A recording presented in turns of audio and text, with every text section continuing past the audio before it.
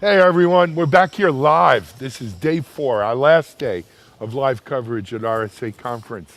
It's nice and quiet. It's early in the morning here. It's only about 9 o'clock, and the crowds that came in are already in. Right. And so here in Moscone West, it's probably one of the quietest times we've had all week. Fantastic.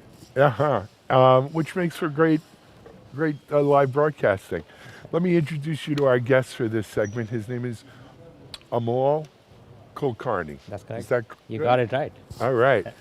Yeah. Amol, first of all, welcome and thanks Thank for you. joining us. I'm going to let you kind of introduce yourself. What is your title and responsibilities? You're with, I should mention, Amol is with CrowdStrike. Right. What do Yeah. you do at Gre- CrowdStrike? Great to be here, Alan. I am the Chief Product and Engineering Officer at CrowdStrike. So I Yeah. run product management, defining the vision, the roadmap for our technology, where we are going. And then, of course, I also have engineering to deliver on that. So it's It's define as well as efficient. deliver. It's Yeah. end-to-end ownership. Yeah. And we were talking a little off camera. I'm Digital CXO, our newest community and brand that we've been developing, is really a testament to this kind of new way of thinking That's true. at the upper echelons, this C level, That's right. and so the idea of having a C level person who not only defines the product, but then actually leads the team building the That's product. right. You know what? 5, 10 years ago, that was That unheard was of. that was not Unheard of. common. Yeah, Yeah, yeah, very yeah, not common. yeah. But today we're seeing this more and more. We are. The chief product officer is also the chief technology officer, or the chief engineering guy is also the CTO. Right. The CIO sometimes is also the chief information security officer. Absolutely. Absolutely. Yeah. It is it's very different. Digital transformation, I think, is It's pushing that out. I think the way to think about it is we work with the full DevOps mindset, and to me DevOps is a culture right. where it's all about that end-to-end ownership. So Yes. even within engineering, we say um, the engineers have to own it from defining the how, the design, all the way to implementation and also supporting it in production. Right? Yeah. So we don't have a separate operations team, for example. That's by design because we embrace DevOps as a culture. And I think this merging of roles is in a similar vein, right? So someone who is defining the product should also be do it in a grounded way to say, okay, what is possible. Right. A lot of those like the tussles, the conflicts that used to be there go away because of that. Because Absolutely. and you have to be balanced on both sides. I mean, I'm thinking back to my own experience before Techstrong. I was involved in several venture-backed startups, Right. and now that you say you're doing it just like a light bulb. It makes perfect sense Right. because we would have a product team, and I was involved, in product, Right. and we had a vision Uh-huh. for what the feature looked like. This is Right. before DevOps. We're doing That's a right. release That's twice a right. year. Yeah, yeah, yeah. So we had a vision of what this feature would be and what that feature would be. And then we give that to the engineering team. And, they'd come back to us with some prototypes or MVP or whatever you want to call them back then. Right. And that's not what we were thinking. No. Right. Exactly. That's Exactly. not what we So you have meant. to iterate and yeah. Yeah. Exactly. So And so doing it, having, one person own both of that, it's now that I think about it, it's a no-brainer. yeah. Yeah. Anyway, It works for some organizations. I mean, Yeah, I wouldn't say like it's you're right. it's like it's Depends not a on the solution for everyone. organization. That's right. But I think it's a forward way of looking at it. Right. Let's talk about CrowdStrike, though. You guys have had several product announcements during That's the, right. the week here at RSA. Yeah. Why not, if you don't mind, share with our audience? Absolutely, absolutely. So super excited to talk about all of the announcements we made at RSA this week. The biggest one, I'll start with that, which to me is very exciting because it's a fundamental piece of technology that we're building. It's called CrowdStrike Asset Graph. What Asset Graph does is gives organizations a 360-degree view into all of their IT assets, their Yep. cloud assets, their mobile assets, their IoT assets, so all assets, but not just assets, also the configurations on those assets, the users and identities in their organizations, Really? Okay. and applications that are running, Running on those. deployed on those. But going even beyond that, it's also looking at relationships between all of those entities. So which users are logging on to which hosts, which applications are deployed on which hosts, are being used by which users. All of that as a holistic graph database. It, it is the first time that this is being done as a large-scale graph database with all of the relationships being incorporated in a truly schematized manner. Absolutely. So that's super exciting because I think it enables a lot of different scenarios. And the first one we are starting off with is our product Falcon Discover, which gives users the understanding of which hosts are managed meaning they have CrowdStrike Falcon sensor on them, which hosts are unmanaged, what applications are deployed, which versions do they have, which users have what kind of privileges, sort of giving you just a understanding, a visibility into your landscape. Is that to me is the biggest problem we have today, right? Well, yeah. You're talking about fundamental security issues That's right. here, right? That's right. So number one is you can't defend what you don't know you have. Absolutely. Absolutely. Number two, look, I've been in this business for 25 years, right? You remember Big Fix? Right. IBM bought them That's right. 10, 12 years ago. Yeah. That was the whole Big Fix model, right? Is we can't fix, you got to know what you have You have so to know we what you can, have. we can Absolutely. fix it. Absolutely. They didn't, and maybe, I'm not blaming them, don't get me wrong, Yeah. but we didn't have the technology then to go to the depth That's right. that That's you're right. going I mean, to graph now. databases didn't exist. Like No. that's new, right? I mean, Yeah. we could tell what IP address and what that device said it was for Right. that IP address. That's right. That's right. Applications, users, these kinds. We just didn't have. That's we right. didn't have that kind of information. Yeah. Yeah. Number two, though, is the ability, like you said, manage devices, meaning there's some sort of agent, whether Right. you want to call it an agentless agent or an agent. That's right. There's something on Yeah. there. Yeah. But what we've seen is now the ability to do it on unmanaged devices. Exactly. Right. Because again, it's easy to know what you have when you already have an agent on them. That's right. That's right. Chances are the ones we don't know are the ones that don't have that agent. And that's a major problem for Sure just is. even for compliance. Like, Yeah. what coverage do I have? Do I have 100% coverage with the security tools that I'm supposed to be deploying? Absolutely. And in this remote first world, there are resources all over the place, right?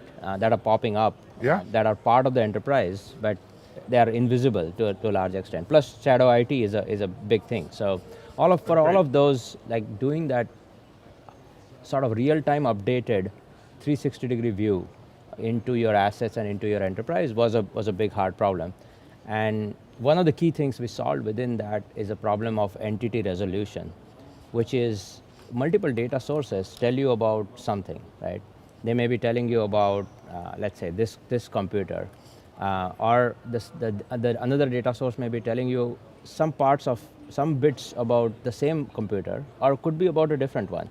And how do you know if they're talking about two different things or two same things? Like one of the customers we were talking to was saying, hey, I have the same host name, the same IP address for two different computers on two different subnets, right? And we have to disambiguate that. So that's a hard problem of entity resolution that we've solved with this. Absolutely. Good stuff. Good stuff. All right, we've got two more. Yeah, two more. So the other one is we CrowdStrike recently acquired a company called Humio. Yes. Which is an index-free, schema-aware but schema-free data store, infinitely scalable, live search.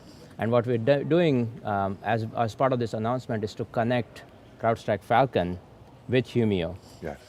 through Humio for Falcon. So that enables Falcon data to be seamlessly moved over into Humio, enables long-term retention in Humio for users to do their compliance requirements, their auditing requirements. Love it.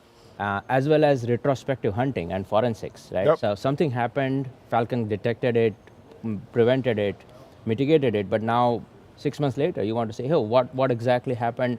When did they come in? All of that you can do with Humio, with that infinite fast search that we are making available. So that's the second announcement, Excellent. right? Actually, I might have, I think I'd done an interview with someone from CrowdStrike and From Humio. on Humio, that's right, But again, we didn't have that capability, that's right, right? that's right. And now we do. Yeah. Last one. Yeah, so the last one is around Falcon XDR. So XDR, as you obviously know, there's a lot of buzz around it, and Almost as much as zero trust. as but much as go zero ahead. trust. That's right. But we've been focused on making sure that XDR adds true value to customers, and as part of that, what we've done is integrated XDR, implemented the response part of XDR using Falcon Fusion, our SOAR framework Right. that's built into the Falcon platform. So we've given it part of platform, not as a separate SKU. No one has to purchase it. You have it available as soon as you are a Falcon customer, and XDR is deeply integrating with that, leveraging it for all the response capabilities. And the second part is the XDR value is in the ecosystem. Which partners are part of it? How are you doing detections across multiple domains, multiple technologies? Starting from EDR, but extending it out to all of the other domains. And as part of that, this week we announced addition of 3 additional partners: Mendo Security Oh, sure. for web and browsing, Yep. Vectra AI for Know them NDR, well. Yep. and Ping Identity for For identity and access. so Beautiful. all of these areas already have existing partners, and we continue to add new partners to deepen it, and more importantly, cover the technologies that our customers Well, have deployed. those are also, in each of their areas, these are leading That's right. companies. That's so, right. That's right. real quality stuff there. Yeah. You know, so this is, I sit here, I observe. I Right. don't have to sell product, That's build right. product. That's right. I look at all the XDR buzz here. Yeah. And I'm not sure if a lot of people have really got their XDR story right. Right? I think there is. I mean, if you ask multiple people, you'll get multiple answers on what XDR even is. Right. Well, this always happens at RSA, right? Right. Right. Because you get a buzz and Yeah. everyone's running with it. That's right. And it becomes remember Microsoft used to use that term. We're going to extend it. Right? Yes. Yes. And That's right. extension means a lot and things. That's right. That's right. Yeah. I mean, we've been trying to be very, very crisp and clear on our XDR definition. Yeah. And really the key focus is to find detections, find alerts that one single domain would not have found. Right. So take weak signals from multiple different areas, from email security, from web security, from endpoint, from CASB. But because those weak signals are happening within a short window and they are correlated, you can say, oh, there is something really malicious going on here, even though each of those individually would not alert you. Right. So that's kind of the idea. So this is a little more mature than some of the stuff I've seen running around here. I hope so. Yes. Yes. So that's good. So it sounds like you guys haven't been too busy then. We are not too busy. Yes. What about impressions of RSA this week? RSA has been fantastic. I mean, I think biggest thing I would say is people have been super excited about meeting everyone in person. I mean, this is 2 years, 2+ years. We were here in March 2020, and towards the end of it, like people were not shaking hands, they were fist bumping, right? As the pandemic was starting, and now it's fantastic to see everyone here. So I was honestly pleasantly surprised with the traffic and the buzz, and yeah, I mean that energy is fantastic. Keep in mind, it's still half of what it was It is in still half 2019. of it. That's right. That's right. But even half of RSA is a lot huge. more than any place. Exactly. So good stuff. So I think that's great. And then, yeah, I mean, like, obviously, we've had a lot of announcements. Other companies continue to do that. So there is a lot of momentum. No, well, look, there's always stuff going on. That's right. In the cyber world. And traditionally RSA and then maybe Black Hat this summer is the place where it all kind of comes together and we see it in mass. That's but right. anyway, Amal, thank you very so much, Alan. for being on our show. I appreciate it. Hey, we're live here at RSA. It's still quiet, but there's people on the escalators we see. We're going to be live here all day wrapping up our coverage. We hope to see you back on. We'll be on in just a few moments. Thank you.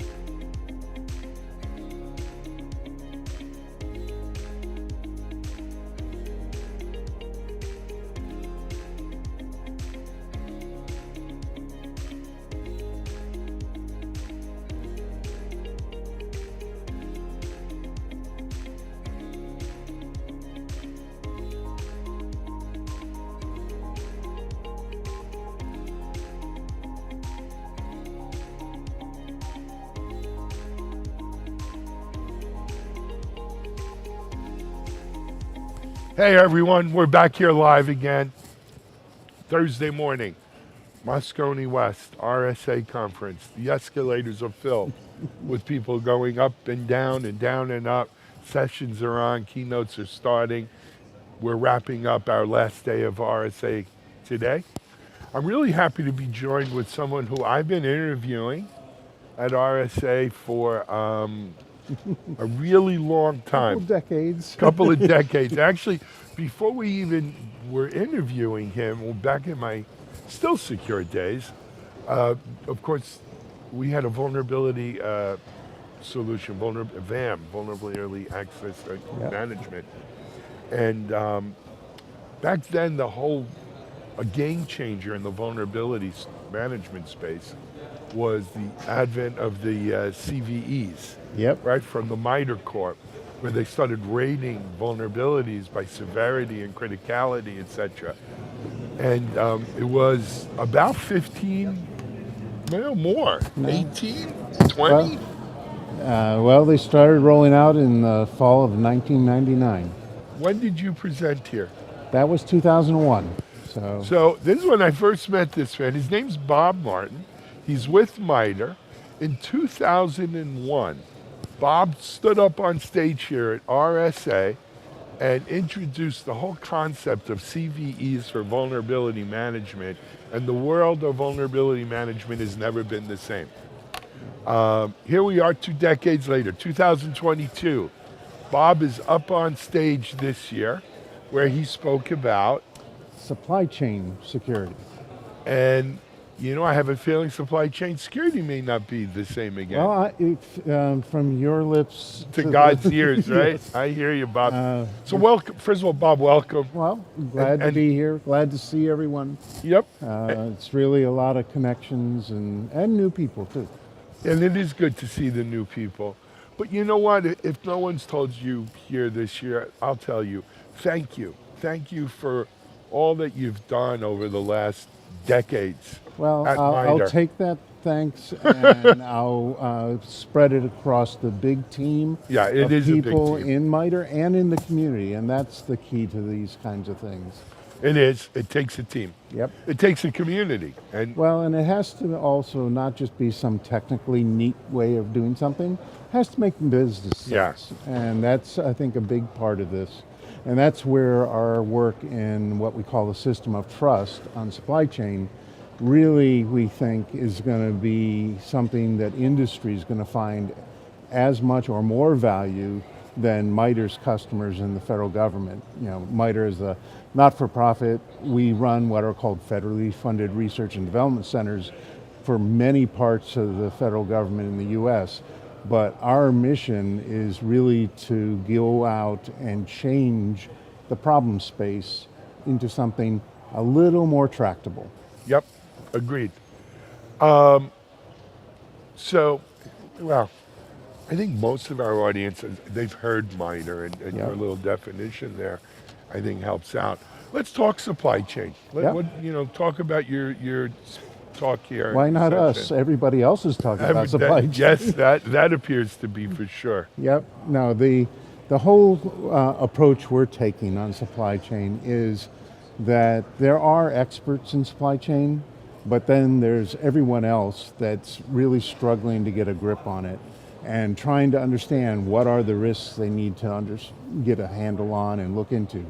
And there's really no place that they can look to understand and appreciate what they may need to look at. So what System of Trust primarily is trying to do, or at least the first step, is what are all those supply chain risks from your supplier, the service offerings and supplies that you may need to address. Now, we're not going to say everybody needs to do all that, right? So the other step of this is a way of managing to slim down to some subset. We call it a profile that's appropriate to the business decision you're making, your situation, your context, your timeline. And so you basically start with a common place and get to a precise place for you. Yet it's traceable back to that, yes, I pulled it from here. Yep. So as the community helps us make sure that bigger picture is full and rich with specifics, you can still get down to something that makes sense and it fits your needs constraints. And so that profile then is what you would go and do an assessment against. And we actually are going to be offering a scoring mechanism inside there. Really? But one that can be adjusted, because what you think of as a risk, I may say, I'm This not is worried a about learning that. from the whole CVE. Oh yeah, no, we need to get those two together. And we also want to make sure that when you get down to those specific risks, some people may not know how do I get a handle on that risk? What do I look at? Where do I get data about it? Do I need to do some kind of a test? Do I need to go look at some data source? So we're going to be giving as much guidance as we can as to where to go get things. That may be just general research in a specific area, or it may be go to a specific vendor that offers that kind of information, or some public website that offers that. But there's going to be a lot of it where you actually have to dig in and do something. Especially if you get into small, non-publicly traded companies, you may have to do a questionnaire, but there's some work that the DHS ICT Scrum Task Force did on a common vendor questionnaire. So we're looking to make that machine consumable so you could distribute, get it back. We can bring the answers in to System of Trust as a starting point. Wow. So there's a whole bunch of things here. We're really hoping to get. Sounds well thought out, but it also sounds like there's still a lot more to come. There is. We really need the community, both vendors, people who have supply chains, because we're all, in supply chains. Yep. Very, you're a consumer of some things, but you're a supplier of others. And also there's a lot of different situations, in industry, they have regulations they have to follow, government, they have Agreed. their rules. So all these things, we need to figure out how to factor them in. And it's like CV, like CWE, like STIX, TAXI, the attack framework. We need the contributions so that this really meets the need of the community. And so one of the things we're doing here, we have a public website, System of Trust, sot.miter.org. Love it. It's out there to start. It's going to be fleshed out, but we really look forward to people getting engaged on this. Well, look, if there's a right organization to lead this sort of effort, I can't think of a better one than MITRE. Well, I appreciate that. Yep. We had our DevSecOps event Tuesday. And of course, supply chain security is on everyone's lips here. And I saw a very Chensi Wang, Yeah. probably know Chensi. She had a very interesting take about an aspect of software or of supply chain security that perhaps we haven't thought about. And that was the whole IP issue, Yep. right? In our rush to be transparent about our supply chains, do we need to think about in making them so easily accessible? Well, so that's a big misnomer, I think, in many. Okay. So I think you're getting into the whole software bill of material and how you make that available and Yep. transparent. It doesn't preclude you from protecting your intellectual property. Okay. So the idea of an SBOM is, can you articulate what's in your software? Not that can you put it on a public website somewhere. So the idea is, one, can you get it? Can it be machine consumable? Can you include provenance, pedigree, some integrity information? But it's a starting point. It's a critical one, but most of the customers are going to want other things. They're going to know, well, what testing was done? How was the development done? So there's going to be other things you need to get into that. And I think if you look at the executive order 14028 that came out last year, it actually said, well, yes, you need an SBOM if you're going to sell to the federal government. It doesn't say it needs to be some public place, but it also asks for claims against what you did building that software that you have the SBOM for. And so that's another big part. And I actually talked about that as part of my Did you? talk. Stuff. In that there's some efforts, a project called Salsa in the IETF, which is a language and a way of talking about those claims. But another part of that is coming out of the IETF and Linux Foundation. It's basically called Supply Chain Integrity, Transparency, and Trust. And so, it's basically the idea of, some way of capturing, maybe in a ledger, these kinds of claims. So an SBOM is a claim. Yep. So are all these other things you may want to state. Well, you can also, as an organization, say, I have a policy that, if I'm developing software doesn't go from here to here until certain things are done. And so you could use this ledger to actually gate and control how things flow. There's a project in Linux Foundation called In Toto that does that a little differently, but the idea is keep track of what's going on and also know what should have been going on, right? But the final part of this is, that's the manufacturing of software. Then you step back and say, okay, now there's the marketplace of software. Right? So somebody's creating this ledger entries, putting all of these statements in third party and first party. I'm an enterprise. I can have a policy about what kinds of attestations, what claims and evidence I need for things to come in. And I can go put that out in the ledger too. And then I have a guard function. Right. And so when a user at my company says, I want some software, the guards, the request goes out, you pull our policy and the attestation claims and stuff and see if they match. Okay, you can come in now. So I think there's some interesting way. No, there absolutely is. And I love the ability to customize at that end user level, if you will. Because not one size doesn't fit all. We've learned this over and over. Some people are very adventurous, and some not. people are conservative. Yep. And that's what makes the world go around. Right. Bob, I want to thank you for stopping in. Well, thanks for having me. You're a treasure, man. Hope to see you here next year and then maybe in some other events, but keep up the great work. Appreciate that. Take care. You know what? Before we leave, the website for people to go. Oh, sot.miter.org. Perfect. Thanks. Thank you. All right. We're live here at RSA. We're going to be back with our next guest in just a moment.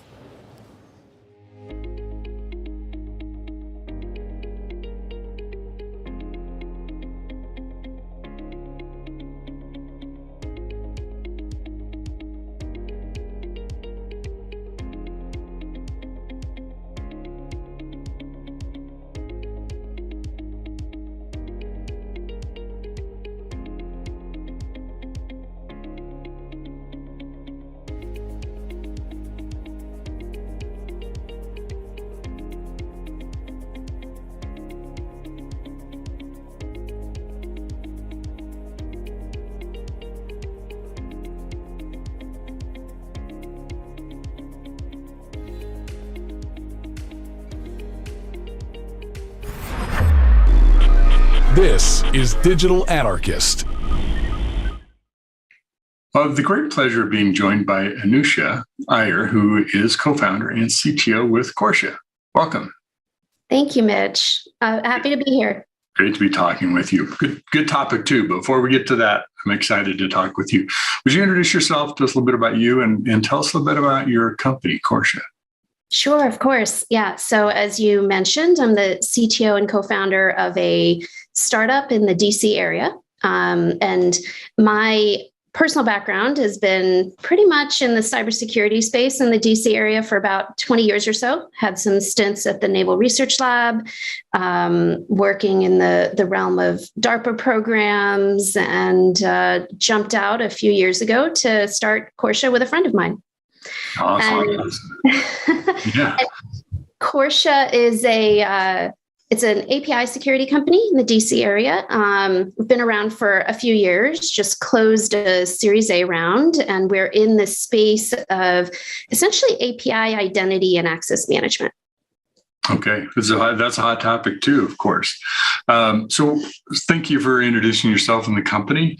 Our topic is talking about APIs, API security, but also PKI. Now, I mentioned to you beforehand that I have a little bit of background in PKI, managing business for very large PKI ecosystems that were in existence for almost 20 years for cable industry and for other industries. So, PKI has been something that's kind of been around for a while, and of course, widespread use everywhere. And we're all waiting for quantum computing to come along and break it, but it hasn't yet. And other than that, it's kind of considered pretty solid. But I think you might have some views of maybe it isn't perfect for all situations in API security. Or you tell me what's your view on that?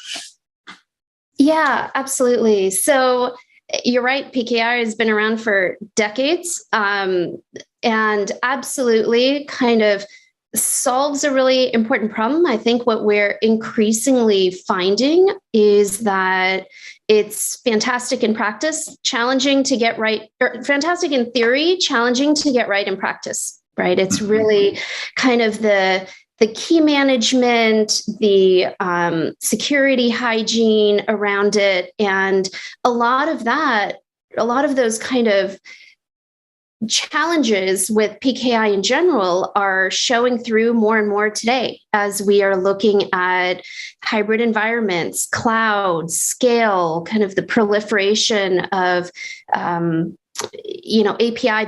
ecosystems for applications. And suddenly, when we were managing a handful of keys, it doesn't scale when now that has to go up to thousands or ephemeral or, so I think those are some of the challenges around PKI is we probably need to still leverage it as a foundation, but kind of an abstraction layer around it.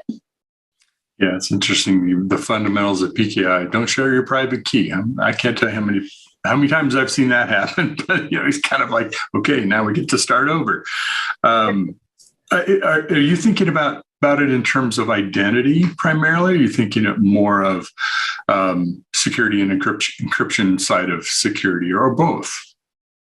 Yeah, great question. So I'm thinking of it more in terms of identity, especially when you're thinking about purely machine-to-machine communication. A lot of that we do essentially leverage PKI certificates, perhaps even keys, tokens, things like that for identity, right? And that's where it kind of does fall short.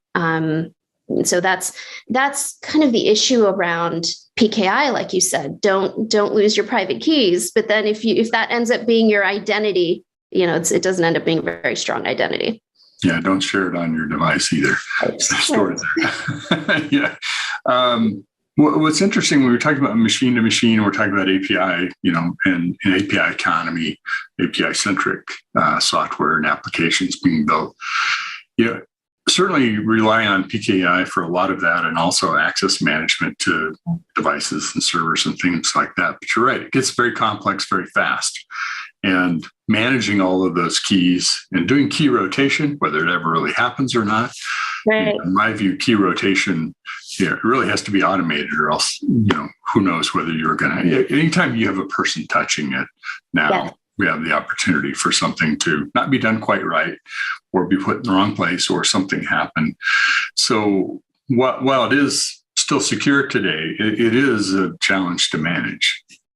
Yeah, absolutely. And you kind of hit the nail on the head there. It is around meeting kind of this time period of automation and scale that we are finding ourselves in, right? So anytime you have a poor DevOps individual that needs to rotate keys around, say, workloads that are running in the cloud, or machines in a multi-service architecture, it just becomes untenable. So it feels like that's really what's called for, is just the security automation around it to be able to do things like rotation, revocation, and even just visibility into where all of our keys, our service accounts, all of those are kind of distributed and being leveraged from.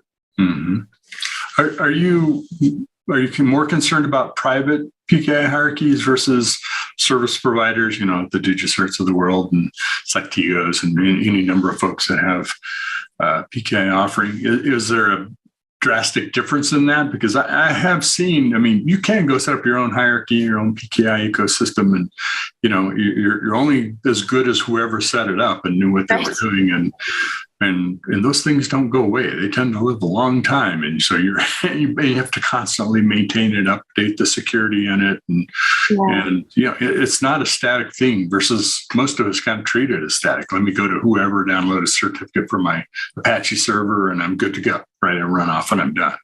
Yeah. I would say my concern is across the board, and it's less about who's provisioning the certs necessarily and kind of what the lifetime is after the fact, right? So one, we want them to be short-lived, but two, I think it's really important for all of us that are setting up these application ecosystems, leveraging PKI, particularly on a machine-to-machine basis, that from the time a cert actually gets provisioned to when it is deployed and used, it can pass through many digital hands, if you will. That could be a CI/CD pipeline, that could be email, that could be Slack. And so all of these end up being vulnerability points. And so, one of the things we're constantly asking ourselves is if a certificate, particularly used for identity, was stolen, would we know? How quickly can we respond? How often do we find tokens and keys, et cetera, stored in Git or one of our various CI/CD tools or whatever, or logs? There's just so many points of vulnerability that it feels like that kind of static approach to identity and authentication is a risk point. Well, at risk of giving you a softball question, maybe it is, maybe it isn't. But so, do we have any other options? Is there a better way of doing this yet? Are we getting to a place where we can start to rethink how we do this? Yeah, absolutely. I think there are some really exciting efforts that are happening in the space to address this problem, right? So certainly approaches like service meshes, where they're moving towards more of a short-lived certificate approach for identity and access management. Obviously, strong key management systems, right? So at least making sure that once they get to the destination, they're stored securely. And then, I would look at dynamic identity and authentication solutions, and maybe that's the short ball. So that's kind of the problem that we're tackling at Porsche, is how can we provide that security layer or security abstraction layer around solid foundations like PKI, so that. Well, let's jump into it. Tell us a little bit more about how you approach it. Yeah, absolutely. So, under the hood, we are effectively leveraging PKI, but really what we're providing is for an API client, let's say, right, is a dynamic identity, and leveraging that dynamic identity to do something that we're all really familiar with on the human world, namely multi-factor authentication for APIs. So making sure that from an authentication perspective, every API call can go with a one-time use changing credential. So not only is your identity changing and roiling over time, but you're assured that credentials don't get, if stolen, cannot be reused. Mm-hmm. So how does this get set up in practice? Is this a gateway that APIs go through to request, connections, and so it does the connection for them, and you're requesting the certificate? Is it a library that I put into, or a module, or a microservice that I put into my, Kubernetes cluster, my container, or all of the above? Yeah, great question. It's kind of all of the above. So, we're trying to pull a page out of what we're really familiar with human MFA. And what we do is we try to tightly couple an API authenticator with the client. And that authenticator can take, any number of form factors, depending on of what the environment looks like. As you said, it could be perhaps a sidecar in a microservice architecture. It could be a binary on the box. It could be a library if you want that code level integration. And then what that does is, in MFA speak, it gives you something you have. So the machine has this authenticator, and the authenticator manages the identity, manages the MFA credentials. And then in front of the service, we place a gateway or a proxy. Yeah, that definitely would take care of us trying to manage all of that process and those keys and the handling and, how they get from here to there inside our apps in between the service that's doing provisioning. Are there certain kinds of industries or applications or maybe companies that have been trying to do it themselves and they're like, this is too much, we got to find a better way? Who typically would go to you and say, yeah, we're looking for a better mousetrap here for PKI? Right. It's really interesting. We've actually talked to a number of folks on the fintech side that have said exactly that. It's like, oh, wow, we did build a mousetrap for this, but it feels like you've got a productized approach to it. So I'd say in that vein, a lot of our early customers are in kind of regulated industries. So think fintech, government. Actually, our early traction was with the US government, actually Air Force. And so we've been working with a number of different groups within Air Force who, it feels like government can be an early adopter, especially in the cybersecurity space. And so I think they are early to recognize some of these vulnerability points. And, it's interesting. I've worked with government defense also. And when you solve problems for different departments of defense, you usually solve them at scale. So when you go to provide, sell something to the private sector, you've got something that stands up at least to high volume conditions and sometimes some rugged environments. It just depends on what you're doing. Interesting. Are there? I'm curious. Sorry, go ahead. Yeah, it's funny you say that. We just we're doing some work with the Air Force Sustainment Center. And so they actually are trying to leverage this for like shop floor machines, like industrial IoT. Mm-hmm. And that's exactly what we did, is we kind of put our stuff on a ruggedized tablet. And so it's that idea of you're thinking about different conditions and solving for different constraints. Yeah, I remember providing hardware. What was that? I can't remember the tests we had. The FISMA, whatever the test was, you had to go through the heat. And, there's a lot of gauntlets that you go through to get your products into the government. Sure, it's certainly in the Defense Department. Interesting. So is it primarily development organizations that are coming to you? Is it more the security teams that are trying to manage the PKI ecosystem for their software and for their hardware? Yeah, great question. It seems to be kind of two types of personas within an organization. One is certainly the security teams, like CISOs and folks in the security organization.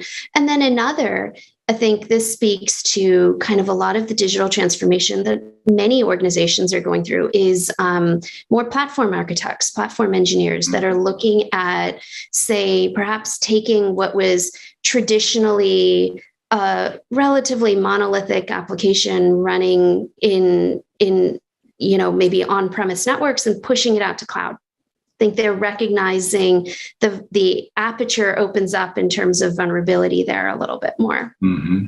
I suppose the dilemma of, if I'm going with the cloud provider, do I use their services? What if I'm doing multi-cloud or hybrid? And maybe I want to switch. How tied in do I want to be into a certain, that part of the stack of the cloud provider? Is it also, it seems also to me, you can tell me if this is on base or not, also the move to containers and microservices and service mesh and serverless and much more dynamic and porous for that matter, but also API-centric kinds of application architectures is accelerating the growth and the use and the complexity and the management required for PKI. Is that true? Agree with that? Yeah, 100%. Now because of how nimbly through orchestration technologies like, say, Kubernetes, service meshes, right, serverless, we can deploy out machines. it's the scale is just at a completely different level, right? Mm-hmm. So if you want a one-to-one identity with a potentially ephemeral machine that could live on the order of minutes, come down, and then a fresh one spins up, we really have to build that automation right into it from the get-go in terms of the security guarantees that you've got to maintain. Mm-hmm. What would you say are some of the first steps to tackle if you're sort of caught in the web of complexity of PKI and looking for ways to untangle that and simplify your world? What are some of the first steps, first couple of things people go through in this evolution to finding a better way to do this? Yeah, I think the first and foremost step is really discovery and assessment. Really, there's often a lot more out there than we think there is, right? We think we know it, but we know. Yeah, exactly. This is actually an effort that we are really excited about at Corsha, and we're starting with providing a self-assessment to organizations where we've got a very simple kind of, call it an API security scorecard, right? So come in, self-assess, and think about where the risk exposure is, right? Whether it is internal APIs, whether it's third party, whether it is cloud or hybrid, and so kind of go through that discovery process. And then what we're looking at is putting together actually an API security assessment tool that we can offer to organizations, potentially freemium, just let them try it out and really go through that discovery process and see how it matches with the assessment, the self-assessment that they took. Right. So I think that's first and foremost that the initial step. That's usually the big eye opener, right? Yeah. Who knew in a few short years we would be opining for the days of where it was just about secure storage of our keys and expirations and making sure we got it into the machines and we let it go after that. Boy, the world has changed in relatively short period of time, hasn't it? Which creates opportunities for companies like yours, which is awesome. Absolutely. And I think we're seeing adversaries kind of wising up to the problem space as well. Mm-hmm. So I think it's every week, every few days, I'm seeing new breaches around API credentials. Mm-hmm. So I think there's going to be a lot of exciting movement and maturity in the space in the near term. I'm curious your views on this. One of the things I've been looking into is PKI and the threat it presents in terms of software supply chain integrity. The SolarWinds, of course, we all have heard tons about. And to me, it wasn't, the distribution of code, malicious code was just part of it. But the fascinating part was getting that into the software creation process, into the CI/CD pipeline, and how that happened. And okay, if you're doing that, now you can start to swap keys or do things that are, insert additional credentials. Now only you can get access to some parts of the code as a malicious attacker. Seems like that's another ways to not only get a hold of the kind of golden handcuffs, but put your own in there too as a malicious attacker. Yeah, 100%. And I think that's kind of another one of the shortcomings of PKI is that ability to ingest your own, ability to affect what's accepted, right? And in the SolarWinds case, what was really incredible to me is how long it went undetected. Right. And so that's where the visibility and control into this, particularly like machine to machine traffic, I think it ends up being somewhat invisible. Right. When you have humans connecting into systems, that's a bit louder. It's a bit, there's feedback mechanisms, and we've spent so much time honing that. But when we look at purely machine to machine, API service to API service communication, it's more difficult to get full visibility around. And that's where some of these vulnerabilities just lurk. And yeah. And when it happens on a much bigger scale too. Well, let's do this. I'd love for people to be able to find out more about your offerings. Where can they do that? Absolutely. Definitely go to our website, so Corsha.com. And if you're interested in taking that, kind of scoring yourself, taking the API security scorecard, you'll see a link there, and, totally self-assessed. We don't keep any information, but hopefully it's helpful to you. Excellent. Well, thank you, Anusha. Great to be talking with you today. Thank you so much. Take care. You too. CISO Talk, to hear how real-world CISOs are dealing with today's real-world issues. From enabling secure remote workers to accelerating secure cloud adoption, defending against a pandemic of security attacks and beyond. CISO Talk covers the cyber topics you want to learn about. With your hosts, Unisys CISO Matt Newfield and Media Ops CEO Alan Schimmel, featuring a revolving panel of CISO cyber experts. This is where CISOs talk.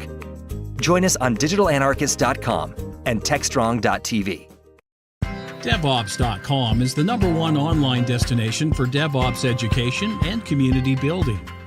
DevOps.com covers all aspects of DevOps, including DevOps best practices and tools, DevOps culture, DevSecOps, business impact, continuous testing, continuous delivery, and more.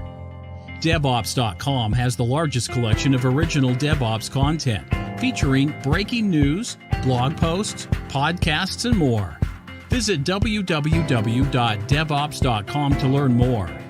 DevOps.com, where the world meets DevOps. ContainerJournal.com is the leading online destination for centralized computing-related content. ContainerJournal.com covers all aspects of software containers, from container management, data management for containers, container security, networking for containers, to the entire container ecosystem, Kubernetes, microservices, serverless, and more. ContainerJournal.com has the largest selection of container-related news, featuring breaking news, blog posts, podcasts, and more. Visit www.containerjournal.com to learn more. SecurityBoulevard.com is the leading resource for news, analysis, and education on challenges facing the cybersecurity industry. SecurityBoulevard.com covers all aspects of cybersecurity, including data security, DevSecOps, cloud security, application security, network security, security threats, and more.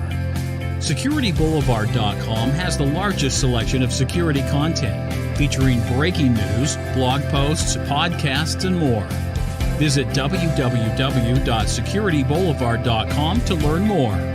SecurityBoulevard.com, home of Security Bloggers Network.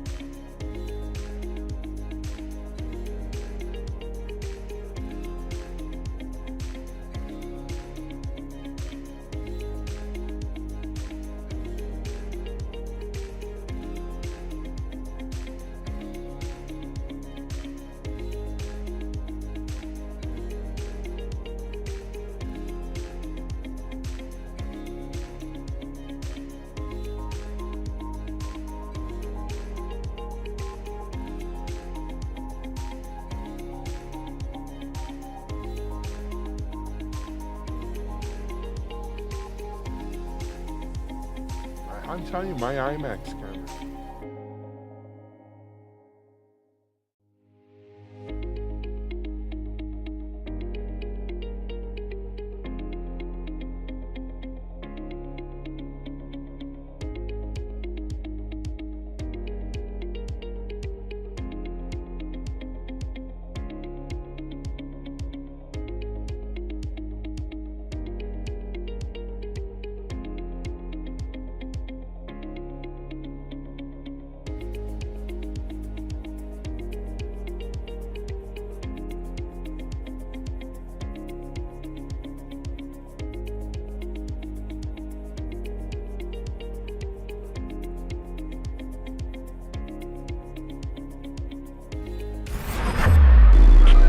This is Digital Anarchist.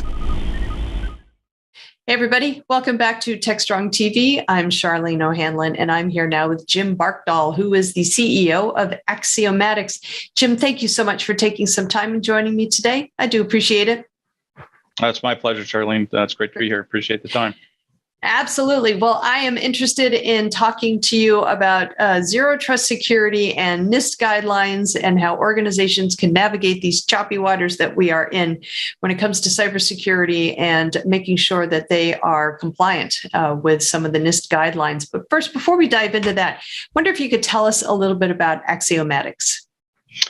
Yeah, that would be great. I appreciate that, Charlene. Axiomatics is the leader in dynamic authorization. We're a 15-year-old organization based out of Stockholm, Sweden, with offices all throughout the world.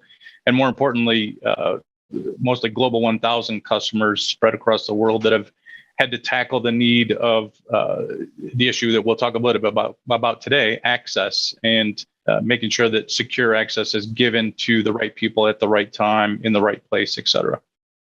Great. So let's go ahead and kind of back up the conversation a little bit for a little bit of a background.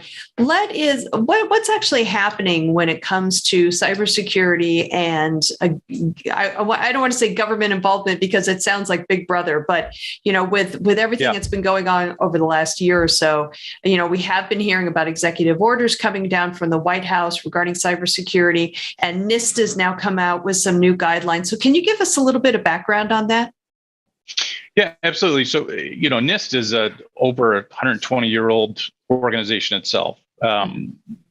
More recently, obviously, in recent history, of course, with the advent of the internet, it's been focused high on security, and even more so in recent years, of course, cybersecurity, right? With all of the issues that we're talking about geopolitically or economically or just in general running a good business. But NIST, if you look at kind of the concept you talked about there about government intervention or Big Brother. In this instance, this is really good government, in my opinion. NIST has collaborated with all facets of business, not just government, and they've really tried to put in place a best practices guideline. If you're going to build your organization and you care about security, that this is a guideline, a framework that you can follow and put into practice. Okay. And then so, as how does that relate then to these executive orders that have come out of the White House? I think what you're really seeing, first of all, the executive orders are not, they're not punitive. They're meant to be helpful, right? So if you look at especially the unfortunate circumstances in Ukraine and the concern about the militarization of cybersecurity, which has always been going on, but highlighted more and more when it's put into battle.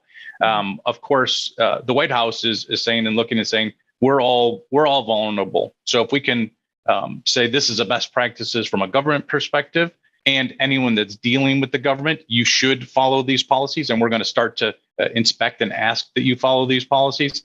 And then outside of that, this is really a best practices for everyone, that whether you're dealing with a government entity or not, this is really a fantastic framework that's put together by experts inside the government with input from leaders in some of the largest technology companies in the world.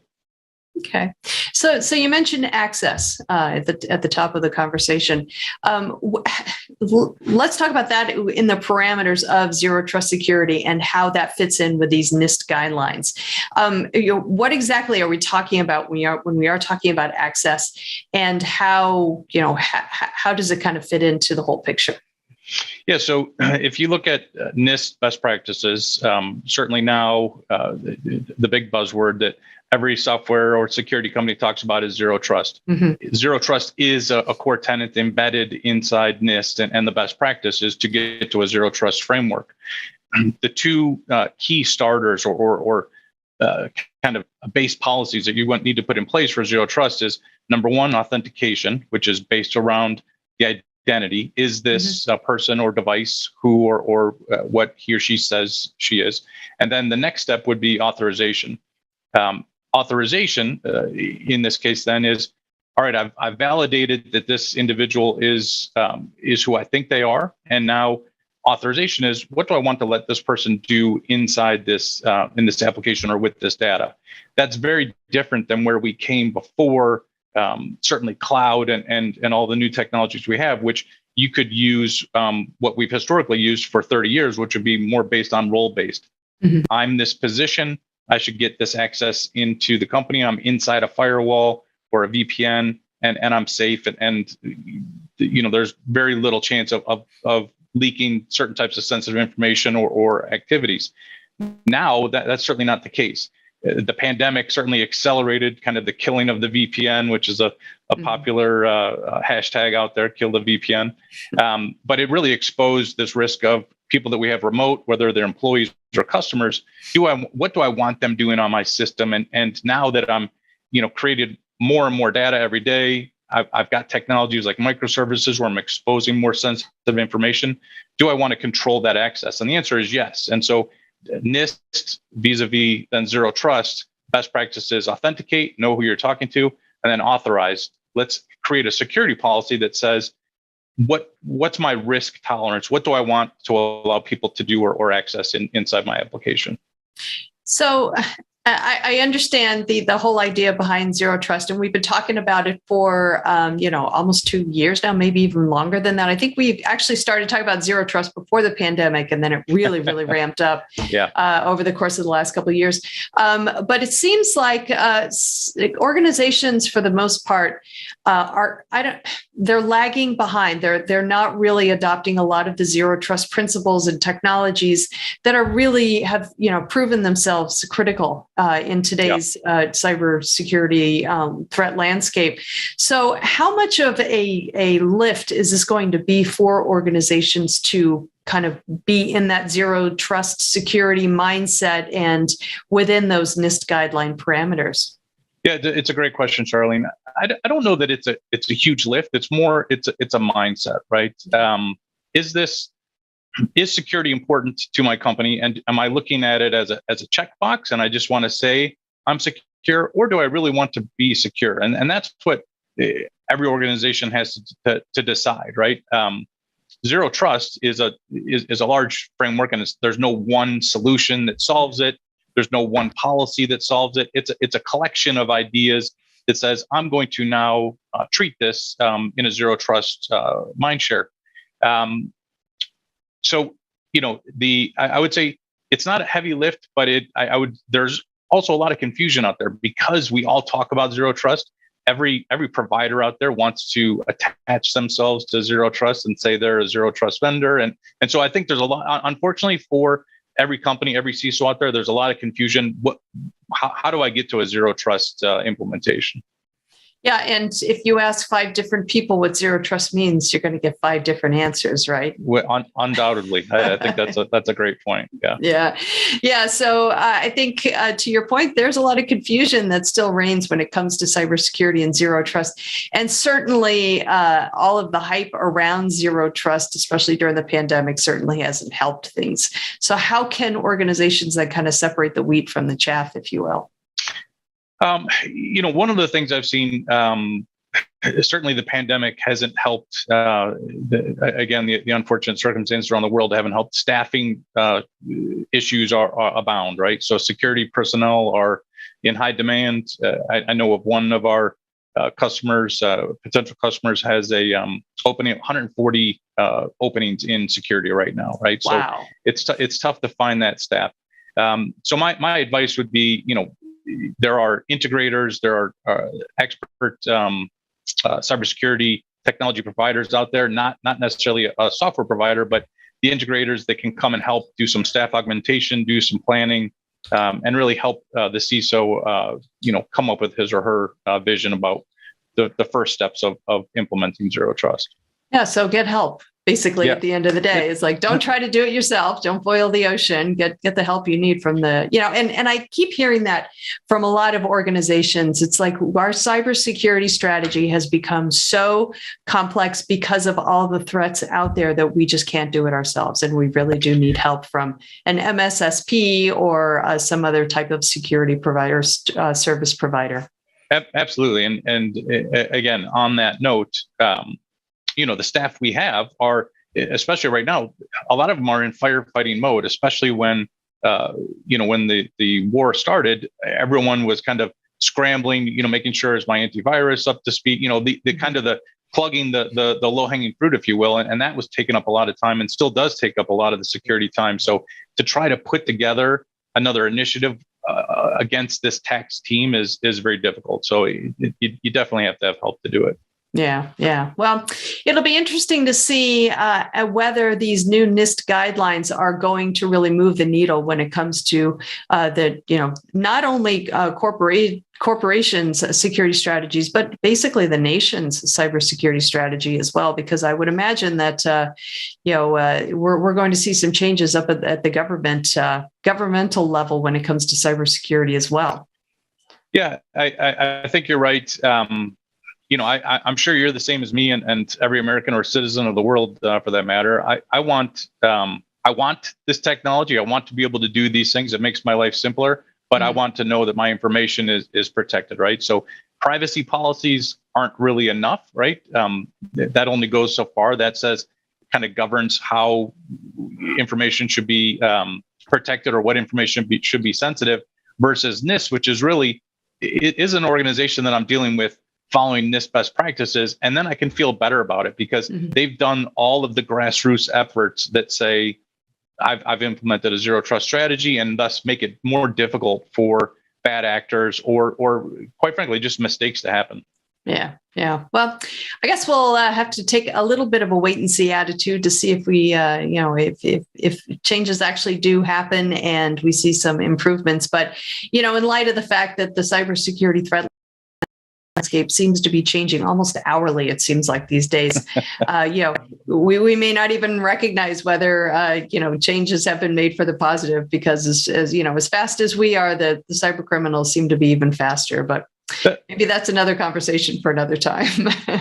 I agree. It's a great point. All right. Great. Well, Jim, thank you so much for taking a few minutes and talking with me today about this very, very important topic. I do appreciate it. It was my pleasure. I appreciate it. Thanks again for the time. You bet. All right, everybody.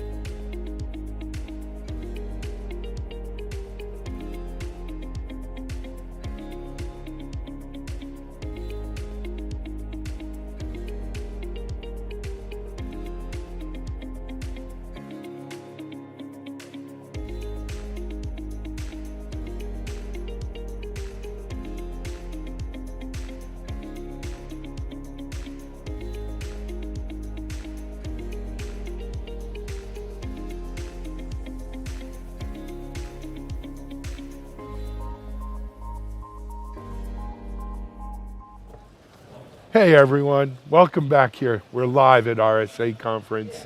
It's the last day of the conference. It's Thursday. A little quiet right now. We're in between. Most people are up at their sessions or maybe on the crowded expo floor, which seems to go on forever. And I'll be honest, I didn't really walk it too much. I haven't been around that many people in 2 years, and though I had my mask on, I wasn't feeling real confident. But I am happy to be here doing our live broadcast from Broadcast Alley. My guest for this interview is a friend. He's appeared on Techstrong TV before, in person and live. It's Eden Plotnick from Apiro. Eden, hey man, welcome. Hey, It's good thank to you. see you. Thank you for having me. Thank you My very pleasure. So Eden, let's start with this. Apiro joined the long list of very famous companies last year much. Yeah. in being the winner of the RSA Sandbox Innovation Contest. And you know, some of the other companies that have won that have gone on to great things. Now last year was a little different. It wasn't in person, it was Yeah. virtual. Virtual was totally As you, different. right, you see here now, and this is only half of what it was before COVID. Yeah. But you see here with 20,000 people.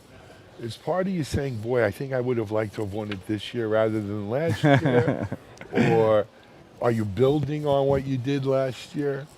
I think we had an amazing success and growth from last year, and I think we couldn't wait another year for No. this growth. So we were 20 people at the company. Now we are 90. We had small amount of customers. Now we triple, even more, the number of customers. Our growth, we grew the business in 398% from last year. And I think it was an amazing opportunity for us. And Yeah. now they gave us the honor to go on stage. So Let's I just presented, look. exactly, I That's good presented for on stage, Bravo. and it was, you know, to see the people, to feel the energy, it's something else. But I'm so happy that we won, and Absolutely. now and focus you almost on got a building little bit of the best of both. Yes, Right, because you were exactly. acknowledged for last year, and you had this year building it, and that's really good, man. Exactly. Good for you. So you know what and I apologize. We should have started off with, hey Eden, tell people a little bit about Apiro. What do you guys do? Sure. So Apiro is, we secure the entire software supply chain from design, development to delivery. What we're basically doing in Apiro, we help security teams and developers proactively remediate their most critical risks before delivering to the cloud, okay? So we analyze the code, we build an application attack surface view, and we visualize the application components and which component is interacting with which component. Then we enrich with context from the cloud infrastructure to do a deep risk assessment and closing the remediation loop. So we know that you are the owner of this specific risk. We will provide you all the remediation actions across your development tools and help you reduce the MTTR, the mean time to remediation, by 90%. Great. And that's This is huge. Apiro. I mean, that's good. And, you know, look, mean time to remediation, it's a number we hear thrown around a lot, but not to be trivialized. It's I'll give you, for instance, back in 2005, company I had co-founded, we had made a vulnerability assessment tool, scanner and Yeah? workflow for remediation. We went to, at the time it wasn't called Citi, it was called Citibank. Yeah. I went to Citibank and they had 3 global CIOs. Met with one of them who was in charge of their vulnerability system. This was back when Microsoft was doing Patch Tuesdays and all that, right? Absolutely. And we'd ask them, how long does it take from the time you discover the vulnerability, right? And it was it didn't- 120 to 180 days. I would say don't bother. That's what I say. I thought that you will say that he didn't have the ability to measure how No, much no, time they it would takes. measure because they had a separate team that rolled out patches. And so they measured. It was 120 to 180 Wow, days. it's crazy. 6 months. It's crazy. And you know what? In cloud native applications, because the risk is distributed across the code, across the cloud infrastructure, across open source infrastructure as code, then they cannot even measure how much time it takes to remediate the risk. Absolutely. And this is a huge problem for development teams and security teams today, and you need to bridge the gap between them. Okay. Absolutely. So let us back up now, though. Yeah. One of the things I'm hearing from companies out here is, cloud native is great, but how much of our infrastructure is actually cloud native? And, I'm just back from Valencia. Everything's cloud native in Valencia at KubeCon. Yeah. But as you sit out here at RSA, what are you hearing? What are you seeing? I see an exponential. Let's divide it into two main categories. Okay, the born in the cloud companies. Okay, it's easy. 100% cloud native, developing and releasing code on a daily basis, deploying it on the cloud infrastructure. This is 100%, and you have tons of companies that they are born in the cloud. Right. Now let's take the other category, which are the old legacy It's called companies. brownfield. Yeah. They are moving a little bit, in a slow motion, but I can tell you, without mentioning names, banks that we are working with, they are moving, right now they are 40% out there in the cloud, transforming their applications. And I'm not saying lift and shift. I'm saying they are re-architecturing yes, and building, taking the monolith and breaking down into microservices. Yeah. And I see between 10% to 40% of their applications already moved to the cloud. That's impressive. It's impressive, and I see the budget that is actually going because towards. They're not building brick and mortar Exactly. branches. They're putting it into that. Exactly. And that is encouraging that. And by the way, they must do it because the small fintech or small Are running development circles around them. moving so fast, so they must keep up Well, the pace. not only that, people, it's COVID, everything else, they don't want to go to branches. They want to be able to do things. They want to be able to do it now. Yeah. I mean, for me, I haven't been in a bank in I don't know how long. I deposit my checks by mail. I do my banking by mail. It's amazing. Anyway, what else is new with Apiro? What else? We contributed to the NIST Secure Software Supply Chain Framework. Yes, that sounds like the only startup with the giants, with the Google, giants in the Microsoft, industry, and yeah. others. It was an amazing experience to work with NIST and shape how security goes into the software supply chain and to the development life cycle. This is one. Second, we contributed to the SBOM, to the Software Bill of Materials standard. So we are working with both standard, the SPDX and the SBOM. And we Cyclone just had DX. Bob Martin from MITRE in here talking about this. Look, this is a big thing. Fine, absolutely, it's a big thing. It's probably one of the biggest things that'll come out of this conference this year. I'll give you, for instance, this guy Bob Martin, the last time he presented at RSA, he introduced the concept of CVEs and vulnerabilities in 2001. So now doing this with supply chain, I'm looking forward. We'll see. Yeah. You know. I think SBOM will be a standard where I'm buying from you something. I want to understand how did you build it, how you are securing it, and all these things. SBOM will become much more broader than just list of dependencies, and this is what we're doing today. Only if the MITREs and NISTs of the world standardize it. Because otherwise people are going to be afraid to give you their recipe list.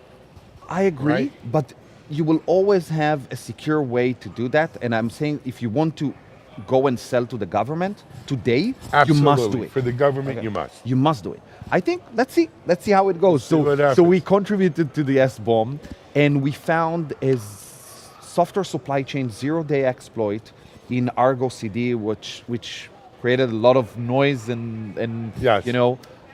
and we just released a very interesting secrets in code report across private repositories for the first time in the industry. So see how internal development teams are behaving and putting secrets in their code, which is eventually causes breaches in cloud infrastructure. Absolutely. Hey, man, you know what we didn't tell people? Website, apiro.com. Yeah, Apiro, APIIRO.com. And that's it. And Cool, man. thank you so David, much for always a having me. pleasure to see you. I Thank hope you. to see you soon. Thank you very Maybe much. Detroit and KubeCon. I'm coming to KubeCon. I will see you there then. Check out apiro.com. We're live at RSA. There's someone on a megaphone out there. I don't know if you guys hear it. It's just another, wonderful day in San Francisco. We'll be back in a moment with our next.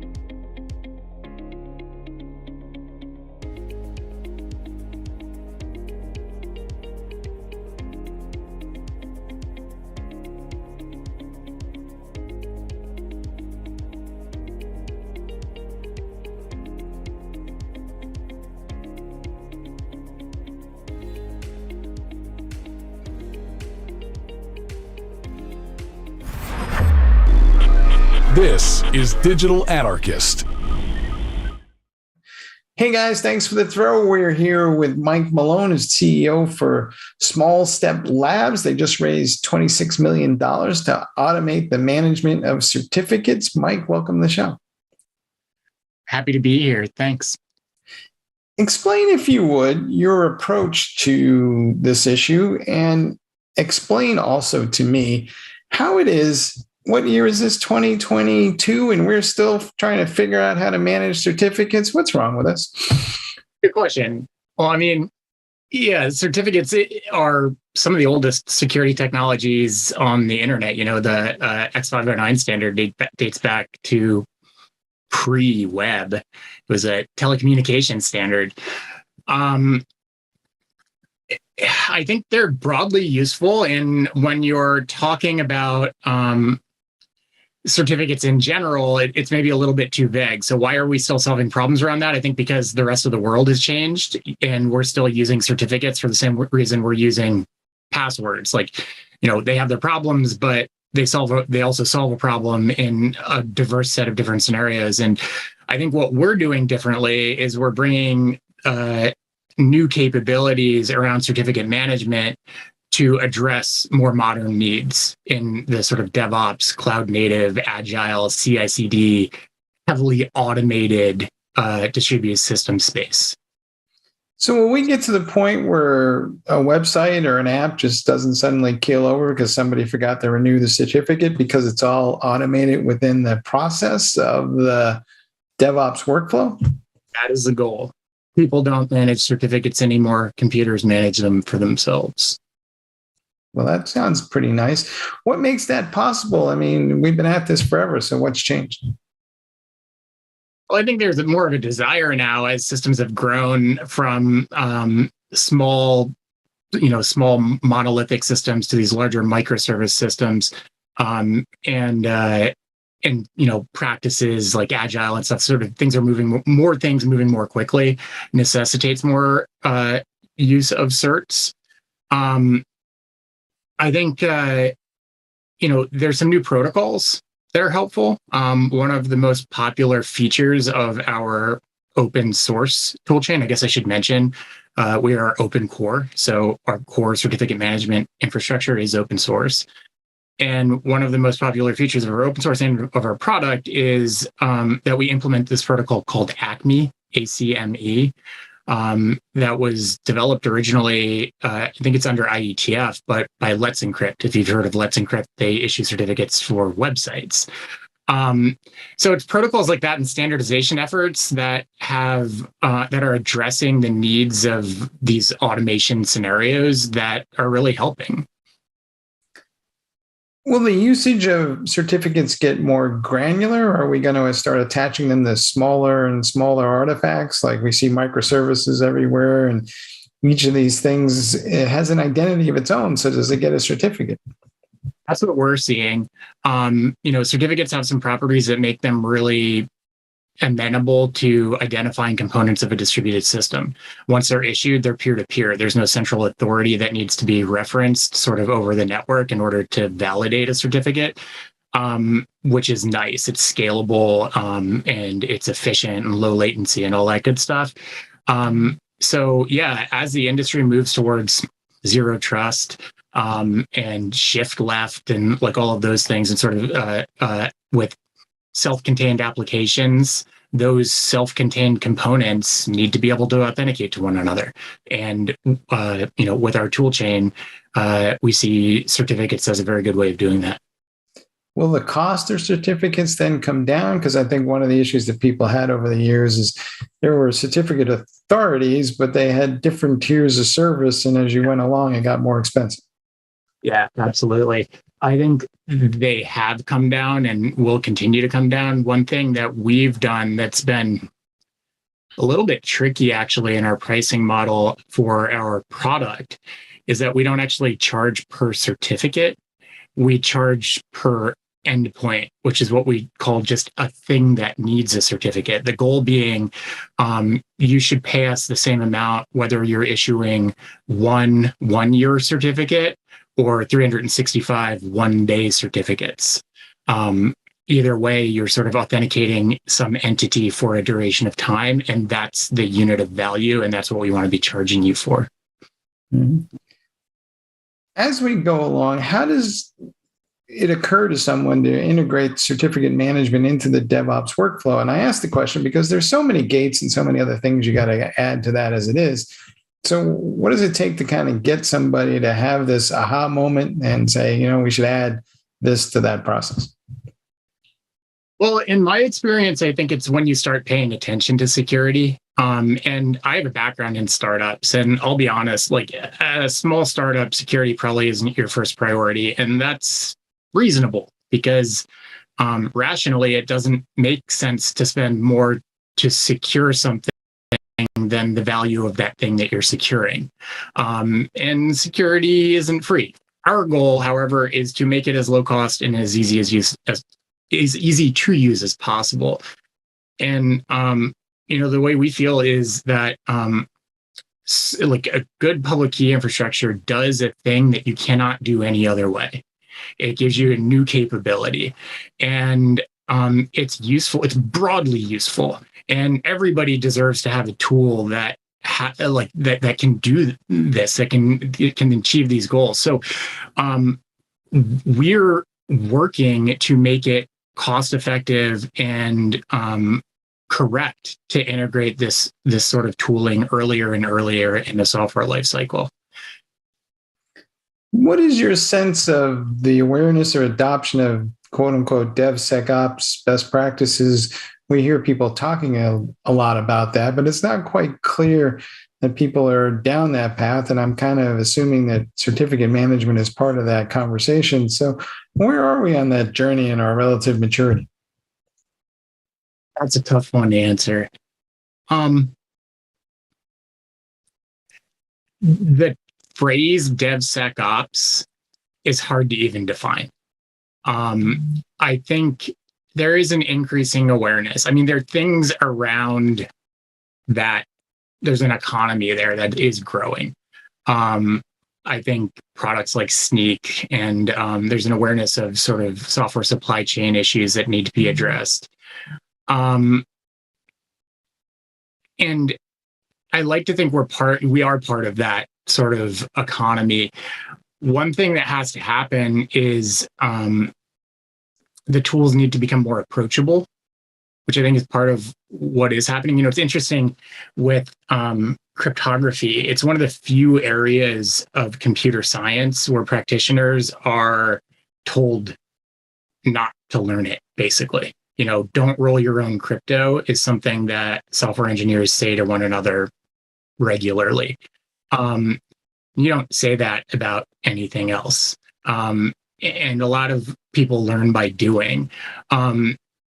So I think there's a tooling gap that is being filled that is helping make this stuff more approachable in the sort of DevOps cloud native world. So it's proliferating, but I think it's still early. Mm-hmm. I think we all in our career have had some experience with, I like to call that Homer Simpson domo.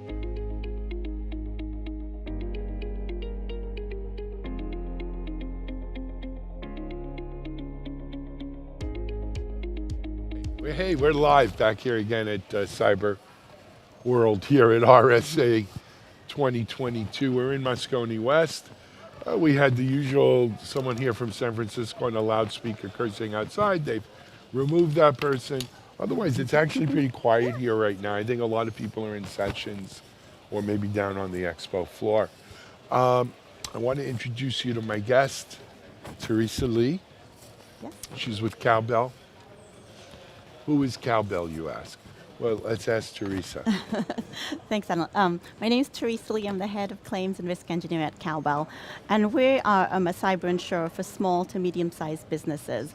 So cyber coverage for businesses that have, that need cyber coverage. And in today's environment, it's increasingly becoming a contract provision. What business does not have an internet-facing presence, customer data? So it's a small to medium-sized businesses are in great need of cyber insurance. All businesses are in great need of cyber insurance, but there's an certainly the underserved, SMB is an underserved market. So, look, we were talking, Teresa and I were talking off camera, right? And I don't know about you out there, but if any of you have, own companies, operate companies, help operate companies, we get cyber insurance offered to us as part of our general liability coverage. Our broker says, should we put a rider on for cyber? And I will tell you, and full disclosure, Teresa, in front of you, up until maybe 2 years ago, the advice from the insurance broker is, look, we're going to offer it to you, but we don't really see a lot of value because A, of the cost, B, what it actually covers, etc. Now, the rise of ransomware, I think, has changed that game, right? And so now they're telling you, yeah, maybe you should get it, but at the same time, they caution you, read your policy to understand what is covered in ransomware, right? Well, what is covered in ransomware insurance? Yes. We know what ransomware does. That's right. But so, because a lot of people, unfortunately, and this is, I guess, your life these days, right? A lot of people pay for insurance, think they have coverage, and then, boom, an incident happens. They don't know how to deal with that, and they either, like, one of three things happens. Either they find out the coverage they thought they had really doesn't cover what they had. B, they kind of voided their policy or voided their coverage because the way they responded was just totally wrong. They didn't notify, they used outside vendors, whatever. And any coverage they did have, any benefits they had, they lost. Or three, they actually get covered, right? Yeah. And they would make a successful claim. I don't even want to guess what the different percentages are. But this is your life. How does it work? And there's been such a development in cyber insurance in the last 2 years, and a lot of that is driven by the proliferation, frequency, and severity of ransomware. Yep. And it's targeting not just the Fortune 500 companies, it's the whole Everyone. swath, and that's why companies do need, small to medium-sized, do need this coverage to protect them, because they may not make it through a cyber event otherwise, because these are very expensive. And so my life every day is when a claim comes, when it arises. So this means a policyholder has had a hacking incident, a ransomware. Maybe they miswired money because they were a victim of social engineering, a phishing incident. Yep. And so it's not lost on me that when I get that call, when I get that email from a policyholder, from a broker saying, oh my gosh, something's happened, but we can't operate. Our systems are down. Our email is gobbledygook. It's not lost to me that that's probably the worst professional day for them. It's really alarming. It's very stressful, and they don't know what to do. The first thing always, if you have a cyber policy, is to notify your cyber insurer. It should be the first thing for a couple of good reasons. First of all, we do this every day. While it's your worst day and your worst case scenario, for us on the cyber insurance side, this is the product at work. This is why we're here. This is our everyday scenario. So we know what to do, and we'll help you. And part of that is right away we'll get the resources that you'll need depending on the incident. So if it's a ransomware, we'll triage that. We'll see what kind of threat actor group it is, how your operations are, what kind of cyber architecture you have, and we'll get the forensics as well as the breach counsel in right away to triage and to help guide the next steps. We have preferred vendor panels. So you spoke about, do I Google who's going to help me with a ransomware negotiation? No, don't do that. Tell your cyber insurer, we have experts on hand, ransom negotiators, we have forensic investigation, we have PR firms. This is all part of the coverage by and large. We have recovery experts that can help you get up and running, operational. And we do want to mitigate the exposure, and some of that is quick reaction, the right and also resource. an experience in the area, right? Because a lot of people, the first time when they when they get ransomware just the first time. It's very shocking. It feels oh, very it- vulnerable. It's It absolutely you think you're is. going to like that's the last day of It's your a real business. violation, absolutely. Exactly. And here's the thing, in listening to you, Teresa, I want to emphasize this to our audience. When you have life insurance, they don't bring the dead person back to life. No. They write you a check. That's what life insurance is. You die, your loved ones, your beneficiaries, whoever, they get a check. Yeah. When you have car insurance, someone sues you, your liability insurance defends and covers you. You get damage to your car, your insurance company writes you a check to fix the car. Sometimes they'll actually bring you to their own body shop or approved body shop to do the work to make sure it's done well. When we're talking about cyber insurance, it's not just writing a check, No. right? Because I can't write a check for your business going out of business. It is truly about helping you. It's about all the Recover. resources. Yes. Right. Yes. And those are the goals. We want the business to recover. And so that might be, in some instances, paying the extortion so that the business avoids a big business interruption. So let's talk about that. Okay. So I know for a while, policy by FBI and CISA and everything was never pay the ransom because that's like negotiating with terrorists. Are you saying that sometimes you do recommend that they pay the ransom? Yeah, well, we don't pay the terrorists. So there is, OFAC does provide a list of entities that we would not support a ransom payment to. Mhm. And so if there is an extortion payment to be made, and there's a whole set of factors to evaluate before you get to that point, but throughout that process, we run it through the traps so that we are not paying a sanctioned entity, and the insured is not paying, and we're not supporting any of that. So right now, if an entity is on that OFAC sanctioned list, we would not participate in that transaction, the insured wouldn't. And so there is cyber extortion coverage by and large on these cyber policies, and it's not illegal to pay an extortion payment right now, barring what I just said. Yeah, I get it. So until the government, really intervenes in a stronger way, Well, you got to do what's best for your client. I mean, it's an evaluation of the factors. Yes. Absolutely. But I want to reemphasize this.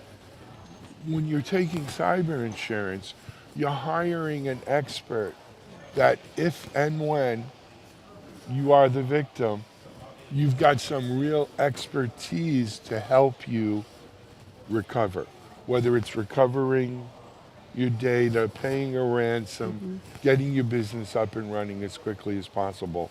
This isn't just, I buy insurance and they write a check. No, that's right. And even more importantly now, cyber insurance is not just pay the premium, have your piece of paper, let's hope, cross fingers that nobody gets a claim. It's a continuous process. And by that I mean the threat landscape is shifting in cyber. So if it's a different type of insurance, you know what the risk is. It's death, it's damage to your vehicle. In cyber, there are vulnerabilities out in the wild. The threat actors are shifting every day. And so what might have been a threat 6 months ago, today might completely look different. You're exposed in a completely different way than when you turned in your application. And so very important with that and how we can address and mitigate exposure is to keep our eye on that threat landscape. And then if there's something out in the wild, if there's a vulnerability, if a threat actor group is focused on an industry, if there's something there, then we as cyber insurers, and particularly at Cowbell, are proactive in informing our policyholders. Look, we've noticed your industry is being targeted.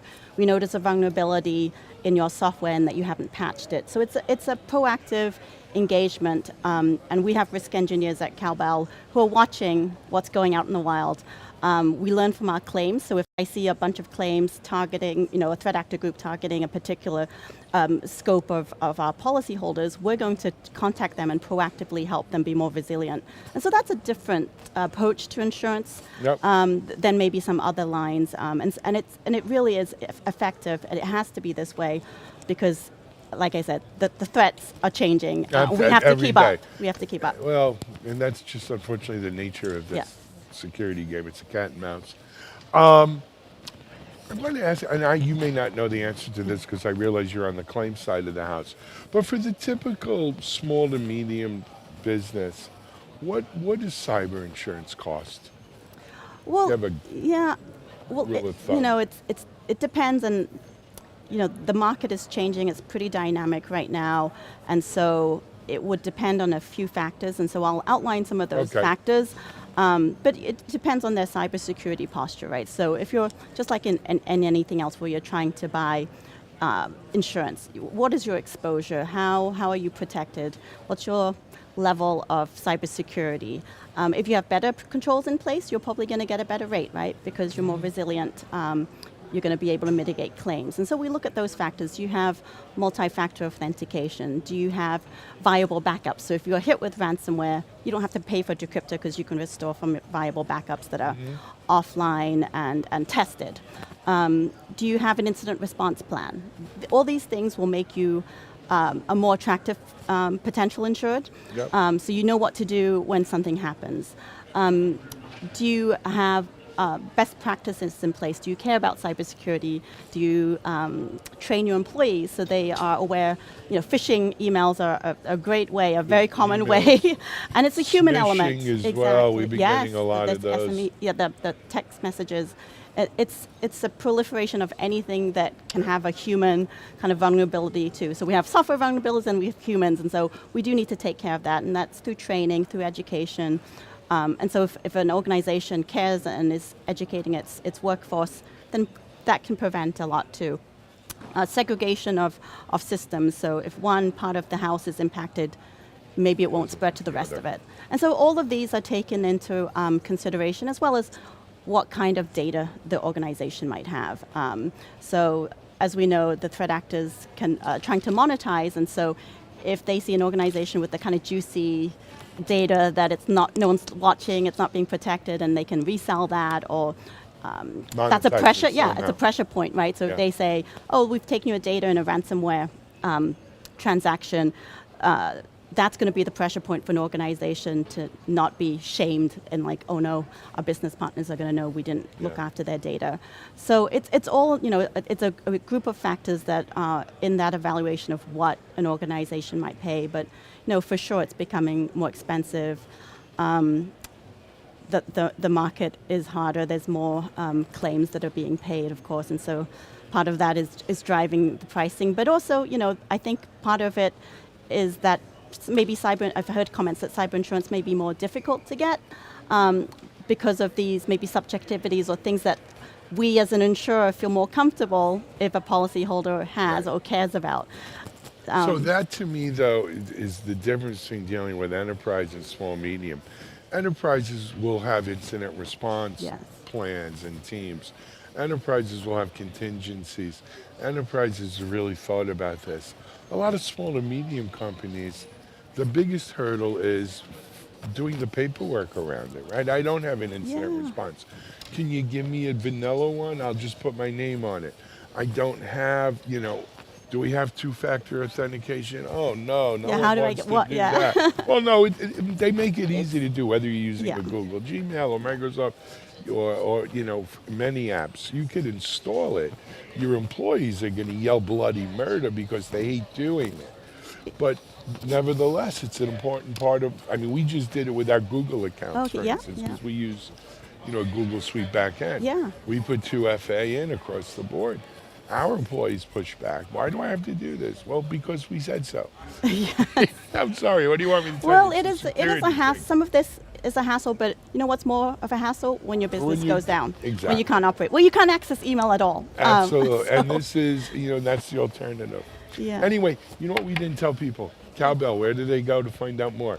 Oh, so we have a website. I'll give it to you. But then also, I just did want to say that with Cowbell, we have those incident response plans. We have risk engineers to help the small to medium size because we are very aware that that resources are limited in this segment of the market, and they just haven't had the opportunity to kind of really, you know, make a robust team. And so we will help with all those resources with no extra charge because it does make them a more resilient insured. Cowbell Cyber AI. Yeah, thank you. Cowbellcyber.ai. All right. Thank you Teresa, so thank much. you so much. Hey, if you haven't got cyber insurance for your company, go check out cowbellcyber.ai. Its time has come. We're going to be back in a minute. I think our next guest is from our friends at Orca, and we'll be talking a little cloud native security here back in a moment.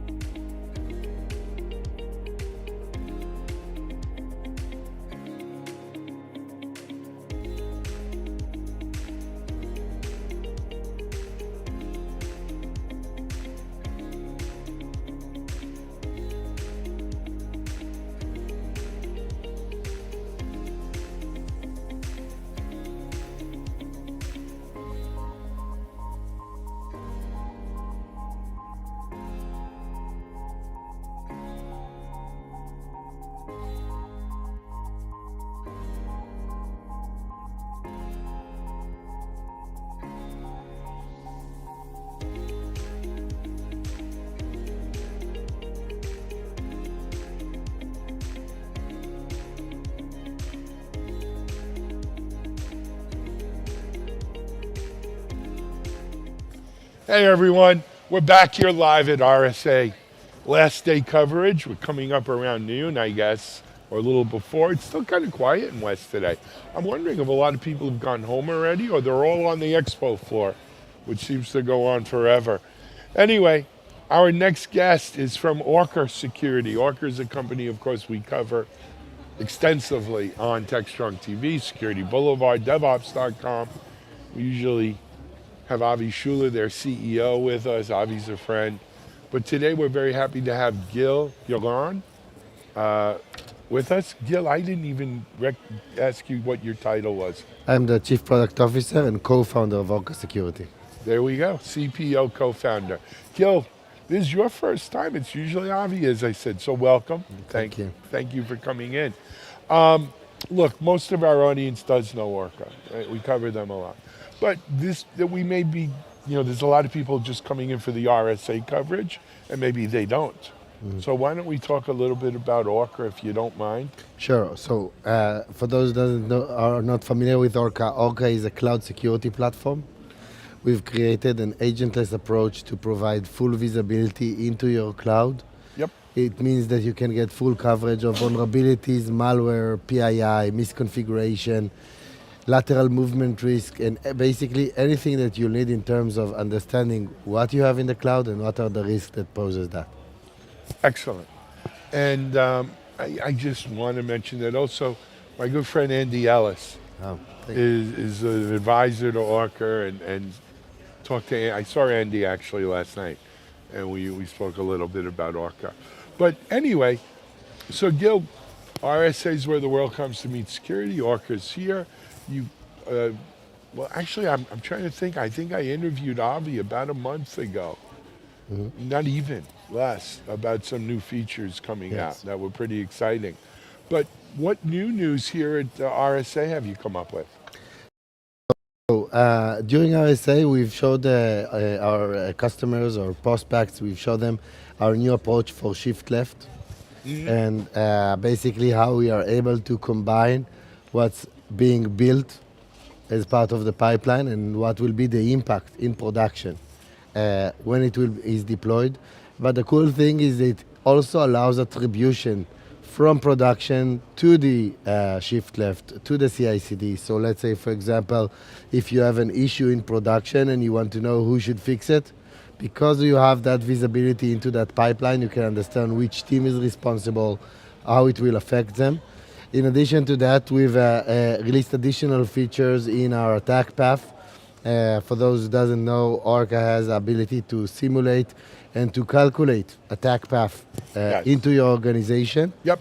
It means that when you'll be able to understand what is the potential path and what are the risks that an attacker might use in order to reach and breach your crown jewels. Yeah. So let's talk about this a little, right? I've been in security 25 years, right? There's definitely a demarcation zone, a DMZ. Yeah, DMZ is a bad word because it has other uses, but there's a line, kind of like the blood-brain barrier between security post-deployment and shift left security pre-deployment. And up until kind of like the advent of DevSecOps and these kinds of things, they were very different, right? Even in AppSec. AppSec was about WAF, right? Which was after you deployed, you had your web app firewall, and then you would do your external pen testing, right? Using one of the open source tools or a white hat or something like that, right? With DevSecOps and Shift Left, we started doing not pen testing, but we started doing security testing prior to deployment. From what you're describing now, Orca's kind of crossed that barrier and is doing not just post-deployment security, but pre-deployment security as well. I think one of the major concerns of most security teams is whether they will be able to compete with the amount of tasks, the amount of risks they have in the organization. So prioritization is one factor in being able to do that. Yep. Automation and orchestration is another factor. And obviously, shift left is another factor in the fact that you can alleviate some of the work that you have towards the DevOps, towards the engineers. But the thing is that as we see it, it's still not enough, meaning you still need, when you are asking engineers to do something, you need to have enough context of what will be that impact in production. Yes. And so instead of just looking, for example, on the CVSS core, you can look, I have a Docker that is going to be deployed in production. In production, it's going to be internet facing. So I have a policy for that. I have a policy that... Just for internal facing. Yes. Now, one of the things that, and this is kind of bread and butter DevOps, is the concept of feedback loops, which is saying, okay, I've got this in deployment. Here are things I'm seeing. Here are things I've discovered. And I need to feedback that into the development, the DevOps teams, so that we could fix it in the next iteration, in the next release. Sounds a little bit you doing that here, right? And this is, strengthening that feedback loops, which is really, again, that's one of the core principles of this. So, good to hear that. You're the second cloud native, cloud security company I've spoken to just today. When you're out there, in the masses of humanity here at RSA, how many companies are really truly cloud first versus companies that are still talking about it but not really moved into the cloud? So I think that that obviously the tech companies that were born in the last decades are They're mostly cloud first. Cloud. In terms of every other company, the vast majority, I would say at least 80%, have hybrid environments, have still on-prem, have a bit on cloud. I just had an interesting conversation yesterday with one of our prospects, and he said, I'm here because I discovered I have cloud and I don't know what to do. And I asked him how that happened. He said, we got a message from AWS saying that we have a breached machine in our cloud. And I said, we don't have a cloud. And then he went and found out that they have not one, but several environments in the cloud that were born as part of what happened during COVID. Because during that time, people were not in the office. Some policies were not enforced as strictly as they were prior to COVID. And then people were pushed to the cloud. And now when you have business in the cloud, it's very difficult to get out of it because it's so much more effective and so much easier to use. Well, no one ever goes out of the cloud once they're in, right? But this is a perfect example, right? I remember, this reminds me when I was selling, I co-founded a security company in 2001. We used to sell a lot to the government, U.S. Army, Navy, Marines. I'm in an Army base, and on U.S. Army bases, their CISO is like I think it's called a Duma or something like that. I forgot what they call it. Anyway, there's a name. But I'm walking with this guy in his base, and I said, what are you doing about wireless security? He said, wireless security? He said, sir, we are very secure against wireless because we don't allow any wireless. I said, oh. And as he's telling me that, I'm watching people at their desk throw their WAPs under their desk so the guy doesn't see. And as we walk by, they take them back out, and the whole place is wireless. If someone would have walked around with a scanner, they would have picked up wireless all over the place. So it's the same thing with cloud now, right? We used to call it shadow IT, all that. I think during COVID, we've seen this happen, right? I think many of these companies move to the cloud, regardless, as part of their process. But there were also some that official thing. And it's actually tools like Orca, which are agentless, easy to deploy, are actually a perfect tool for these cases. Because when you talk, for example, with a large bank, if you'll ask them what's their strategy 5 years from now, they will still tell you that 80 or 90% of their environment is going to be on-prem. And so Not true, right? But it's not the truth. They're all moving to cloud. They have to, because their customers demand it. Yes. So, anyway, Gil, what else? Anything else we can share with the audience? Yeah, so as you started mentioning, as part of remediation, as part of moving items from production to fix as part of the shift left, we've also released quite a few tools for automatic remediation. The way we segment it is proactive and reactive. Right. If you'll think about it, when you have something that is wrong in your cloud and you want to remediate, then you'll have a reactive remediation. You will change the configuration. You will automatically try to fix the problem in production. But in many cases, you cannot do it, but you need to have a proactive approach, meaning that you have, let's say, an S3 bucket open to the internet. So it's not great, but at least I don't want any more of these next time. And so I can apply a shift left policy or infrastructure policy that will deny additional changes in S3 buckets, or to deploy additional S3 buckets which are open to the internet, and then start enforcing from now on and have a more proactive approach of how to secure the future. Excellent, man.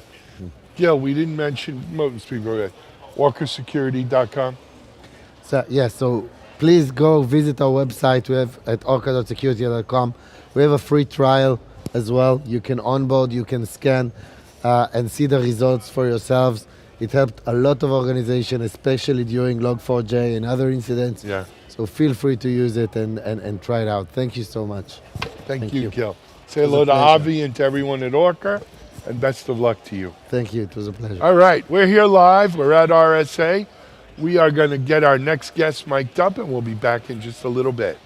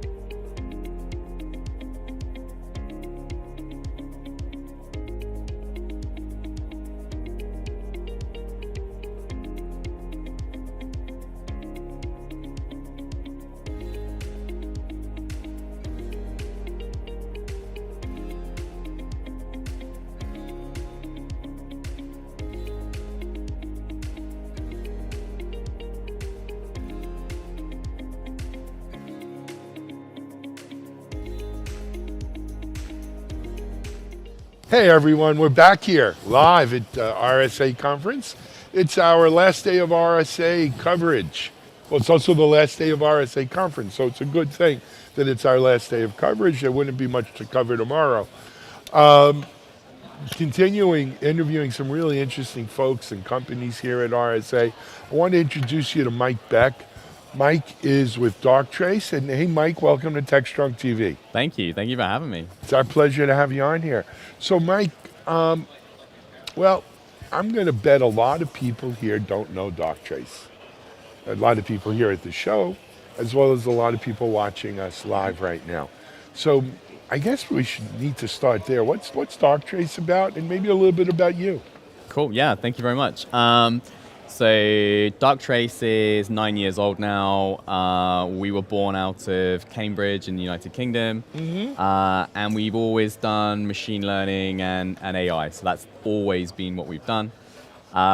We have a product suite that is looking across the entire range of digital data. So email, SaaS, cloud workload, network, endpoint, and we're elevating out interesting behavioral elements for defenders to go and take action or to use our autonomous response and have the AI neutralize something as it starts to develop.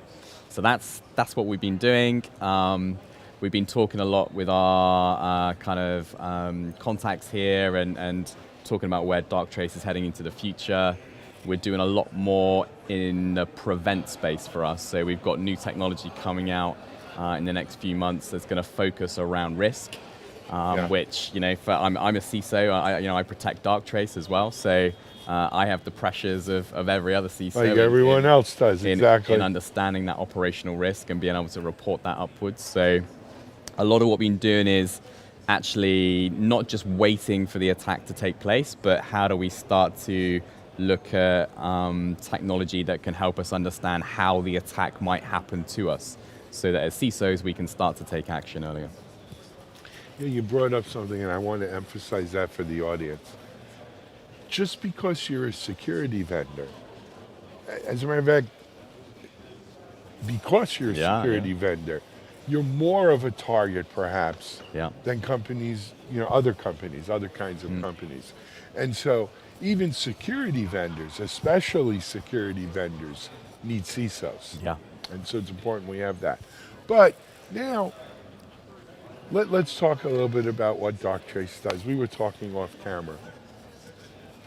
In the 25 plus years I'm in security, a bit of a holy grail has been we could detect attacks without an agent, without this, just by the behaviors that we see, heuristics and all of these things. The landscape is littered with companies who said they could do it 20 years ago. There's been a few successful ones, but really, you can't make wine before it's time, right? And we didn't have the technology 20 years ago, 15 years ago, that we have today. Yeah. We didn't have the ability to really kind of, like the whole big data thing, right? Whether you want to call it ML, AI.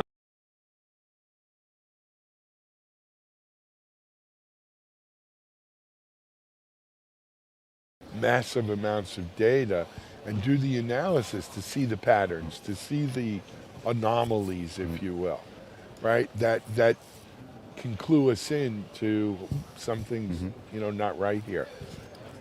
I've mentioned a few of the things. What are also the other kind of big triggers that have allowed Darktrace to be successful where other companies, frankly, haven't been? Yeah, great question. I don't think there's a couple. I think as data science has come an incredible way in the last few years. Yes, it has. Compute power has come an incredible way. Over 10 years, what we can do now, particularly with inside cloud workloads and getting the compute power we need to crunch the data. So that's kind of shaped the environment. I think the stream of talent that underpins that. I know inside Darktrace the effort that we go to get the right data engineers, the right scientists come into the mix. That's an important part of the puzzle. And then I think if I look at the kind of success of Darktrace, where we were when we first started this 9 years ago, utilizing machine learning and AI just wasn't really part of the security mindset. Like, it wasn't believable that was something that you should bring into your stack. Yep. I think roll forward, 9-10 years to where we are today, AI is all around us. It has to be. I think we all know that as human beings, as defenders in the security context, there's too much data, there's too much complexity. And how do we get to a place where we can help understand what's happening in those environments across those different structures that we're utilizing? We have to be in a place where we can partner with AI. And I think what does Darktrace comes at it from a philosophy of partnering. AI is not going to take any jobs, right? It's there to do what it's good at, which is complexity and data crunching and elevating out of that some sense that our defenders can use to overlay their domain knowledge, and that partnership is where you get a good kind of security from. So I'll tell you, I don't want to go off a lot philosophical on you, but I think part of this whole, wrapping your head around this whole concept is tied into what you believe the ultimate fate of the universe is, right? Because, one of the things we've seen in security and in technology, as well as in the universe itself, is that as time goes on, the complexity increases, right? Because you have more data and more nodes and more things going on and more stuff. So it gets more and more complex. And as a result, you need more and more complexity, more and more AI, more and more magic, right? To wrap your head around that. Now, there's another school of thought that, physical laws kick in, and then, it gets complex, but it becomes so complex that it almost collapses on itself, right? And then becomes, you get down to your basic the four basic laws of physics, right?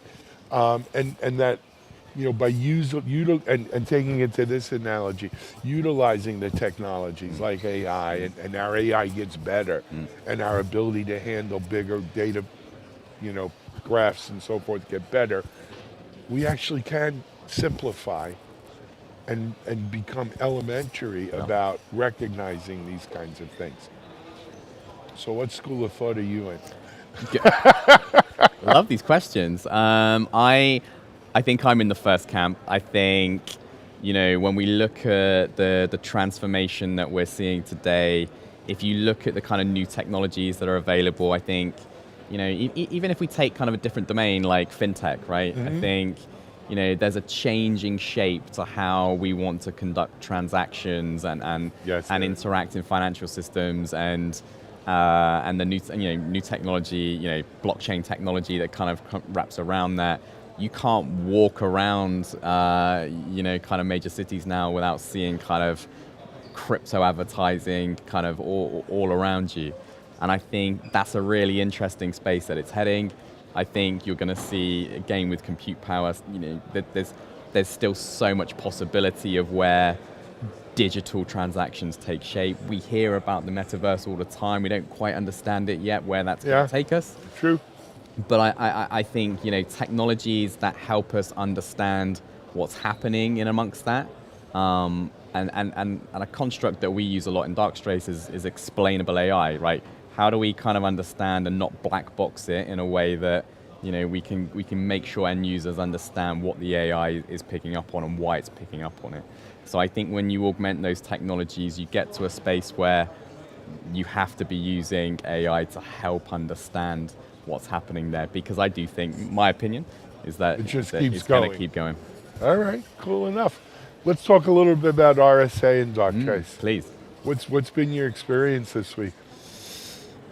I'm sure you've had this from everybody, right? I think everybody's just the energy, the buzz. To be in person. Just to be in person again. And, I know, we were thinking about, are people going to come? Is it going to be the same? Gartner's taking place at the same time, so what's the split? This is huge. This is off the scale that, Well, it's off the COVID scale. Yeah, it is. But you also got to remember, this is half of what it was True. in 2019 and even 2020. True. But I think just to feel the buzz again is... Yeah, to have this great many sense. people talking security, thinking security, being around it, it is. How's the reception been for Darktrace from these folks? It's great. I think, we hosted a big dinner on Tuesday with our customers. It's always nice to kind of meet, when all of your customers are in one space, like why not kind of bring them in? So it's great to sit down with people and kind of talk about how they're utilizing the technology. We've been kind of showcasing our prevent technology and going into the risk side. And that was kind of a huge part that we wanted to kind of talk to people about, and it's been really well received.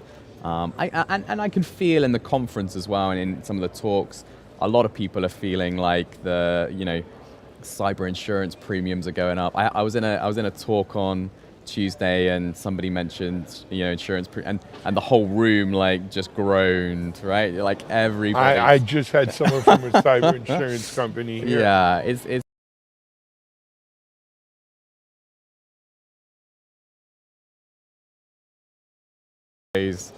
latching on to kind of incidents as they occur.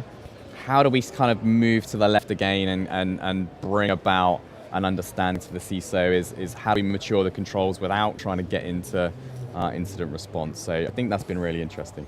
Cool. Hey man, I want to thank you for coming on. Thanks for having me. I think we had a good discussion on stuff.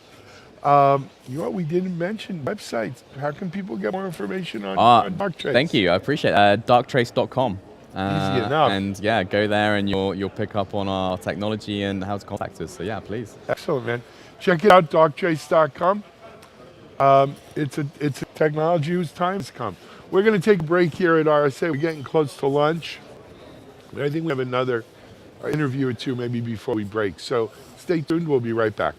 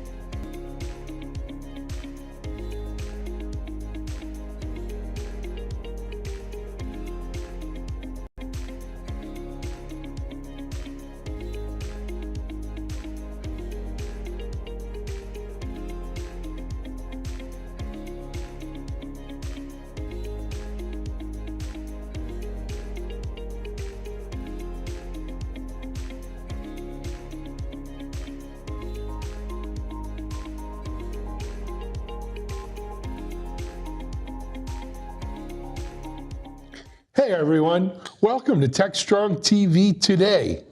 This is a new feature of our Techstrong TV network. And in it, I am joined by, today, it's Charlene O'Hanlon, our Chief Operating Officer, and Mike Vizard, our Chief Content Officer here at Techstrong. And we're going to spend maybe 30 minutes or so talking about 2 or 3 relevant topics that I think you'll find very interesting. We find interesting. You know, and our Crackerjack news team has gone through looking to see what are the big topics, and then we kind of knocked them around and boiled them down to a few here. So first of all, Charlene, welcome. It's good to be on the same screen with you. Mike, same to you, welcome. This could be a first right here. I think this is, well, no, we've done podcasts before. Yeah, but that's not on screen. No, those are audio, so this is what it looks like. So before we get started, is there anything either of you want to add to Techstrong TV today and what it is, what it's about? I think it's going to be very well received, I hope, by the audience. We really have a lot of these conversations in the hallway on a regular basis. Right. And so we certainly have our own opinions of certain topics, and we thought it would be a great way to share them with the audience in this format. Yeah, where are all the people who are supposed to be watching from the street? Well, no, we have to go live out in the street to get them. Oh, all right. We could pipe them in here, but then it would look like the Gideon episode of the original Star Trek series, which, for my Trekkie fans out there, you know what I'm talking about. No one ever died on Gideon, but the planet got so crowded that no one had any space. It was terrible, and they wanted to take some of the blood of the Star Trek crew that had diseases in it that they wouldn't have antibodies to, kind of reduce the population. Yeah. That's kind of terrifying, but yeah. Okay. That sounds a little too COVID-like right now. Yeah, well, look, I'm a Trekkie. But anyway, just a quick shout out to the new Star Trek series is amazing, but we can't talk about it today. We have a lot to go over. Let me jump in here and bring up number one. You know, I'm just home from Europe, and I was in Valencia, Spain for Cloud Native KubeCon.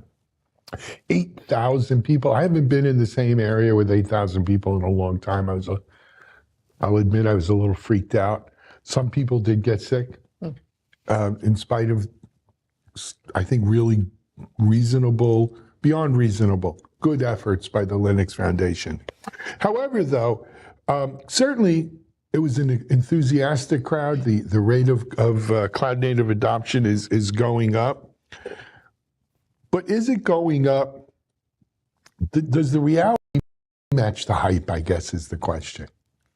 I think, you see all these reports that come out about the rate of adoption, usage, and you got to read them very closely in terms of the verbiage. So like the Tigera report that came out said 75% of companies are focusing on development of cloud-native applications. Well, focusing could mean anything from I'm thinking about it to I'm actually writing something about it.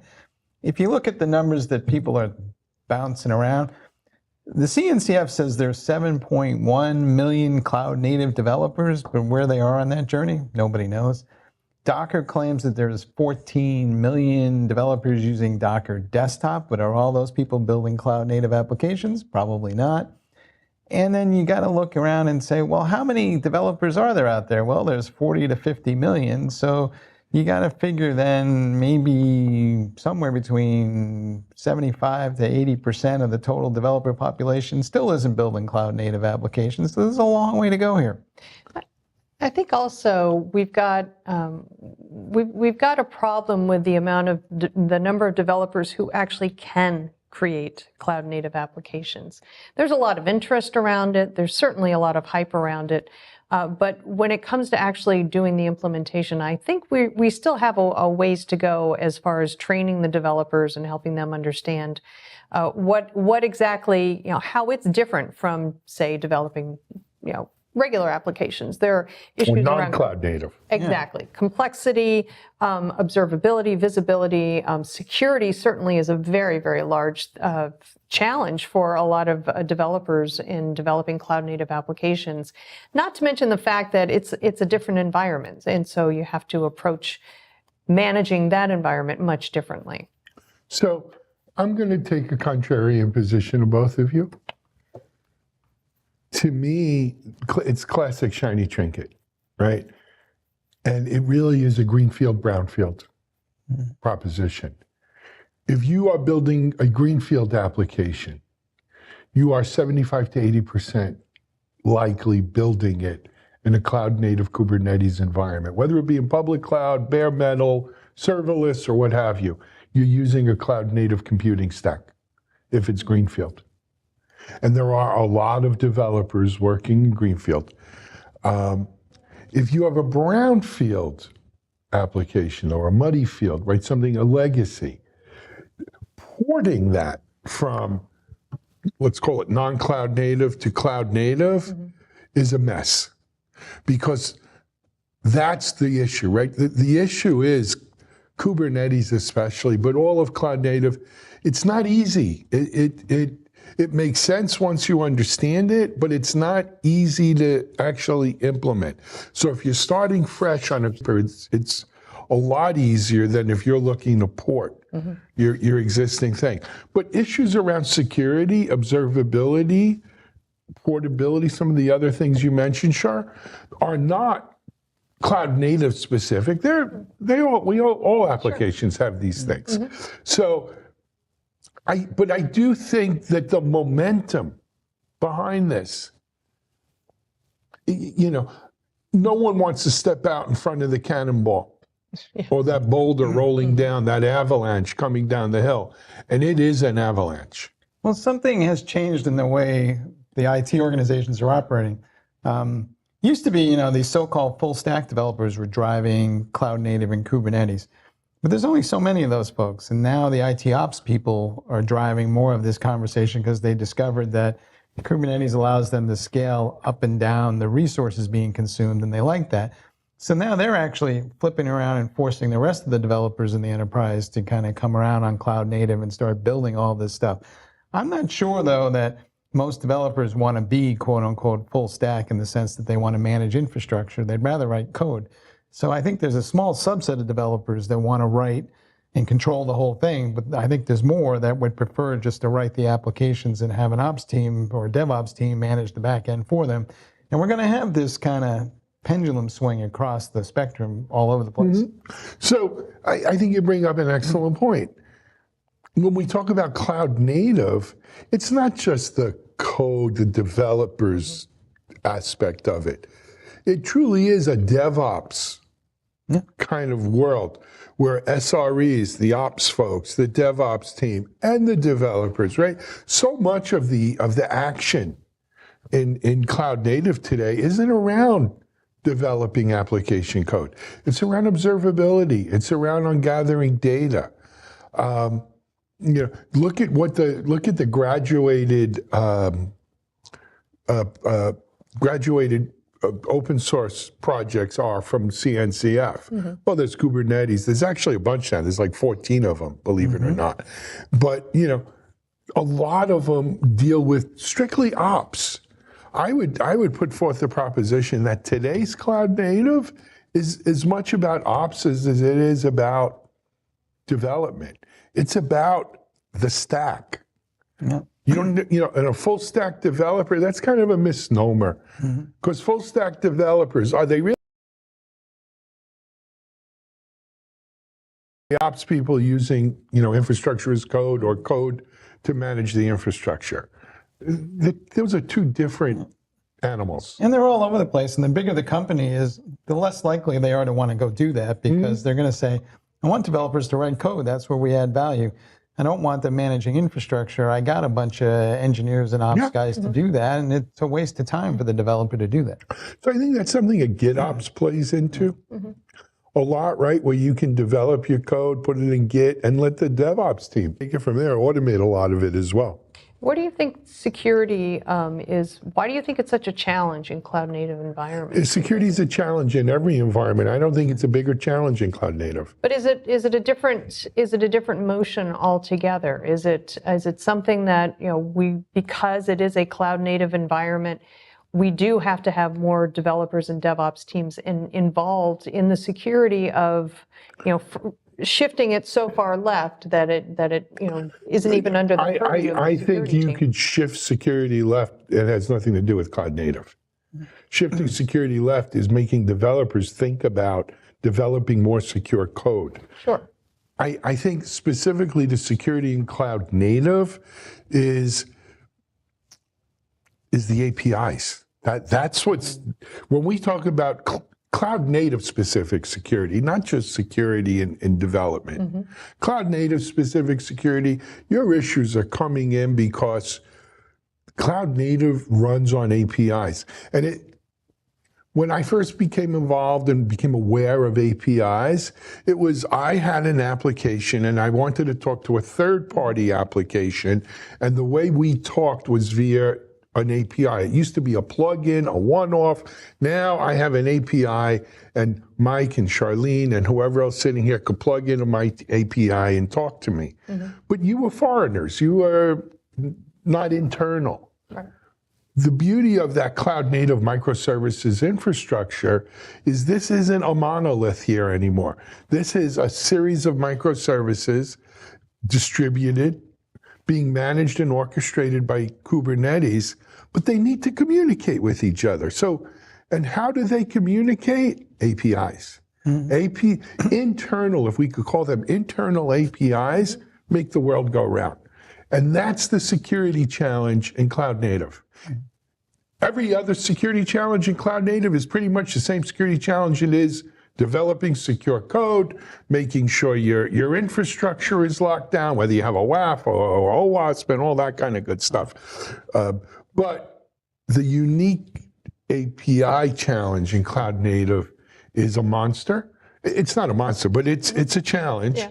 And we have several companies that's why we see these API security companies that are, unicorn status of before the recent markdowns, right? I don't know if there's still unicorns. I think it is different in this regard. To your point about APIs, yes, but each API is an endpoint that needs to be secured. And so it's a much more granular play, and I think it forces this DevSecOps conversation that people have been trying to have for a long time. Yes, but not necessarily the shift left conversation, right? So what I think it's exposed is the difference between shift left security and true DevSecOps, where machine identity, what you're talking about is the micro. Could you say that again? Thanks, Siri. What you're talking about is the microservices conundrum, right? Where each one of these services is its own identity, its own, not individual, that's not the right word, but its own entity. And that entity needs to be locked down. Yeah. But we saw proliferation of security certificates before cloud native, right? Every IoT device, the IP6 world, every one of them needs a machine identity and a certificate. But, I remember we're filming this right before RSA. I remember being at RSA in 2005 saying, you know what, this cloud stuff will never catch on because security is a problem. Security is much harder in the cloud. Bullshit, right? We're sitting here now and we laugh. It's the same thing. We'll laugh about this as well. Well, I think, to your original question, is cloud native, is that adoption, is it more hype right now? I think we have seen steady adoption over the last few years, and I think we've had to iron out kinks along the way and answer a lot of these questions that I think for some people are still very, they're difficult for certain people to, kind of ken to. Security still is that. I mean, we were talking about cloud security for years, and then finally we said enough with the cloud security argument. Now, I think we're very close to saying enough with the cloud native security argument. Well, I think we said enough about cloud security for a couple of reasons. Number one, the cloud providers stepped up. Right. And started providing some APIs and some insight into the security they were providing at the platform level. And then the cloud security industry matured where you were no longer talking about the firewall at the perimeter or the big honking boxes for $125,000 or $400,000 that we put, right? And we started talking things about identity and cloud gateways and zero access control and stuff like this, which were cloud native, not the cloud native we're talking about here, but cloud. Purely not cloud wash. They weren't the security we were using there and just put up in the cloud. I think the same thing's happening, right? I don't agree that the cloud guys have stepped up enough. I think when you hear from them, they're like, oh, yeah, our platforms are secure, but everything that you provision and everything is that you your problem. Is your problem. And I think they need to bring a little more to the table to help the developers and the people deploying those applications who are not security experts to have more insight into what those security issues are. And that part is still a little shaky. So you got 3 major cloud providers in most of the non-Chinese world, right? Not counting, Baidu and those folks, Tencent. Microsoft, Google, and Amazon. You would think if it was doable, one of them would have done it to seize the opportunity against the other. The fact that they haven't, in my mind anyway, and I might be wrong, I don't hold myself out to be the be-all and end-all on cloud security. There isn't a hill of beans of difference between the security we get from Google Cloud to Azure to AWS. I think you're starting to see the people who have less market share make a bigger deal about security, and they're adding more capabilities. So recently, Oracle's launched a lot of stuff that comes for free now as part of the platform. IBM is similar. They're not trying to charge you extra for the privilege. What platform is that? For, IBM Cloud, whatever. Oh. This hybrid thing that they have. Okay. Yeah. It's news to me, but okay. The one that they kind of span across everybody else's cloud. Exactly. You're right. So security can, and as it should be, right? Security can be a selling feature. But again, fresh off KubeCon, I will tell you that I bet you a third to maybe even 40% of the companies that were there had some security aspect to their pitch, to their play. Good. I'm glad to hear that security is becoming a much larger part of the conversation in cloud native. Well, security's, It's just like been, it is. but, But it's becoming much larger across everything in tech, right? Right. And the other thing why it's becoming big, and we haven't touched on it, it might be on our thing, is the whole software supply chain, which I don't think is necessarily a cloud native specific thing, but software security, software supply chain security, SBOMs and all that is top of mind. I think we're going to see it as a big thing out in RSA next week. Yeah. I think it's going to be huge, and I think, all this stuff forces a long overdue issue. Yep. I just want to say one last word on the whole cloud native thing, though. After being out of cloud, at KubeCon, at Cloud Native Con, seeing a bunch of demos, watching the usual stuffs and all that, I have to tell you that it's still hard as hell to do. It needs to be made easier. True. Right? And there's a lot of companies who are kind of trying to make easier versions. It's still hard. Kubernetes is an ugly abstraction that needs a better looking abstraction. Yep, and they're working on it. All right, let's move to point number 2, because we had a good discussion there on point number 1. So big news this past week was Broadcom, all of a sudden a major player in software, acquired our friends at VMware for what I had it at $61 billion. It says $69 billion here. It's 69 now. I think that. Why, the market's gone up? Okay, $69 billion. Valuations are changing. Yeah, valuation. Yeah, but I thought they were going down. But all right, 61, 69, whatever. A lot. Pick your number. It's a big number. It's a big number. I'm going to let you guys kick it off. What do you think? I think that I was on the investor call that they had, and it's kind of, when you peel it back, they can't lose on this, right? Either the worst case scenario. Who can't lose? Broadcom, because the worst case scenario is they just milk VMware just like they do for software licenses. And, Broadcom bought CA, and we all know about the history of CA as the place where software goes to die. So at the very least, they can just that was a different company. Yeah, but at the very least, they could milk VMware forever. They promised to invest in it. They promised to invest in the core platforms.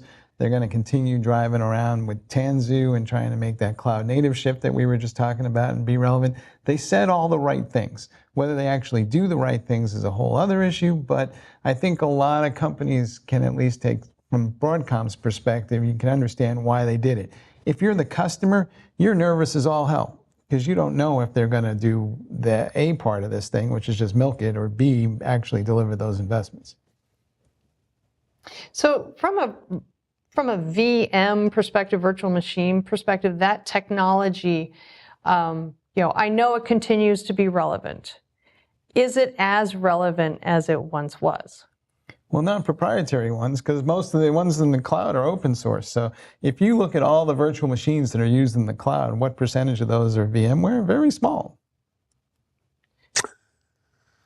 So this goes to something we were talking about in the previous discussion, greenfield, brownfield, right? Mm-hmm. So when COVID started, something like 80% of all enterprises had some cloud infrastructure. It was usually less than 10% of their mission critical infrastructure. Now, during COVID, I've seen numbers where, 90% of large enterprises have up to 50% of their infrastructure in the cloud. That still means 50% is not in the public cloud, mm-hmm. right? And that 50% not in the cloud is running VMware. So it's a huge base. I think, and mark my words, this deal will be the biggest boom to public cloud that we've ever seen. Because if I'm a VMware customer running this in my data center, I am running to Amazon, Google, or Microsoft and figuring out how I migrate, right? CA is the example. It might have been a place where software went to die, but what Broadcom did to it was ridiculous. I don't want to use bad words that will get in trouble here, and we won't be able to play this on Facebook or Twitter until Elon Musk buys it or something. But, Broadcom's attitude was they bought a customer list, and their job was to get their sales team to sell those customers Broadcom hardware at the expense of software. Mm-hmm. Show me what they did good with CA software. Yeah. Well, that Broadcom has even said that what they're going to do is they're going to rebrand and operate as VMware. But it's their software division. But they're going to be incorporating Broadcom's existing infrastructure. So what does that tell you right there? They will use this to sell hardware. Yeah. Mm-hmm. And that's all they care about. It's clear that you could sell more Broadcom processors off that VMware migration, especially to a cloud kind of play. But at the end of the day, this is an expensive way to go accomplish that goal. So you got to ask yourself, am I really going to go spend $69 billion to achieve that? Or would there be some other way to go about doing this unless I had a better plan? My take on it, mm-hmm. and again, this is, my take. What's his Hock Tan is the CEO, right? He had access to a huge line of credit, lined up huge financing based on Broadcom's fundamentals. Mm-hmm. He wanted to buy something else in the hardware space. It didn't go so well. He turned around, he bought CA, I think it was $19 or $21 billion, right? They milked it. They were able to sell some customers. They retained, I guess they retained their mainframe software business a little bit. Everything else got... DevOps for mainframes, man. They're at the front of that. No, but they're not. I mean, we talk to the mainframe DevOps teams all the time. You see a lot. You do see Broadcom, but you see BMC, of course, IBM, Rocket, right? But they had a beautiful DevOps portfolio, CA. They did. That's washed away. I think they look around for another brand, mm-hmm. especially US-based brand that's ubiquitous, like a VMware fits that bill to the T. And they buy it. Now, the question is, this money comes from line of credit and financing. Interest rates are going up. Someone's got to pay the bill. Couple of things got to happen here. We got to sell an awful lot of friggin' Broadcom hardware, which is low margin business, mm-hmm. to pay that bill. We got to make as much money as we can from the existing VMware software without investing a lot of money into continuing to develop it, which probably translates into higher pricing. So if you're using VMware in your private data center, you're probably going to pay more for licensing real soon. Flip side is I'm not going to invest a lot of money into Tanzu or maybe some things that still need that need some capital to make work. I don't know. I'm bearish on this deal, if you can't tell. I don't think that they can raise prices. VMware tried to do that 3 or 4 years ago, and the customers rebelled. So the customers are probably in a stronger position now than they were then. And I also think as we go forward, I would love to see somebody write the Harvard Business case study that just explains what is it about VMware that it could never operate as a standalone company for very long. I mean, first it was, we're part of EMC, then we got bought by Dell, then we got spun out, and now we're getting acquired again. And think of the fortunes that have been made. I mean, why didn't we? Why doesn't this happen to us? But you're right. Yeah. It is something, but and I think, Shar, you kind of hit on it early on in the discussion, which is for all of its market share, did VMware stop innovating a while ago? Are they still? I mean, they pioneered. They got caught short by Kubernetes. No doubt. Did not run them over per se, but their model, starting maybe 4 or 5 years ago, was just to build add-ons on top of the hypervisor and try to monetize that. And there was lots of people who were VMware administrators. That's how they identify themselves. And they built a franchise around that. They just didn't see Kubernetes coming out of the left-hand side. Reminds me of like Sybase. Oh, God. There's a blast from the past. So what do you think this does for companies that kind of traditionally have competed with VMware? Like Citrix is one, but also Red Hat. Well, Citrix is no longer independent either. Yeah, exactly. That's part of SUSE now. SUSE. So but Citrix is on its way to TIBCO, I think. TIBCO is right aboard the middleware people. Right, you're right. So, but what does this mean for that? Does this kind of breathe new life into these alternatives? Red Hat. That's a whole nother nest to dive into. I don't know, even if the opportunity were presented to Red Hat today, if they're in a position to capitalize on it. I think they have their own. I think Red Hat has an alternative stack to VMware, but it's not easy to transition to that stack.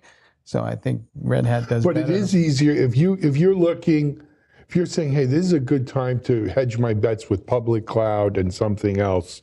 I think Red Hat lends itself to a public cloud environment perhaps better than the VMware solution. And there are things like KubeVirt that let you encapsulate an entire virtual machine and lift and shift it into the cloud. And that helps. There's ways to get there. It's not going to be. Yeah, but I think that's a short term. You don't want to lift and shift your way into. But it gets you out of the lock-in to the on-premise VMware. Yes. And then at least you got a step in the right direction. Well, does this also mean that we may see more organizations then looking more toward open source solutions? Yeah. That maybe. Well, that's the Red Hat, right? Red Hat is open source. Right. I think the elephant in the room that I want to see and what happens is this the first in a series of mergers and acquisitions we're going to see? The market's driving down. Companies aren't worth as much as they were. Are we going to see a lot of roll-ups, and will there be this wave of consolidation in this space? Well, so that brings up the whole what's going on, right, in our markets. Right. And look, Mike, you and I have been around the block a few times. Not me, I just got here, man. Yeah. But we've seen, all three of us have seen cycles and how these cycles play out. And clearly, part of going down cycles is M&A activity. Things get a little bit more affordable. Cash is king. Stuff happens like that. And so I guarantee you're going to see a lot, right? We're seeing layoffs in tech. We haven't seen layoffs in tech in 15, 20 years maybe, right? So there'll be bargains, there'll be fire sales. The question is there value, right? is there 61 or $69 billion in value to Broadcom buying VMware? Was IBM's purchase of Red Hat, and I forget what they paid now, 2 years ago or whatever it was, if they had to do that to the value? I don't know where the valuations come from, but I would observe this, at least in all my years. I don't think I've ever seen a big company acquire another company that wasn't followed by a price hike of the product that was acquired. And even if it's a small company, first thing Cisco does, they acquire something, price hike comes in like almost within weeks of the acquisition. And I think every company does that to help fund the deal. But I think what people want to take away from this is every time you see a merger and acquisition, it equals price hike for you. And brain drain. Yeah. At the company being acquired. And I think that's another thing we're going to see with this VMware deal is a lot. Look, VMware had a lot of smart people over there, that's for sure. So we're seeing layoffs, we're seeing perhaps people leaving.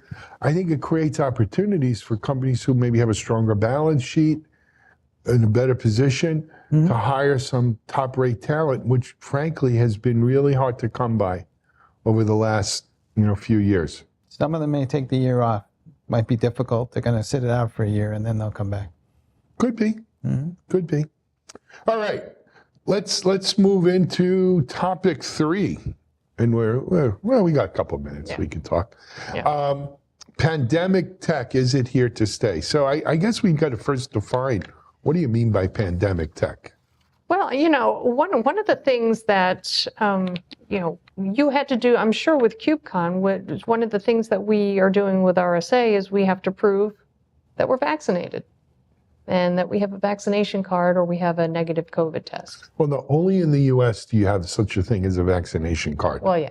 The rest of the world's gone digital. Yeah. But go ahead. But that's pandemic tech. So they download a mobile app, you have to take a picture of your vaccination card, or you have to somehow prove that you're free and clear. And you can't actually attend until you do. So that's one thing, but it also is something like a digital sensor that automatically checks people's temperatures as they walk in the door. The facial recognition technology that was being used to detect whether somebody was wearing a mask, things of that nature. Now we're starting to see a lot of this technology being used in other scenarios that had nothing to do with COVID. It's facial recognition technology, AI detection of body temperature, things like that. There are some companies that are now starting to use that for other purposes. And some of it good, some of it bad. And there have been some conversations around privacy issues related to this technology. And I think that is kind of privacy and discrimination with the facial recognition. There was a huge thing around, I believe it was around African American facial recognition kind of algorithms and so forth. I think, look, I just came back from traveling to Europe. Everyone in the EU has a QR code that can get scanned from from the agency or from passport control, whatever, that gives you your vaccination status, or if you've got a negative test, or if you've had COVID within the last 30 days, or whatever it is. And only us Americans are trying to figure out how to show that this card that anyone can write on is real. Interestingly, coming back into the U.S., we're now the only country that demands you have a negative COVID test the day before you fly. But as a result of that, so I came back from Greece. Every corner had a store doing the rapid test, and they give you your certificate. Now, coming into the U.S., you didn't need a QR code. It wasn't digital at all. You actually had to show someone a PDF or a picture of a letter that says Alan had a PCR test on this date and it was negative, or a rapid test, whatever, antigen test, and it was negative. Ridiculous, right? I mean, easily dummied up if you really wanted to. But it was so easy and cheap and quick to do, it didn't pay to dummy it up. Unless maybe I was positive and I was looking at it and I didn't want to quarantine there. I would never do that. But, you know, I've been to China before COVID. They were already doing the temperature thing. I got off in Miami, and there's a clear sign there that says, we're doing facial recognition for criminal activity. So they're mainstream. I don't think you put that genie back in the bottle. Well, do you think that would have been as accepted before the pandemic and the recognition? In China? Well, here in the United States. It's a 22 to the back of the head or this. Well, I mean, you know, you don't have a choice. But it's starting to get a little dicier, though, in the sense that we're also trying to figure out like who's working and not working. And when people are working from home, there's a lot of productivity stuff, issues around that. But then you're into monitoring, and now you're reaching into people's homes. And we had a dinner with a bunch of digital CXOs where one of them described where the company wanted to do that, and the IT department said, no, we're not doing that because it's beyond the purview of the company. And the internal IT guys just said, we're not doing that. And I guess the unspoken threat was that, or you go find a new team to do this because we're not doing it. And so I think that there is this blurring of lines, right, between where do I work, when do I work, what am I exposing and not exposing to people? And a lot of it is subtle and done in ways that you wouldn't normally pick up until somebody, you run afoul of something, and then somebody's like, hey, you were watching Gilligan's Island at 2:00 on a Wednesday, So, speaking as an employer, and I've had this discussion now with several. Avid fan of Gilligan's Island, right? Marianne or Ginger or Professor. Anyway, let's not go there. I've spoken to several employers about this, and I've read a lot about it. As I sit here today, there's not a doubt in my mind that you're more productive when you have a group in the office rather than working at home. I think for all of our Slacks and Teams and all that stuff, a lot more gets done in an office. However, as part of pandemic tech or just pandemic culture, I think a lot of people now are very comfortable working at home. It's not that they don't work, it's not that they don't get their work done. They work when they want, how they want, from where they want. And so it's like an asynchronous workplace versus a synchronous workplace. But I think what we're going to find is that a synchronous workplace is much more productive than an asynchronous workplace. Now, every employer I've spoken to, and I've spoken to some who are large enterprises, many like myself who are, small, medium businesses, I think we'd all prefer, if we have the office space, that people congregate and work in person, assuming we're not all catching COVID from it, right? Taking that off of the table. But I think we're also afraid, because talent is so scarce, that if we impose that, people are going to vote with their feet and say, I'm going to go find another job where I can work from the beach or Hawaii or wherever I want to work from, God damn it. And then how do you replace those people? In a small company like this, it's probably a little easier to replace those people than it is in a large company that needs a lot of highly skilled people. I think it sits between the two. I think there is times when there are certain tasks that you need to do or you need to focus. Where working at home can be a lot better than working in the office, because in the office you got people popping by in and out, and whatever individual crisis of the day is happening happens. Where the async thing falls down most is the sharing of domain knowledge and expertise across different groups is very difficult, even in the Zoom age and asynchronous. And so if you have people who come on, it takes them longer to ramp up. You don't have that accidental knowledge sharing conversation that goes on. And it's an intangible, but it does over time make a big difference. I agree with you 100%. I think it's true here at Techstrong even. So I think there's another part of pandemic tech we haven't spoken about, right? And that is the bigger digital transformation story. Instacart, right? I was reading somewhere that they put their IPO off or something like that, right? but technologies like Instacart, curbside pickup. Man, I love curbside pickup. Why didn't we have this my whole life? What were we thinking? That kind of thing. Shopping more online, right? There was a time where I really wasn't into buying clothing online because you couldn't touch it, feel it, try it on. You had to try it on. It didn't fit. It's a pain in the butt to return.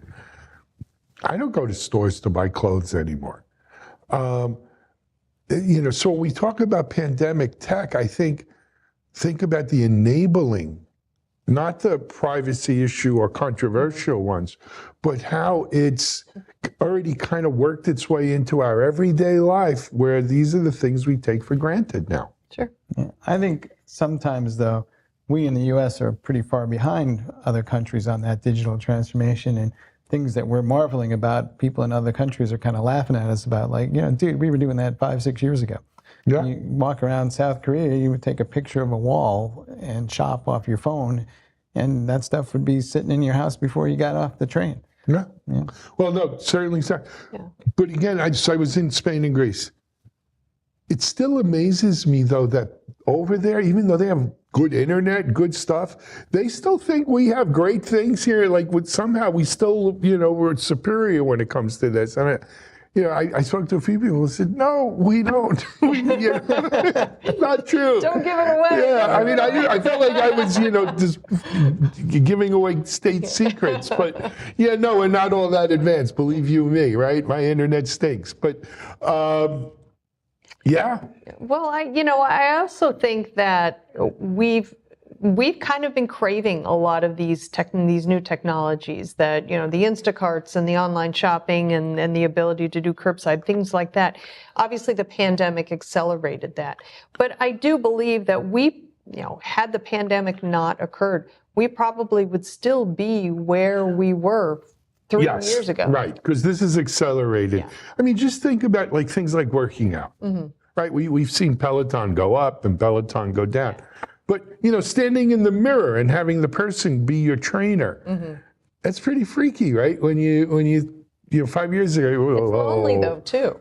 Well, that's the other flip side to this, right? And we're starting to see it, unfortunately, with mental health and suicide rates, and maybe it has something to do with all the mass shooting, and all this is people working at home become isolated. No matter how Zoomy you are, it's not the same. If your best friend is the digital trainer from Peloton, you need to get out of the house. Get out of the house. Absolutely. Hey guys, this has been a great discussion, but I think we probably went a lot longer than we were supposed to. But I hope you at home enjoyed it. Mike, Charlene, any last words? No, I enjoyed the heck out of this discussion. I hope we can do it again soon. Yep. Tune in next time. That's my last word. All righty. Hey, this is Techstrong TV today. We'll see you soon. We're live at RSA this week, so check it out.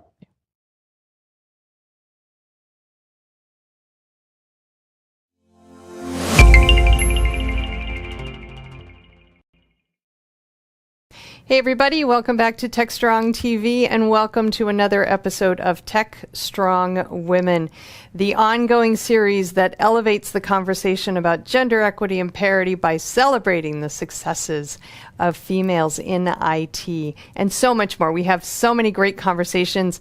I'm Charlene O'Hanlon, as you probably know, but my co-host is Tracy Bannon with MITRE. Tracy, thank you so much for joining me, as always. I always get so excited. Thank you very much for allowing me to be a co-host with you.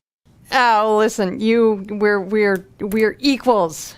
We are equals. We're not, superior or inferior. And with us today, we have Nicole Dove, who is an amazing female in IT, cybersecurity, and just a rock star in the industry. Nicole, thank you so much for joining us today. We're really thrilled to have you on the show.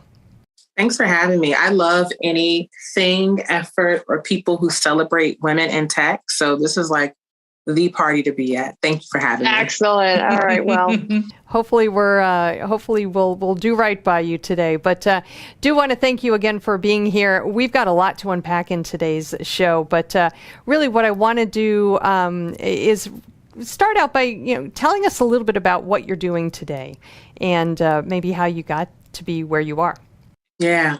So I've got like 50 jobs, and it's easy because I love them all.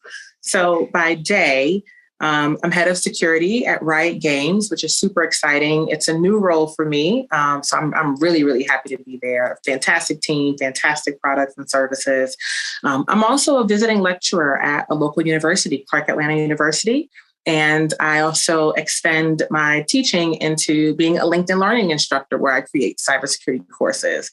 And then I sit on a couple boards for 2 tech startups. One is called Wraith Audio, and the other is called CyberSync. So a lot of tech, a lot of learning, a lot of teaching, a lot of people in my world.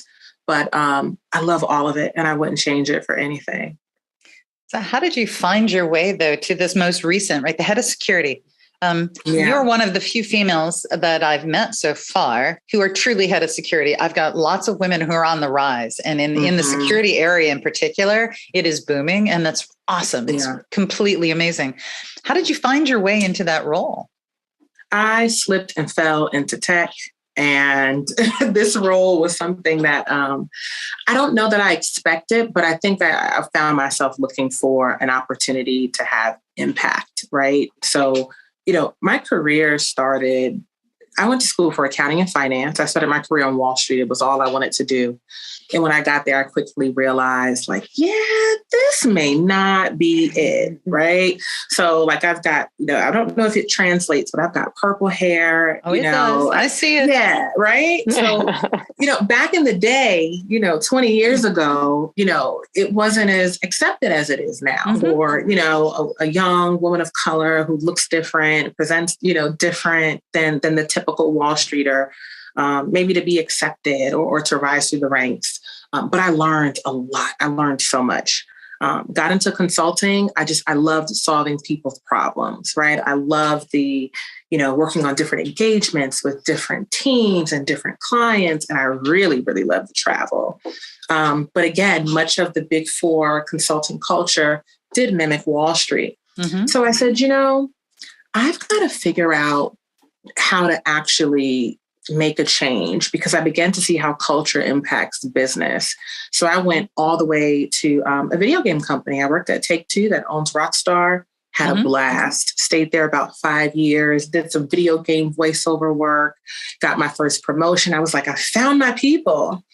And then I wanted to do something a little different. So I got into audit at a payroll company. And that's where I started to just explore all types of things. I was on a team. We built, staffed, and managed international work centers in Philippines, Romania, India, Brazil. I got to live in Romania for a little while. That was fascinating. But then I started to see how every single thing I did, whether it be Wall Street and Treasury and video games or payroll or even international operations, tech was the common thread. Right? We essentially took 20% of the company's headcount and staffed it overseas, and they were able to be seamless and flawless because of technology. I'm like, there's something with this thing. So I really just took, my expertise from risk and my willingness to learn tech. And that's how I got into cyber. And what I love about this role is, as the company is growing so rapidly, you see what's happening in the industry, ransomware attacks, new technology. I mean, everything is just exponentially changing.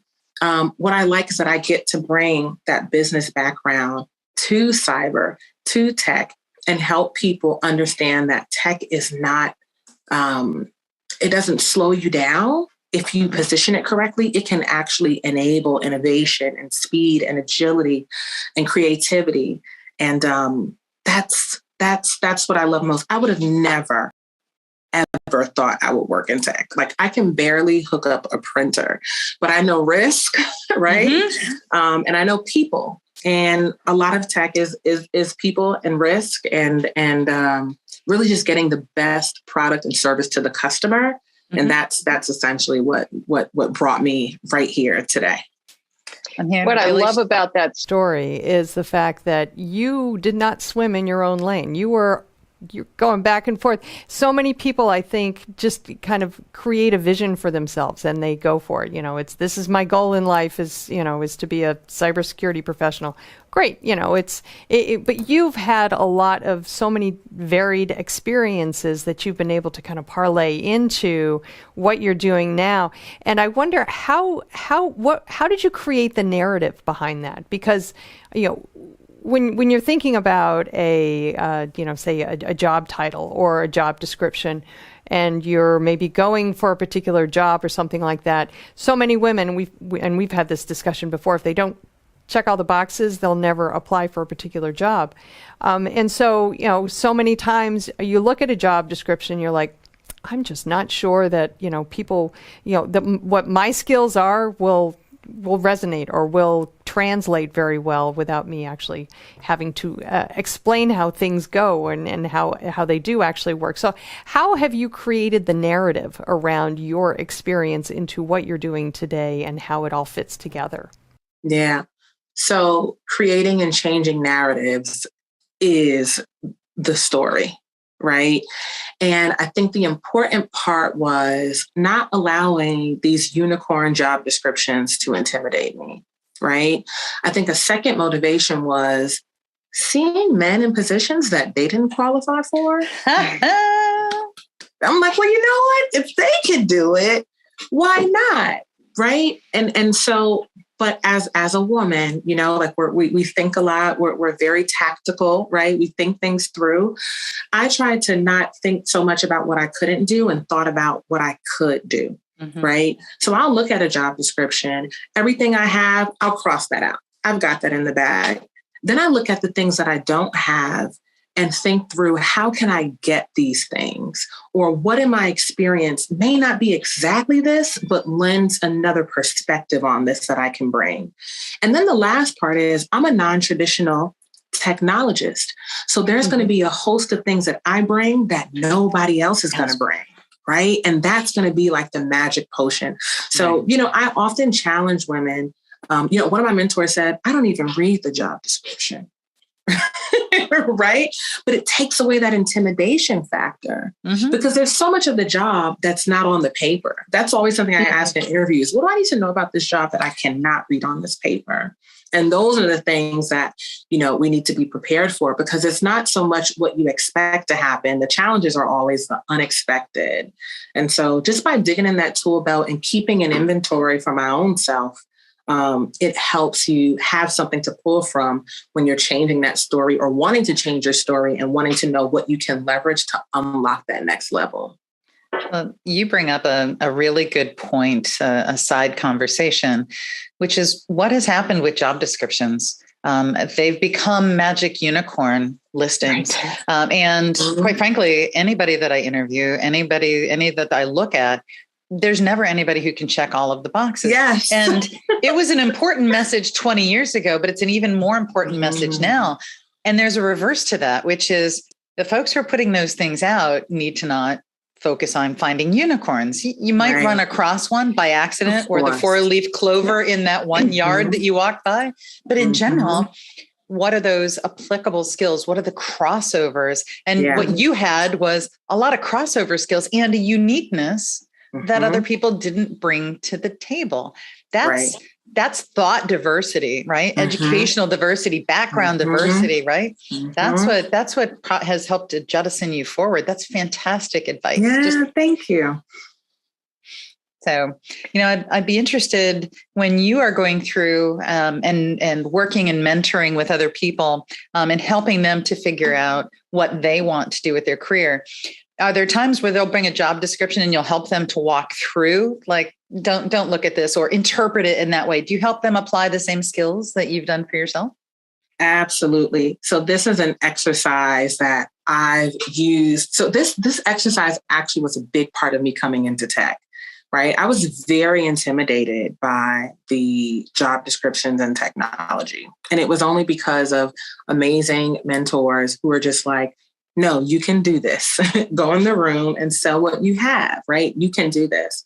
And so it's, things are so much bigger when we don't put them down on paper. right? And so, and I realized that a lot of other professionals feel that same intimidation, whether it's within their own field or going into a new field, especially going into a new field, even more going into tech, right? Because it just seems so huge and big and so much relies on it, right?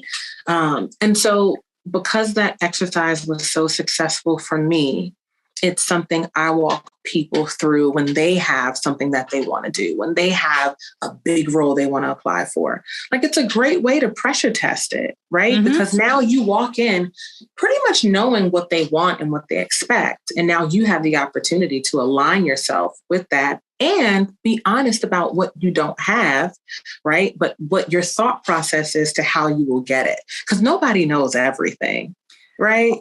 I'm going to guess there are times where, whether it's you or whether it's somebody that you mentor, goes into this conversation and the interviewers walk away going, oh my gosh, that's a great idea. I hadn't thought about that. Right. And so whether they hire you or not, they've learned and gained kind of in this, odd reverse mentoring that happens when you're bringing those new ideas to the table. Oh, yeah. And I've had some interviews that I've done horribly on, but those were learning experiences too, right? Yeah.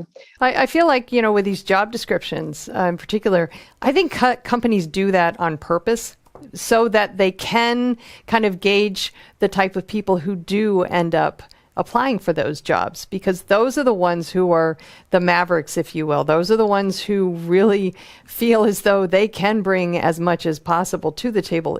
And they know that they're not, they don't have 45 years of whatever, but they think that they're qualified for the job, and that alone should get them in the door. But at the end of the day, it's kind of this push and pull between being what people expect you to be and being your authentic self, your true self, what you're capable of doing and who you are at your heart. And that sometimes can be a difficult thing to reconcile, being your true authentic self when you don't tick all the boxes. And so has that ever been a challenge for you to kind of get beyond just knowing that that maybe who you are is not really everything that this person wants you to be on paper, but that you bring so much more to the conversation? So let's unpack the term, like who they want you to be, right? Yeah. Because what they really want is somebody who can get the job done, right? We get in our heads like, and I am so guilty. And honestly, Charlene, I'm guilty of this with every single job that I take, even till this day. I don't know why this is a lesson I have to keep learning, but it's like, as soon as I step outside the box and I do something bigger, I'm like, oh crap, they really think I can do this. I'm like, oh, okay, I got to deliver now. And you get so caught up in that ticking and tying and going back to that profile that sometimes you don't see the forest for the trees.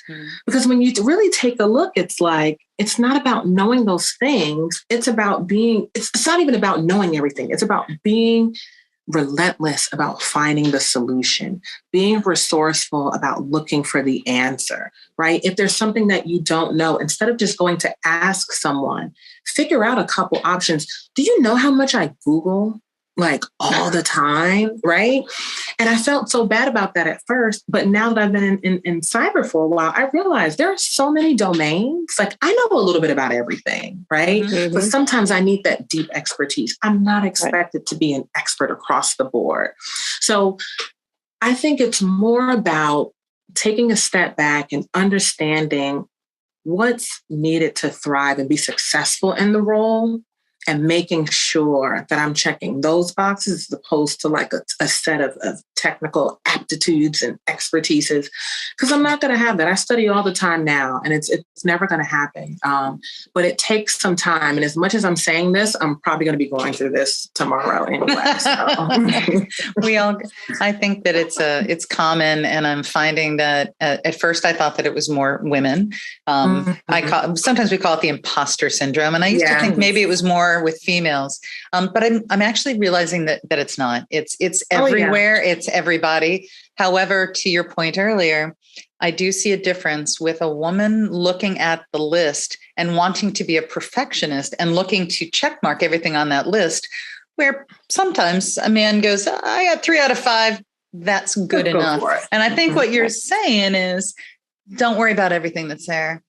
Be close, be energetic, bring your life to it, bring all of your life energy along with you and see what happens with it. See what happens with it. You know, along that line is the number of changing job requirements that where job descriptions where they no longer are including advanced degrees. I'm seeing a lot in technology where it's like, yeah, we used to want a master's degree in computer science and somebody who is doing postdoctoral. There'd be wonderful educational, academic credentials that they would want. IBM is one of the first ones to say, let's go non-traditional, and they're expanding their workforce in crazy amounts. Like, do you think that that's helping with some of the other work that you're doing? I really want to hear a little bit about IANS and that kind of mentoring, because you're helping people who are in all kinds of different roles. You're not necessarily mentoring kids at that point. You're out there mentoring the world. Yeah. So I love this question because I think, and especially with me now having a foot in the education, the academia world, I'm seeing things shift, right? I love LinkedIn Learning because it saved me so many a days, right? Because there can be a project that I need to work on or lead that I might not have in-depth experience in. And I can go and find a course on LinkedIn Learning, and within an hour, right, I've got a foundational understanding of what's happening from a verified expert or professional. And my certificates from Harvard, my double bachelor's from Clark Atlanta didn't create that. Right. It was that 1 hour that I sat and learned. When I think about like different career experiences that I've had, on the job learning is something that I think hasn't been prioritized as much in the past as maybe it is now. Yeah. Right. And I think that's what's beginning to rise. I think education is going to shift. I think on-demand learning and on-the-job experience is going to become much more acknowledged and respected than it has been traditionally. And I talk a lot about this. I've got a podcast called Urban Girl Corporate World.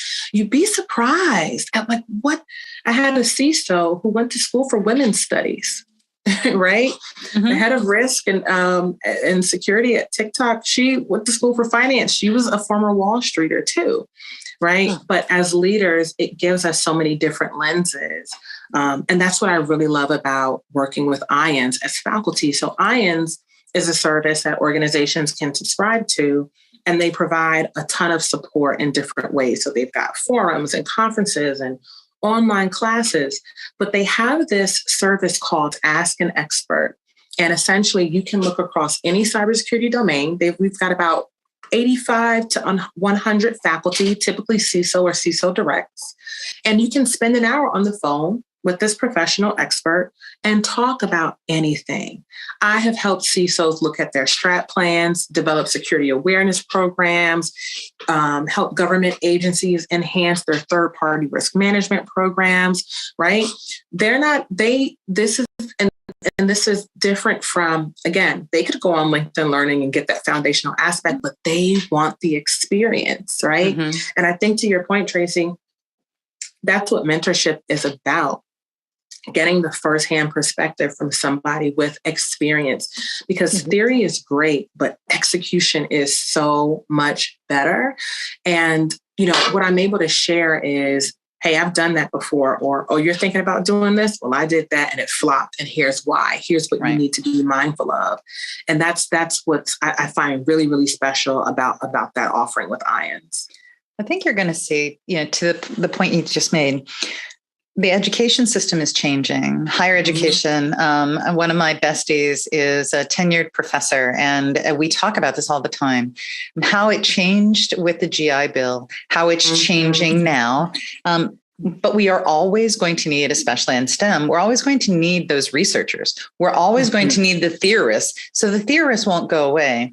Right. But we also don't need everybody to be a theorist. So how do we move towards the type of education that you're talking about, which is relevant to where we are now, based on experience, but relevant to what's happening right now, with those theorists helping us to get smarter and stronger as we go. I think we're going to see a big change in the number of students that are, looking at four-year degrees for different reasons. I agree. I remember even before, the pandemic, there was a big push to get people doing trades, going back into the trades, because everybody was in college. So nobody could actually unplug a toilet, basically. So, now with the pandemic, we have all these people who have gone on and done a lot of online learning, gotten certifications, and recognizing that I hope I just didn't waste 3 years of college money in, learning something that quite literally the last 6 months or the last 9 months, going online and really hyper-focusing what I'm looking at, what I'm learning about, is helping me in my career more than my 4-year degree ever did. So I agree with you 100% that the education system as we know it is changing. The traditional 4-year degree probably is going to be going away. And between you and me, I hope it happens within the next 6 years, because I'm sitting on a really that 529 account that I would like to use that money to buy a summer home or something like that. I don't think it's ever going to go away, but I think we're going to see it return to a more pure sense. We need, now I'm an advocate of the liberal arts programs where, we teach people how to think. I'm also a big advocate of non-traditional education. It can be on the job. It can be through, boot camps that you take. It can be through LinkedIn Learning. We just have to help with the corporate America to think about the diversity of the education itself and to be more accepting of it. That's the pivot point that we're at right now. As I've been in some interviews where people have, where we're interviewing and I've had to kind of mute out and say, guys, they don't have that, but that's okay. Are you not listening to the story? Right? Are you not listening to the story? So now I agree with that. Nicole, do you also, go ahead. I'm sorry. Go ahead, Tracy. I was going to ask you if you also, you're mentoring adults in a formal setting with IONS. Are you also still mentoring with some of the other outreach groups that you were working with before? Yeah, so I typically, kind of the first priority for mentorship that I get now are my students, right? Okay. So that go through my lecture series, just because I'm finding quite naturally, you have like that top 20% of your students that really, really like are excellent and really engage the content and then really take it to practice. And a lot of them, because my course is MBA level, a lot of them are, really starting, or management level or supervisory level in their careers. And, bringing in that people aspect is a totally different ball game than just being a tactical executor. I also speak a lot at conferences. My podcast has an online community of about 800 women from all over the world where we talk about, different things about our experiences as women in the workplace. And then, this industry is so small. And we're just circles of people intersecting. And so there's always, different CISOs who are starting mentoring circles and they may want you to meet someone and meet someone else. So a lot of it is very organic, but I am very intentional about connecting with professionals on the rise and like the next generation of professionals, because every single fantastic opportunity I have had, 9 times out of 10 is going to be because of a mentor or somebody who sponsored me or spoke up for me. So I feel obligated to pay it forward. There's no possible way. I agree. I think where we go in our lives from a career perspective has a lot to do with the influence that other people have on us, and as well as the influence that we have on other people. So, I would be loath to be able to count on one hand how many experiences or how many opportunities I got by answering an ad in the newspaper or online. The best ones have always been, I know somebody who's looking for this person. I think you'd be perfect for the job. So, and I think again that kind of goes back to that being your authentic self conversation, because these people know who you are. They know what you're capable of doing, and they know what you can bring to an organization. And I think that can only be had by developing these relationships, whether it's with the people you're mentoring or who are mentoring you. Or even just people who you're working with on a day-to-day basis. I always think that it's best to bring your authentic self to whatever you do, and that can pay off in spades. Agree. Now, Nicole, you do a lot of mentoring, but let me turn the question a little bit. Did you have mentors? Are there people that you're like, it hadn't been for Joe or Sally or Mary or who any stories you can share with us there? Yes there. Uh-huh. Man, there are so many stories I can share. I'm going to share. So I was at a tech conference once, and there, even now, but even more so years ago, there are very few women, right, in attendance. And so I am a complete introvert. And so after I engage with people, lots and lots of people, I need to take a break and just kind of like replenish. So if you're at a tech conference, the best place to take a break as a woman is the women's lounge, because nobody else is going to be in there. So I'm at the women's lounge, and I'll never forget this, in the St. Regis in Atlanta, and I'm just hanging out, being an introvert on my phone. And in walks a woman who was on the stage earlier. And I had really admired what she spoke about. And I had said to myself, I'm going to reach out. I'm going to talk to her before the day is over. But again, I'm in like relaxed introvert mode. I'm like, we're in the restroom. That's so weird. I'm not going to talk to her. And I just kind of left it alone. And she came back and she was like, oh my God, you're an introvert too. I'm like, yes, my people. And so we just started talking, and I mentioned some things that she had spoke about earlier. And she was just like, oh my goodness, we just have to stay connected. And we have. She has been so instrumental to my growth in the industry, right? I ended up changing jobs sometime after. She helped me think through, which options to take, which aligned and why, right? The industry is small. I know this leader. I know that person. Oh, you need to meet such and such, right? Like if I really trace it back, my opportunity at Riot kind of goes back to her and some folks that she connected me with some time ago. And her name's Olivia Rose. She's a CISO at Amplitude. She is just phenomenal and fantastic. And I strive and hope to be half of what she was to me, to many others, because literally mentors have changed my life. Another one is Trina Ford, who's the CISO at AEG. When I was first thinking about coming into tech, she was the chief business security officer at my then company. And I reached out to her and I was like, I'm not sure, but I'm really interested. And she was like, I think you would be good. You should interview, right? Just getting that nod of approval or getting that push, it makes so much of a difference. And I these are women that I call on often for advice, for perspective.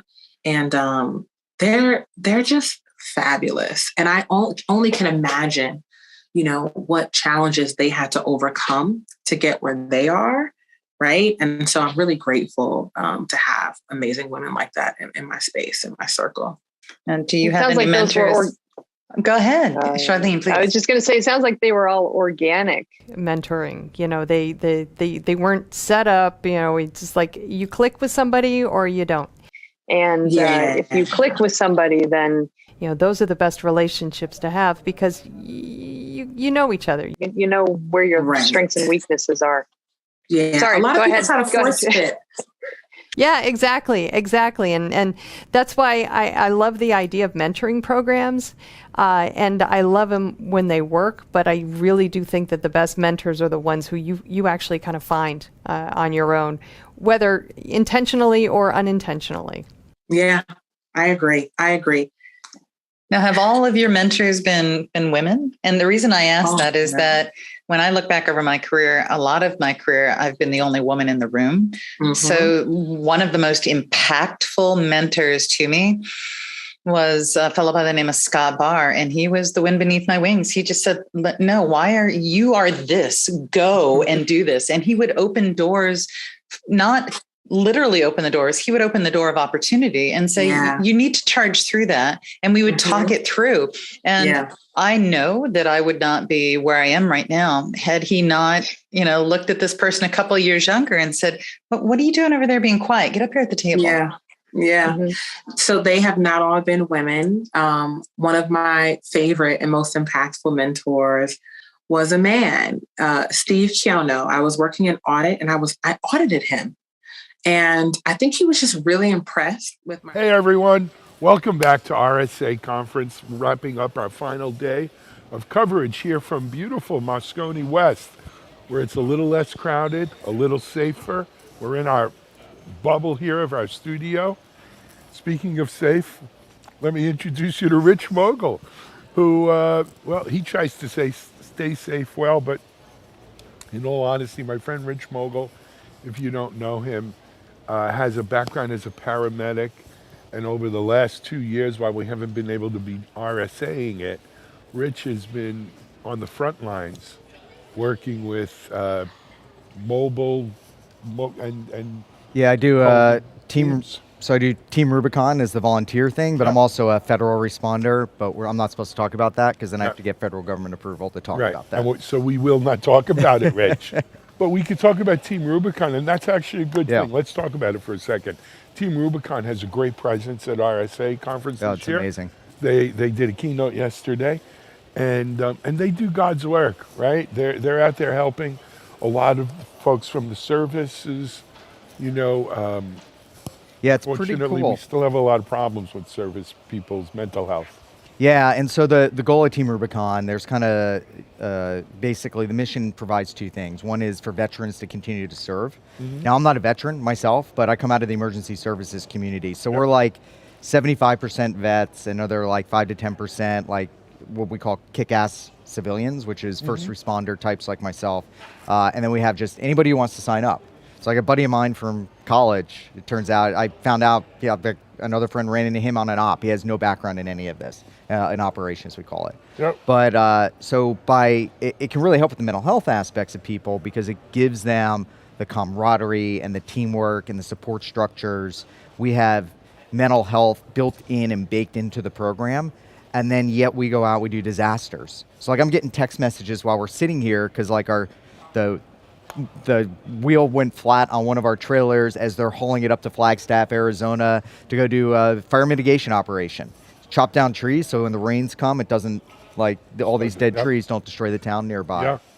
So it's been great. And for COVID, I went out the door 3 or 4 times with them. A couple weeks in the Navajo Nation as a paramedic.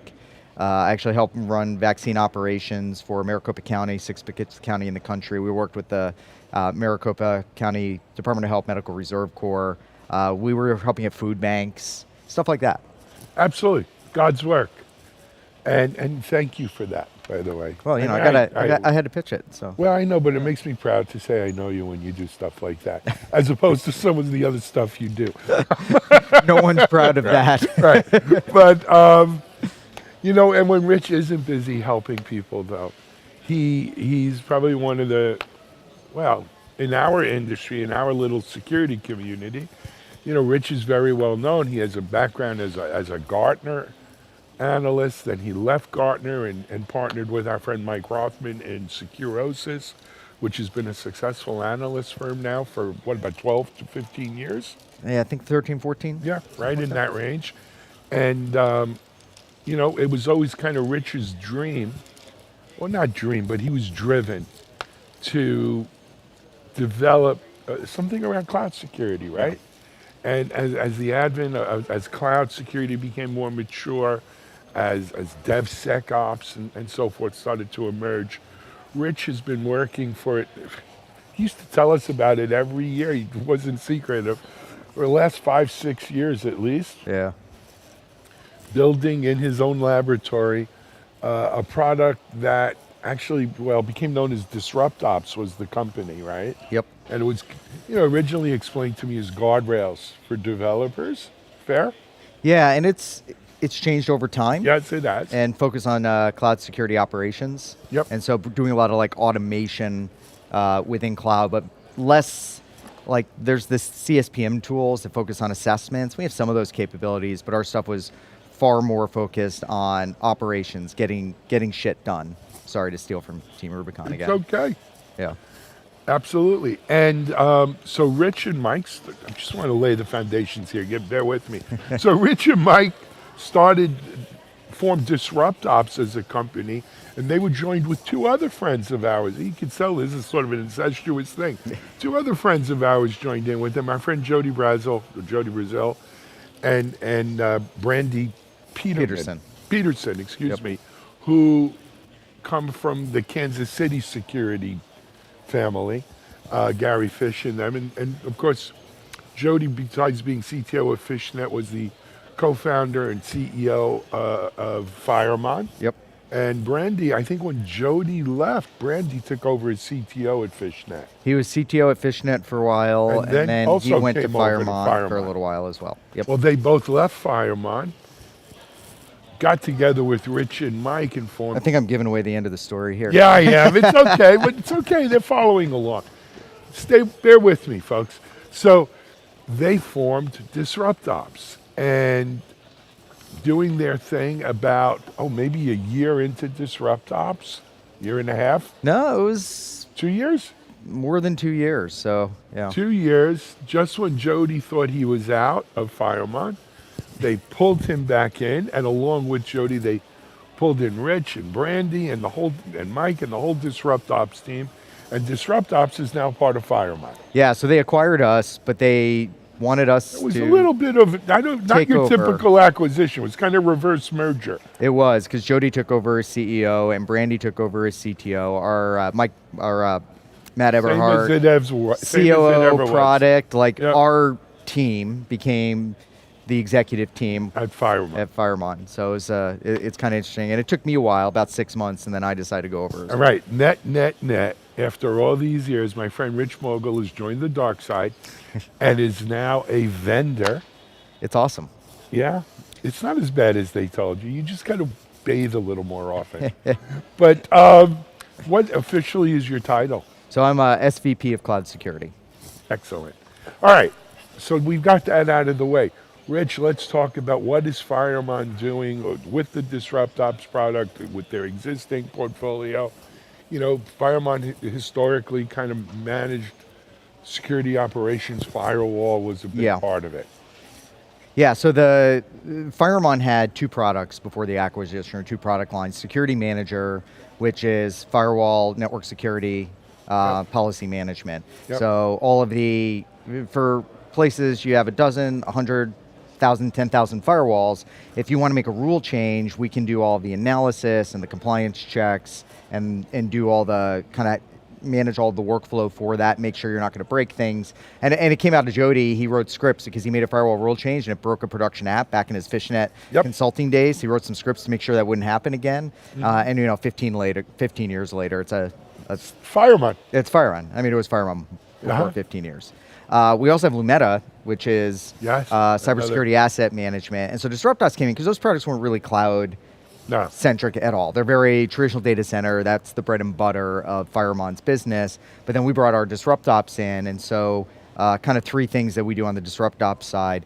We have a really cool thing. We're just starting to soft launch. I shouldn't even talk about it because we might change the name. It's called Cloud Access Manager for just-in-time IAM privileges and restrict things, your sessions to IP addresses, all real-time natively integrated with cloud. We do cloud detection and response, and we do a little bit of cloud SOAR, and that's an area we're enhancing. But the cool thing now is we're looking at ways of leveraging all three of these things in terms of product strategy. So how can we enhance the cloud capabilities of the data center products, and leverage that for the cloud side, but also everybody's hybrid. So are there aspects of the Disrupt Ops so we can actually bring into those as well? And so we've kind of gotten we've been in there since September, October.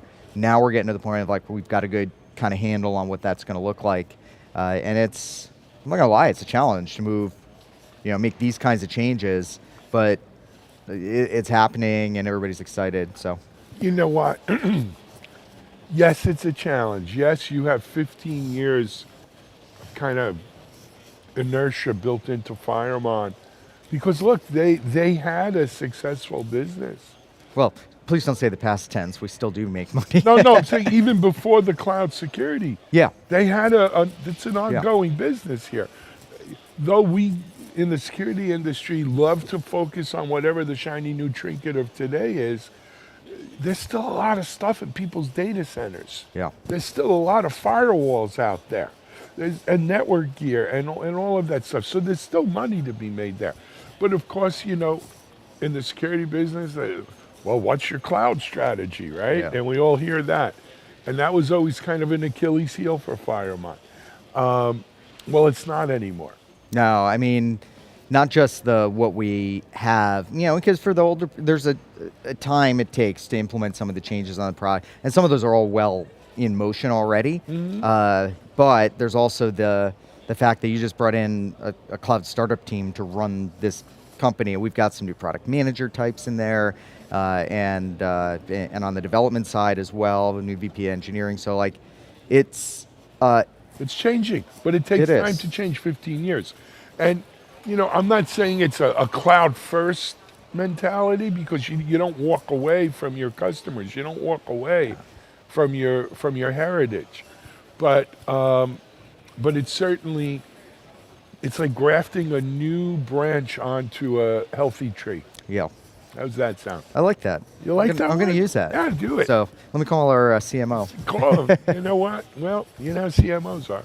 Anyway, so Rich, we're here at RSA. It's not as big as years past, but it's still pretty damn big. It is way more people than I expected this year. Yes, me too. By a lot. Fair. Yeah. What's been kind of the feedback for you guys? Because you're actually doing booth duty now for the first time.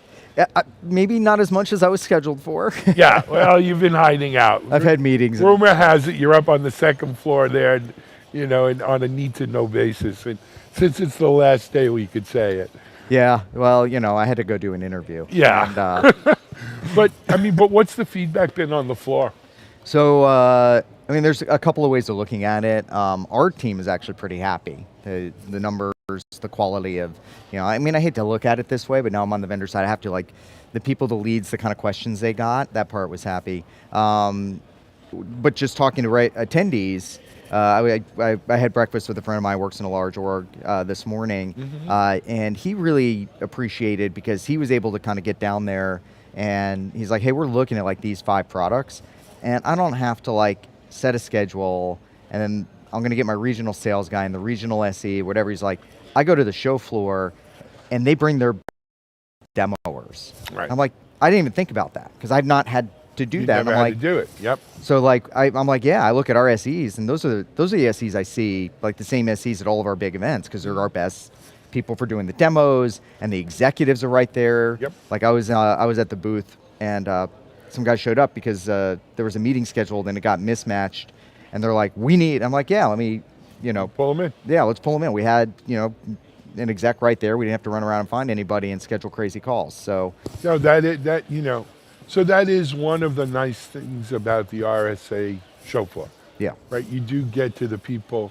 I know even our team enjoys going down there, because they get to right to the right people. Well, it was funny. There was a company, we were trying to figure out if they were competitive with us or not, and one of the areas where we do some stuff on the cloud. And Jody sent me a text message about them.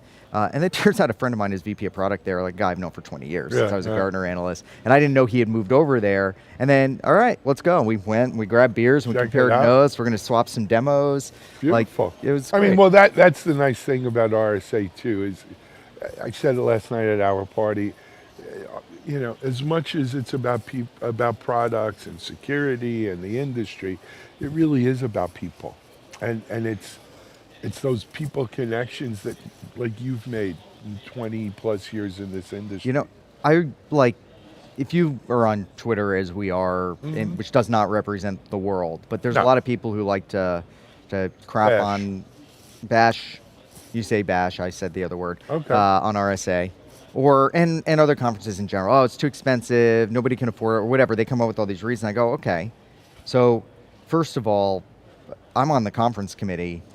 there's 3 layers of checks to make sure there's not vendor promotion in presentations. 3 layers, like it gets filtered, comes to us, we filter it, and then every presentation's reviewed. So it's not like vendory. There are, some of the keynotes are vendory. They're sponsored keynotes.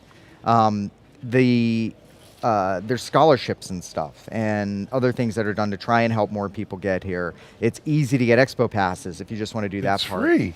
And so I think this is, they're trying to do the right thing. Look, I've been coming to RSA for 20 years, right? 21 years. I have been a fan of RSA and defended this in the past, and we've been through the boot babes and all the stuff. They were one of the first to get rid of them. Yeah, they were. I remember writing, back when blogging was blogging. Yeah. I used to write about it. But here's the bottom line. There's always going to be the kids who are too cool for school. Yeah. There's always going to be that fringe who said, you sold out to the man and power to the people and all that stuff. And I don't begrudge those people. Let them go, in years past they would go to security B-sides because that was, a lot of them kind of, Well, they still do. There was B-sides. Yeah, but, meet the new boss, same as the old boss. B-sides isn't what B-sides were when Jack started doing these in Vegas and San Francisco. B-sides, is it really that much different than RSA? I mean, it's not a big thing, but it also the relationship between B-sides and RSA is symbiotic. Yeah. And I think everyone's recognized that. I think the whole, look, the people are going to be people, the haters are going to hate. It doesn't stop 20,000 plus people in the middle of, a COVID resurgence here a little bit from coming to this show, and I think that speaks volumes. No, and one of the things, we like to talk, products and tech and industry, but I personally had a very hard time coming out. So Not just because of COVID fears. I've worked front lines, but I'm with COVID patients. I know what my risks are. Mm-hmm. But I've been so at home and everything else and not traveling, and this, we're getting into the personal, this is not normal. Understood. But it took a lot, and not just for this. We had Phoenix Comic-Con last weekend, Fan Fusion's the official name of it. And getting out for that with the kids and stuff when I've just been used to not being around people.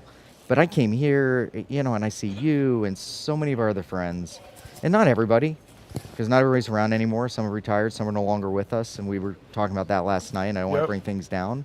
But that, seeing those reactions, because look, some people, it's a job, they go to the office, they go home, they're done. Yep. With what we do in this particular industry, It's very much we have a community. lifestyle. Yeah, it's a community. And, I've known you for 20 years. 20 years. Close to 20 years. And we don't live in the same states, and I consider you a very good friend. We've hung out and gone to amusement parks together, and we've done overlapped all around this industry, though, and because that's Exactly. the common thing where you make friendships. But I'll tell you something else, and I've told this to other people. Well, nothing to do with security, but in regard to COVID and choices we make. As you get older, when you're young, that road goes on forever, right? That horizon is way, way out there. As you get older, that horizon becomes a little closer. But my feeling is life isn't a soccer game. And at the end of regulation time, God's not going to give you bonus time because you missed out because you were afraid of COVID. And so I'm not saying to be reckless. I'm not a reckless person. But you've got to weigh the pros and cons of you can't live your life in your house on Zoom. Yeah, and you can live part of your life in don't your be house on reckless. Zoom.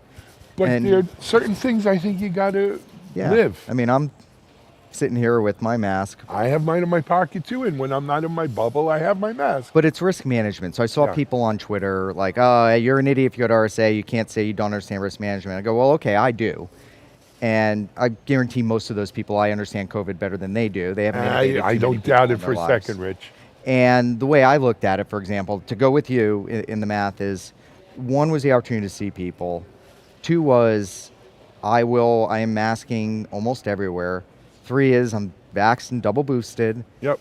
If I do get it, my risks are low for long-term consequences. but I'm also timing it. I have a test in my bag. We're done with this interview. I go to my hotel room and test. I'm doing a PCR tomorrow. I'm testing every day for 5 days at home.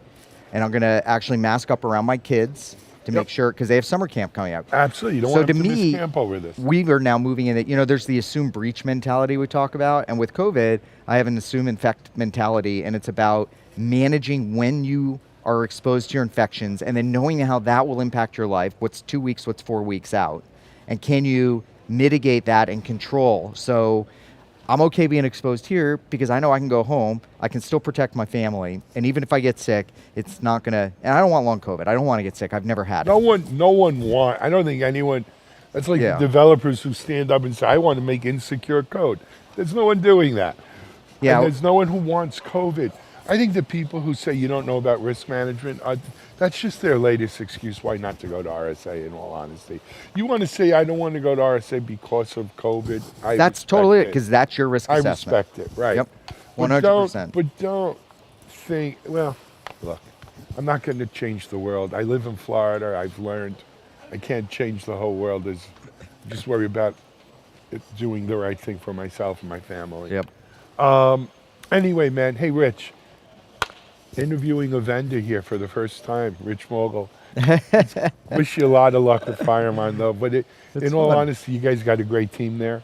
Oh yeah, I work with great people, and like some people say that, but I've worked with them for 5 years. In the and I know these people a long time. They are great people, and it's a good product, and it's in the right spot.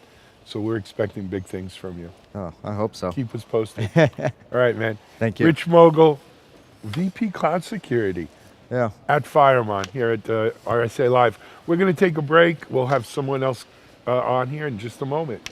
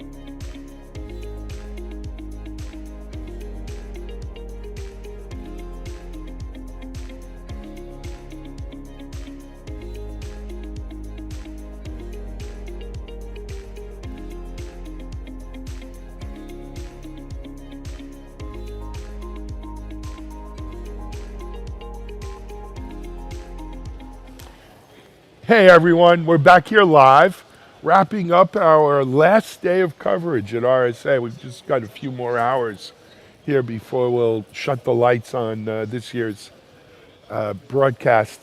I'm really happy to be joined by Rajesh Kazanchi. Did I get that close? Absolutely. Thanks, Rajesh. Rajesh is with Color Tokens. They are a company who plays in the zero trust space, and if there's one term that has become the buzzword for RSA 2022, it's zero trust. It's zero trust. Yeah. You can't walk out there without seeing zero trust. But interestingly, I've spoken to a lot of people who are not security folks who are here for their first RSA. And they're like, well, what exactly is zero trust? How can all of these companies be doing zero trust? There can't be 500 companies doing it. That's right. Well, zero trust means different things to different people. But Rajesh, before we jump into that, wanted to give you a chance to explain to our audience maybe a little bit about you and a little bit about Color Tokens. Thank you. Thanks for inviting me here, My Alan. pleasure. I'm Rajesh Kazanchi. I'm the CEO and co-founder of Color Tokens, and we've been in the business for about 6+ years. Yep. Started actually around 7 years now, 2015, and the fundamental construct was that if you look at today's world, cloud is becoming your data center. Yes. And if you have networks, essentially, internet is your networks. Yes. Gone are the days like MPLS lines and T1 lines. And thank Those are God. gone. Good riddance. Yes, But go ahead. absolutely. And applications have transformed from a monolithic, from physical virtual, from that stage to the containerized and the cloud services. So there's a huge transformational change, and people are accessing these applications across the globe. And we felt like compute, network, and storage has made a phenomenal progress, Yes, but they have. security has left behind. Security is lagging. And So that's I would essentially the disagree reason. just a little bit. Sure. We've made phenomenal progress in security. I think overall we're much more secure today, believe it or not, than we were, let's say, 5 or 10 years ago. We just haven't made enough progress because these other things have gone so fast. We haven't kept. It's a nice way of putting it, Alan. Yeah. The way I look at it is that security was never a primary focus. It was compute optimization, it was network, it was basically application developments. Yep. But now security is becoming at the center. And if you look at perimeter, it just doesn't exist. It simply doesn't exist. So that's why a new framework has put in place that actually allows us to think about there's a better way to manage your applications, manage your users, manage your data centers or cloud infrastructure, and that is zero trust. And that's essentially the reason why people are following it. It's a different question altogether. Do they understand it completely? And is there any kind of a run book for it? I don't think so there is one. So everybody talks about from their perspective what zero trust What is. does zero trust And there's a mean to little, me? exactly. So fundamental constructs of zero trust, if I look at it, there are 3 core pillars. One is identity. Identity and access management. Right. And this is not essentially identity of users. People get confused with that. It's identity of system, identity of network, identity of infrastructure, identity of all the elements, devices that come into picture. The second one is segmentation, which is principle in which you will be able to air gap these things. You'll be able to separate one network against another, one application against another, one user against another. And third one is the pillar of access. So you segment these, but then you have users who are accessing these applications. So if you put in these 3 core principles, I think you're on a path towards zero trust.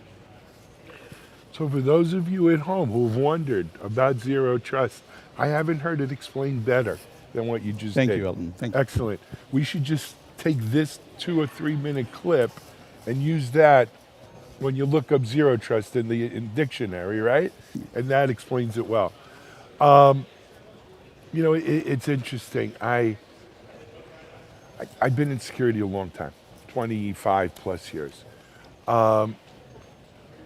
And I've also always said that no one ever said security is not important. No one, well, some people have. They have. But, yeah, You're they right. have. But I always said, everyone said it was important, but their arms never reached their pockets. Exactly. And so it was always under-resourced, underfunded, under-prioritized. And And we pay the price for it, don't we?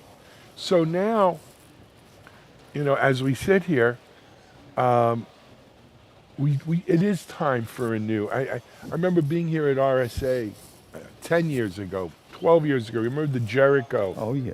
Remember that? We were going to deperimeterize the perimeter, micro perimeters, individual. The perimeters are gone. Completely gone. The fort model is completely gone. You don't have a front door now. No, there's no, the moat and castle, all of that, that's blown away. Completely blown away. So it's time for a new framework, and I never thought of, as that's what Zero Trust is taking the place of. And it is. It is. Good stuff right there. So, Ellen, I just want to add a couple of points here. Sure. When we look at the industry in general, and I have been for 25 years building products. I started as an engineer, then actually grew through the ranks, led some products as well. Before this, I was heading the products for VMware. We've gone through this journey. It's not like the difference here is when you look at security, there are elements which are important. The security on the build side, security on the runtime side. So you have a code security, you have application security, you have network security, you have vulnerabilities coming into picture. Then you say, okay, you have basically separations coming into picture. So there's a lot in security. Encryption becomes important part, intrusion prevention, intrusion detection, and everything seems to be important. Then the biggest challenge for CIOs and CISOs is, what do I pick? Well, you know what they say, if everything's important, nothing's important. Yes. Right? So it's important now to understand that there has to be a path in which certain frameworks are picked up. That's why you see Mr. President Joe Biden mandating Zero Trust, right? And this is now getting it all the way. That's why we actually are getting a lot of recognition, even on the federal side. We are called by the federal agencies. We closed actually an opportunity there because Zero Trust is becoming very important. It's no more educational stuff. Now the problem comes, how do I go about implementing Zero Trust? There is no prescriptive rule. If you look at network firewalls, if you look at vulnerability management solutions, if you look at threat hunting, there are prescriptive ways of doing it. Now one vendor might actually claim, I do it better than somebody else.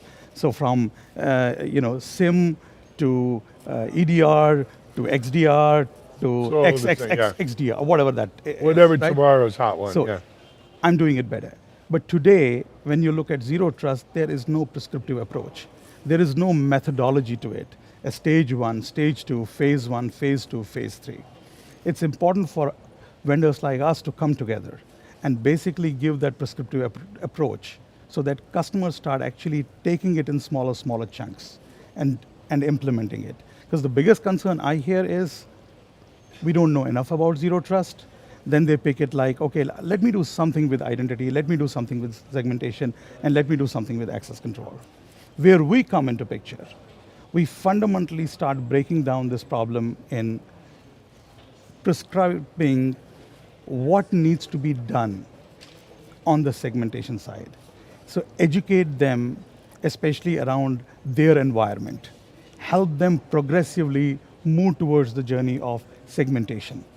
If you provide a segmentation like a flip, 0 or 1, you run into the risk of being disruptive. And if your business gets disruptive, it doesn't matter what framework and how good that framework is, you're going to be kicked out. Say, it's not going to go well with the business leaders. So we provide a non-disruptive Zero Trust segmentation across any type of an application.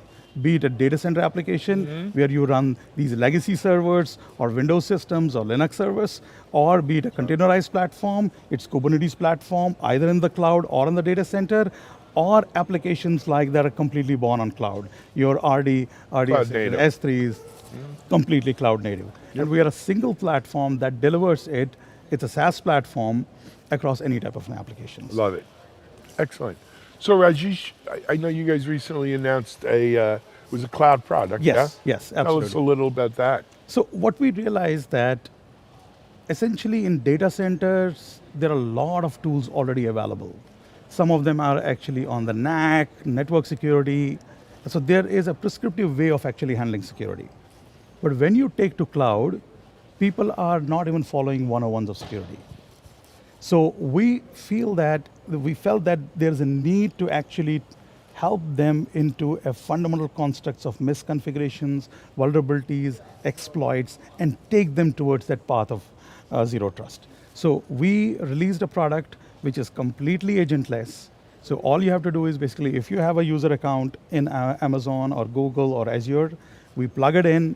In 15 minutes, you'll be able to see all your vulnerabilities, all your misconfigurations, and that is the start of the journey. Because first you need to handle, why is it connected to certain particular ports? Why is it connected to internet? What kind of an exploits you're having? What kind of vulnerabilities do you have?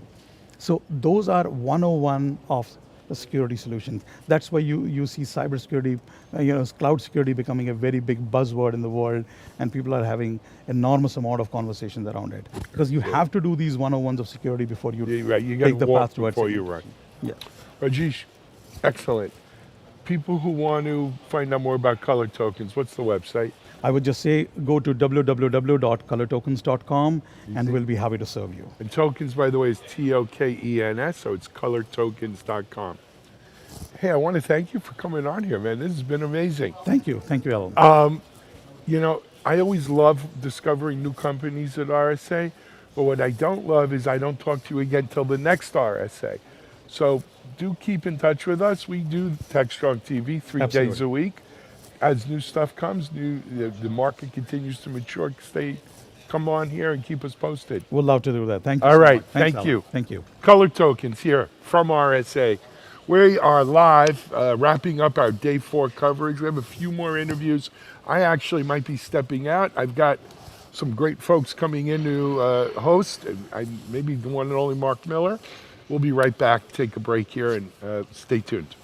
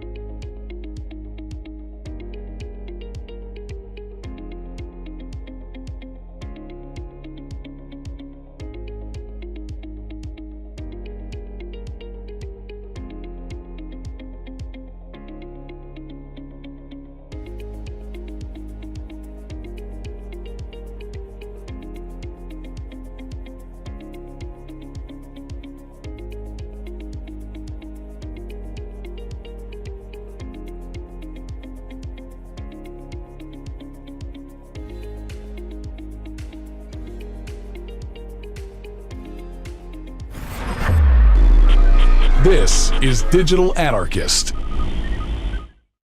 Hey, everybody. Welcome back to Techstrong TV. I'm Charlene O'Hanlon, and I am here now with Han Sahin, who is the CEO and founder of a company called Threat Fabric. Han, thank you so much for joining me today. Do appreciate it. Thank you very much for having me. Great. I want to talk to you a little bit about this idea of proactive fraud detection, especially in the financial services industry, where obviously cybersecurity is of paramount. Well, I guess it is in any industry, but financial services, there's a lot at stake there. But first, I wonder if you can tell me a little bit about Threat Fabric. Threat Fabric is performing online fraud detection actually for the financial industry. So our standing point has always been threat intelligence. So to fully understand what the threat landscape is, how fraud can operate inside the customer's journey. And there are many accelerators these days that actually cause what we call the fraud epidemic. Imagine peer-to-peer networks like Zelle. It's not that Zelle is making any mistakes. Mm-hmm. It's mainly the fact that there are people that are socially engineered in a certain way. They receive phone calls, acting like an actual bank employee. There are so many accelerators that lead to fraud that it's very difficult not to play the cat and mouse game when you're operating on the financial side of preventing fraud. And our standing point is that we fully want to understand how fraud works and then have the actual tools and the software for banks to detect these fraud factors in a proactive way. But understanding threats, that's really our standing point. Okay. All right. Great. And that's such an important part, because if you don't understand the threats, then how are you going to mitigate them? So, and especially, are you guys in the business also of kind of educating consumers and users as well? Or is it more just the technology of rooting out those threats? It's mainly the last part, but while working with banks, we usually give the fraud operators advice of what to ask. Like in case, for example, all these voice phishing, that's like a social engineering threat that's happening. For example, with fintech banks like Zelle and others mm-hmm. That victims are being social engineered. And for a fraud operator working on the bank side, it's very important to know what to ask the victim. Like what actually happened? Did you give your codes to the actual fraudsters? So asking the right questions is part of the education, part of the threat intelligence we gather. Like how did the fraud actually execute on the victim's device is part of resolving the problem. And that's indeed part of it. But the main part is how can fraud happen over time? Like you can have technology that is able to detect fraud, like fraud factors of yesterday. But can you also make technology that can detect the threats of tomorrow, and how is fraud evolving over time? And we believe in 2022, regardless of all these accelerators like fast payments, even data breaches. So everybody knows everything about you at this moment. Even I'm quite a security aware person, but I'm 100% sure that people know my balance, that people know my account numbers. That's a consideration you have to take. You have all kinds of digitalization trends, shifting to mobile, doing more on mobile. All these fintech companies competing with bigger banks on onboarding time, on know your customer success stories. There's so much happening that you really have to be aware of what you do in what part of the customer journey. And we believe that there is enough tools, enough threat intelligence out there to actually be proactive. And our main approach is that in every part of the customer's journey, we want to have some fraud visibility, so anti-fraud visibility. So have digital sensors present, know how people actually behave in a human form. So let's say you use your keyboard and you type a beneficiary account name. The way you type is called typing rhythm. That's part of your digital way of using your keyboard. And when you're voice phished, for example, in the Zelle case where victims were being called by so-called employees of the bank, the fraudsters, they were typing themselves, but they were hesitating. So when they were typing, their typing rhythm showed a lot of hesitation. And this is actually something you can see. But it doesn't stop there, unfortunately. You also have fraud by malware, and fraud by malware executes fully in the victim's behavior itself. So my point of view is you need multiple technologies inside the customer journey to be proactive against ever-changing fraud. So when fraud adapts, when voice phishing is combined with actual malware threats, you need to be aware of it and also need to be ready for it. And so, yeah, you can actually be in control of it as long as you have the right controls inside the customer journey. Yeah, that makes a lot of sense, and it sounds like that you guys are looking at it from every interaction, every not just after the fraud has happened, but to your point, the proactive elements, and some of the I guess would be kind of the clues, if you will, to understand whether fraud is happening or whether it's it actually is the actual customer or the actual bank. So, what do you think that financial services can do now to make sure that that they've got the fraud mitigation happening at all points of the customer journey? Because right now, I almost feel like there's a lot of emphasis on kind of cleaning up after fraud has already occurred, but there's not a lot of that proactive happening right now. So is that something that you're seeing?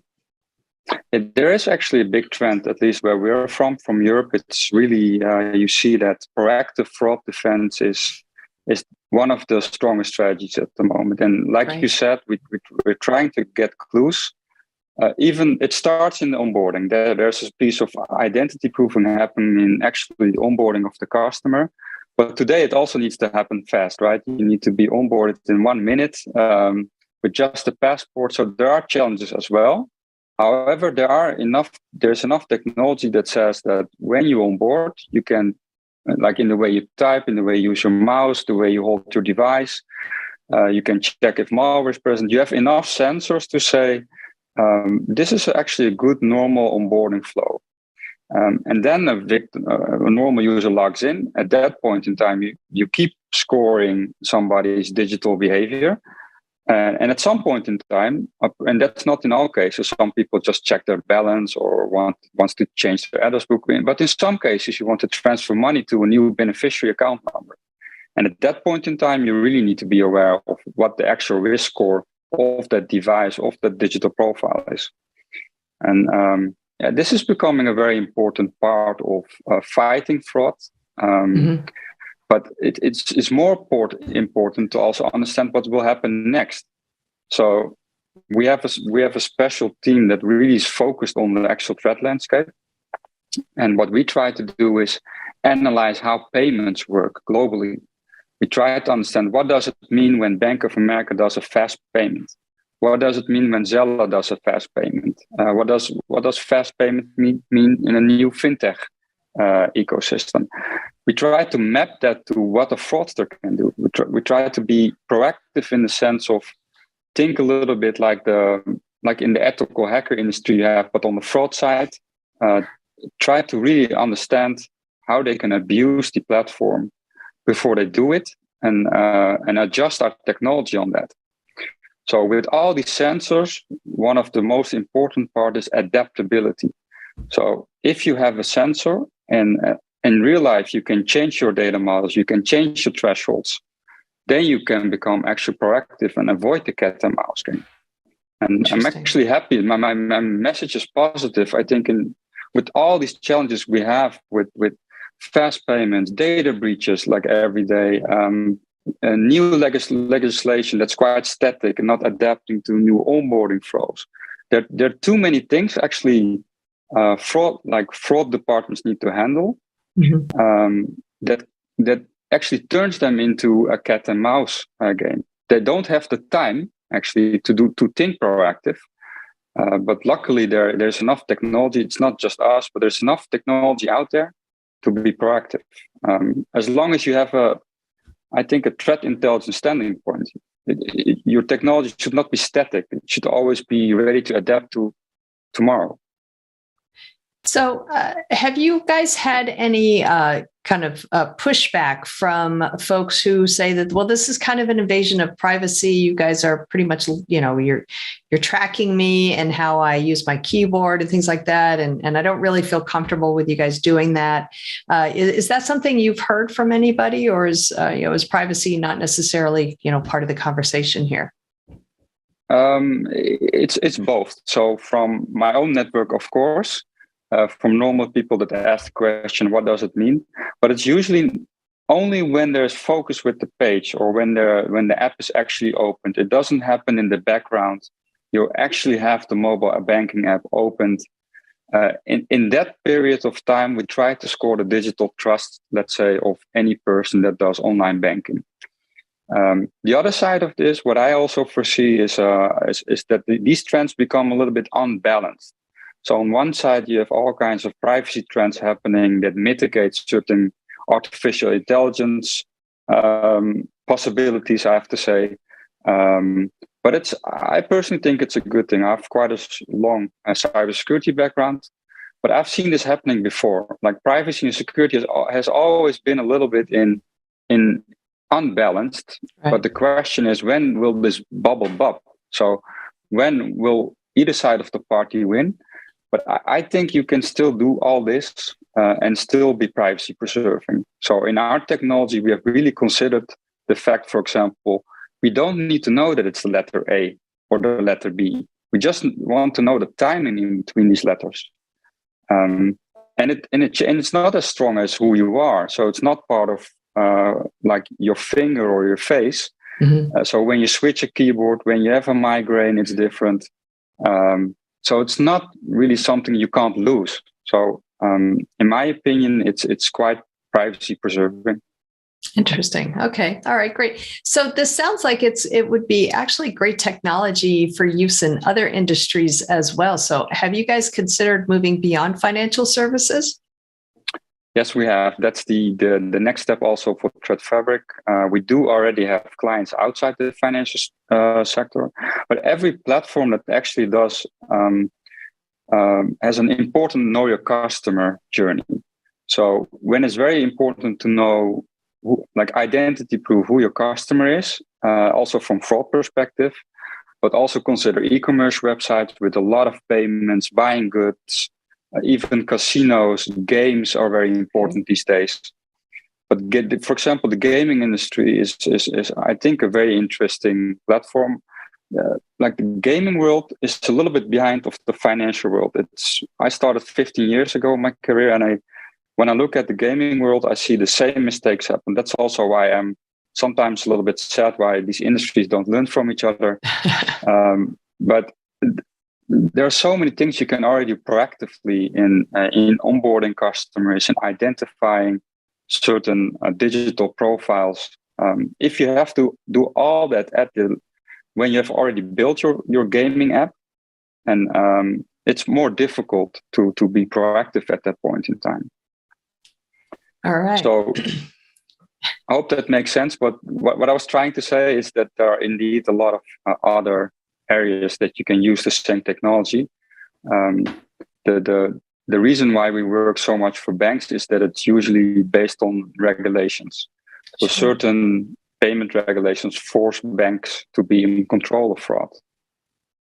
But it's really great technology, and I think it's certainly the next wave. And I actually think that it's a current wave. It's not really the next wave. It is, the way organizations, I think, should be approaching their cybersecurity, because to your point, it does basically individualize a person's journey without really compromising their privacy.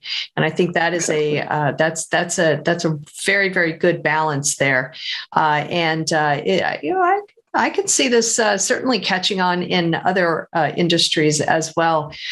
So I think it's really, really fascinating. So I do appreciate your taking the time and kind of walking me through this.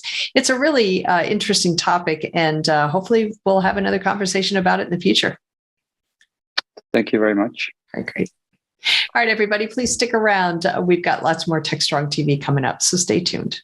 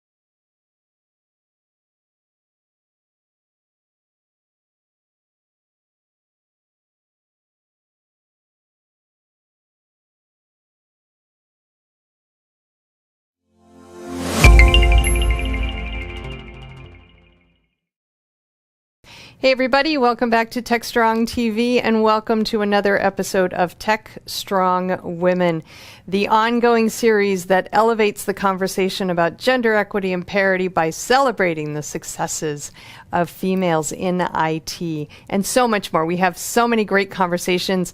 I'm Charlene O'Hanlon, as you probably know, but my co-host is Tracy Bannon with MITRE. Tracy, thank you so much for joining me, as always. I always get so excited. Thank you very much for allowing me to be a co-host with you. Oh, listen, we're equals. We are equals. We're not, superior or inferior. And with us today, we have Nicole Dove, who is an amazing female in IT, cybersecurity, and just a rock star in the industry.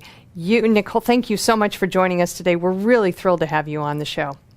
Thanks for having me. I love anything, effort, or people who celebrate women in tech. So this is like the party to be at. Thank you for having me. Excellent. All right. Well, hopefully we'll do right by you today. But do want to thank you again for being here. We've got a lot to unpack in today's show. But really, what I want to do is start out by telling us a little bit about what you're doing today, and maybe how you got to be where you are. Yeah. So I've got like 50 jobs, and it's easy because I love them all. So by day, I'm head of security at Riot Games, which is super exciting. It's a new role for me. So I'm really, really happy to be there. Fantastic team, fantastic products and services. I'm also a visiting lecturer at a local university, Clark Atlanta University. And I also extend my teaching into being a LinkedIn Learning instructor, where I create cybersecurity courses. And then I sit on a couple boards for two tech startups. One is called Wraith Audio, and the other is called Cybersync. So a lot of tech, a lot of learning, a lot of teaching, a lot of people in my world. But I love all of it, and I wouldn't change it for anything. So how did you find your way, though, to this most recent, right? The head of security. You're one of the few females that I've met so far who are truly head of security. I've got lots of women who are on the rise, and in the security area in particular, it is booming, and that's awesome. It's completely amazing. How did you find your way into that role? I slipped and fell into tech. And this role was something that I don't know that I expected, but I think that I found myself looking for an opportunity to have impact, right? So my career started, I went to school for accounting and finance. I started my career on Wall Street. It was all I wanted to do. And when I got there, I quickly realized this may not be it, right? So I've got, I don't know if it translates, but I've got purple hair. Oh, it does. I see it. Yeah, right? So, back in the day, 20 years ago, it wasn't as accepted as it is now. Mm-hmm. Or, a young woman of color who looks different, presents, different than the typical Wall Streeter, maybe to be accepted or to rise through the ranks. But I learned a lot. I learned so much. Got into consulting. I loved solving people's problems, right? I loved working on different engagements with different teams and different clients. And I really, really loved the travel. But again, much of the Big Four consulting culture did mimic Wall Street. Mm-hmm. So I said, I've got to figure out how to actually make a change, because I began to see how culture impacts business, all the way to a video game company. I worked at Take-Two that owns Rockstar, had a blast, stayed there about 5 years, did some video game voiceover work, got my first promotion. I was like, I found my people. And then I wanted to do something a little different. So I got into audit at a payroll company. And that's where I started to just explore all types of things. I was on a team. We built, staffed, and managed international work centers in Philippines, Romania, India, Brazil. I got to live in Romania for a little while. That was fascinating. But then I started to see how every single thing I did, whether it be Wall Street and Treasury and video games or payroll or even international operations, tech was the common thread, right? We essentially took 20% of the company's headcount and staffed it overseas, and they were able to be seamless and flawless because of technology. I'm like, there's something with this thing. So I really just took my expertise from risk and my willingness to learn tech.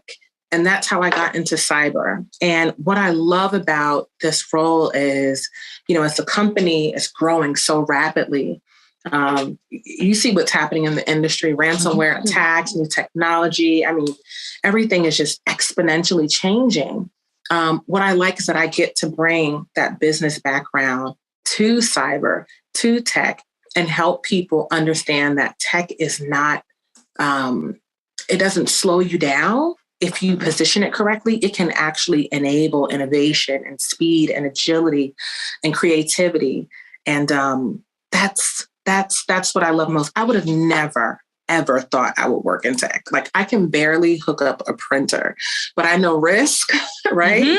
And I know people. And a lot of tech is people and risk and really just getting the best product and service to the customer. And that's essentially what brought me right here today.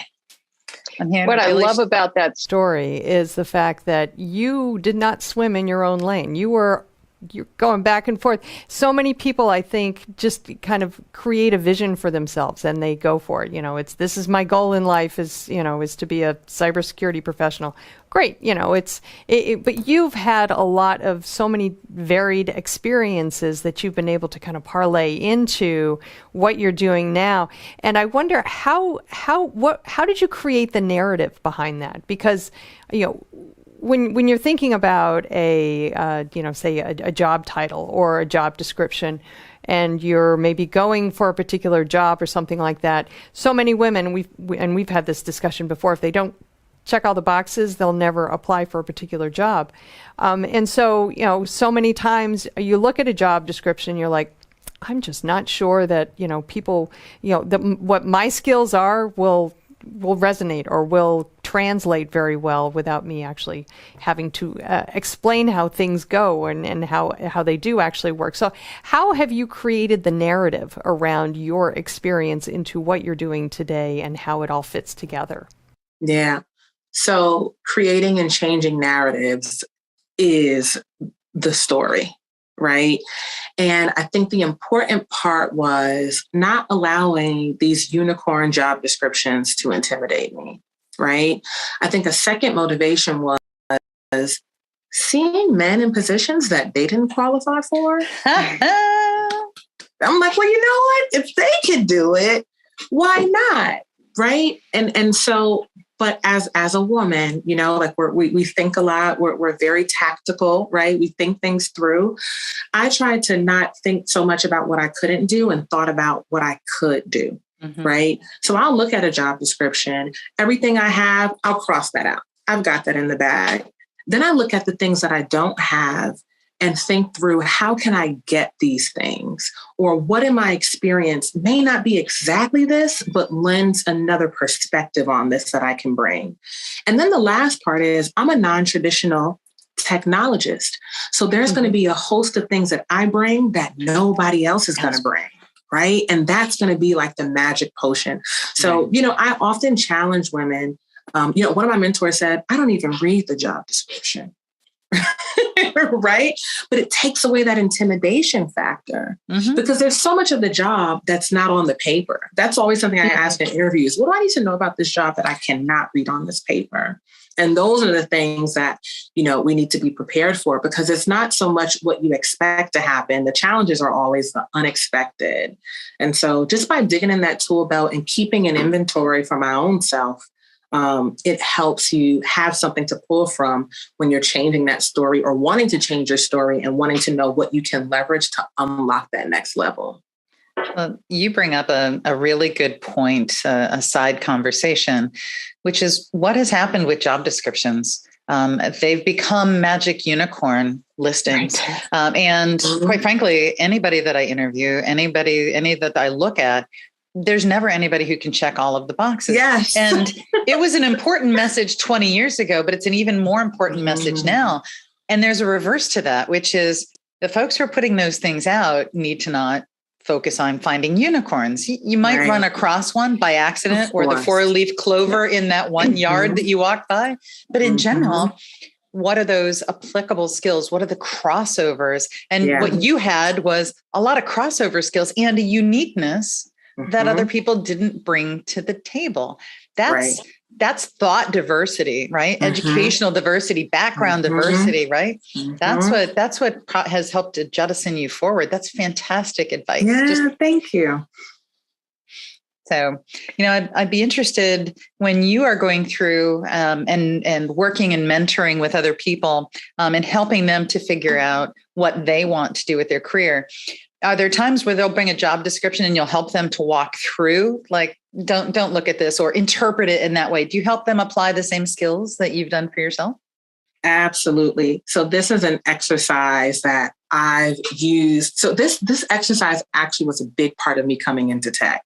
Right. I was very intimidated by the job descriptions and technology. And it was only because of amazing mentors who were just like, no, you can do this. Go in the room and sell what you have. Right. You can do this. And so it's, things are so much bigger when we don't put them down on paper. Right. And so and I realized that a lot of other professionals feel that same intimidation, whether it's within their own field or going into a new field, especially going into a new field, even more going into tech, right? Because it just seems so huge and big and so much relies on it, right? And so because that exercise was so successful for me, it's something I walk people through when they have something that they want to do, when they have a big role they want to apply for. Like, it's a great way to pressure test it, right? Because now you walk in pretty much knowing what they want and what they expect. And now you have the opportunity to align yourself with that and be honest about what you don't have, right? But what your thought process is to how you will get it. Because nobody knows everything, right?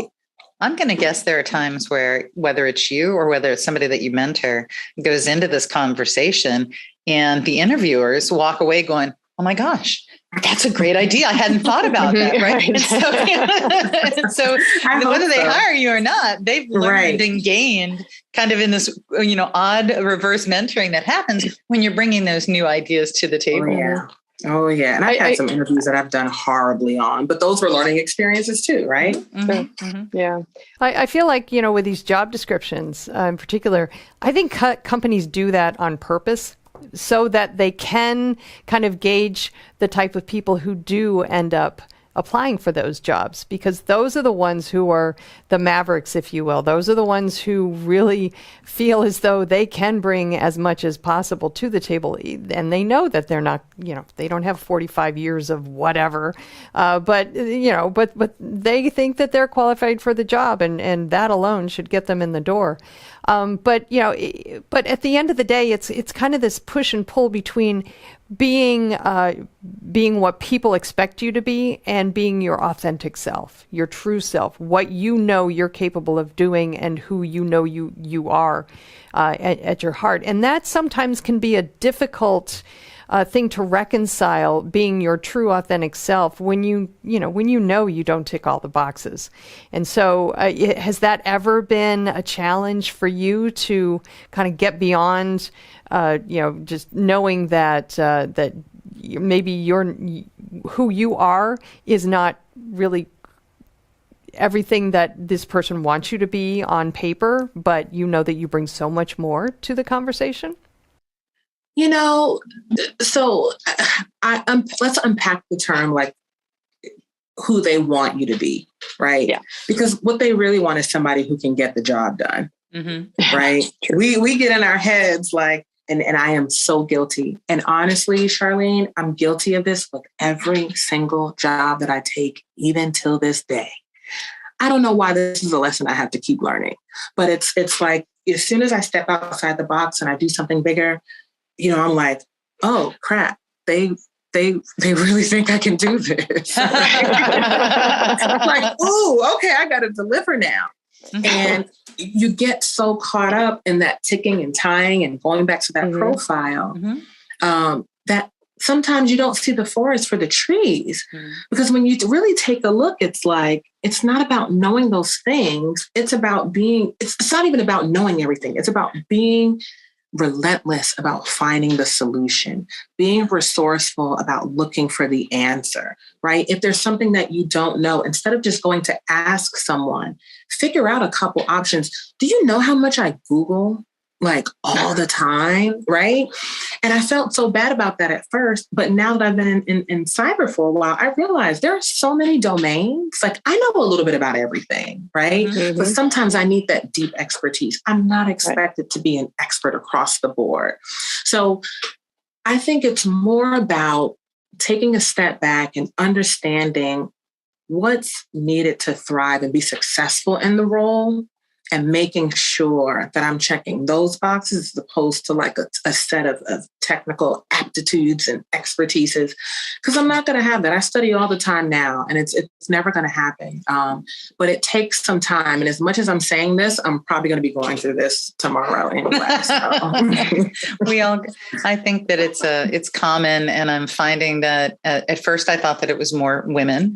Sometimes we call it the imposter syndrome, and I used to think maybe it was more with females, but I'm actually realizing that it's not. It's everywhere. It's everybody. However, to your point earlier, I do see a difference with a woman looking at the list and wanting to be a perfectionist and looking to checkmark everything on that list, where sometimes a man goes, I got 3 out of 5. That's good enough. And I think what you're saying is, don't worry about everything that's there.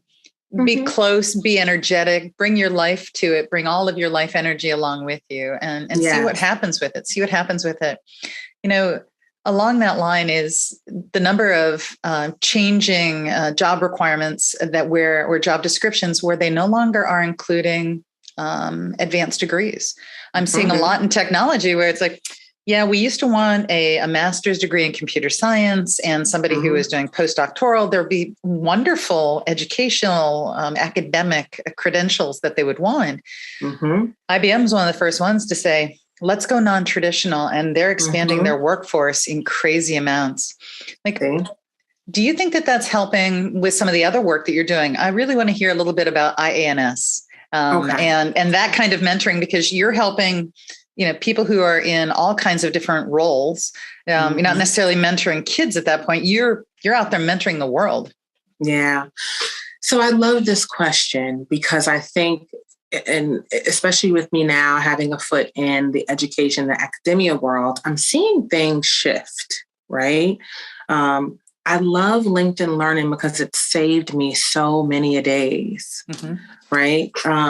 Because there can be a project that I need to work on or lead that I might not have in-depth experience in. And I can go and find a course on LinkedIn Learning, and within an hour, right, I've got a foundational understanding of what's happening from a verified expert or professional. And my certificates from Harvard, my double bachelor's from Clark Atlanta didn't create that. Right. It was that 1 hour that I sat and learned. When I think about like different career experiences that I've had, on the job learning is something that I think hasn't been prioritized as much in the past as maybe it is now. Yeah. Right. And I think that's what's beginning to rise. I think education is going to shift. I think on-demand learning and on-the-job experience is going to become much more acknowledged and respected than it has been traditionally.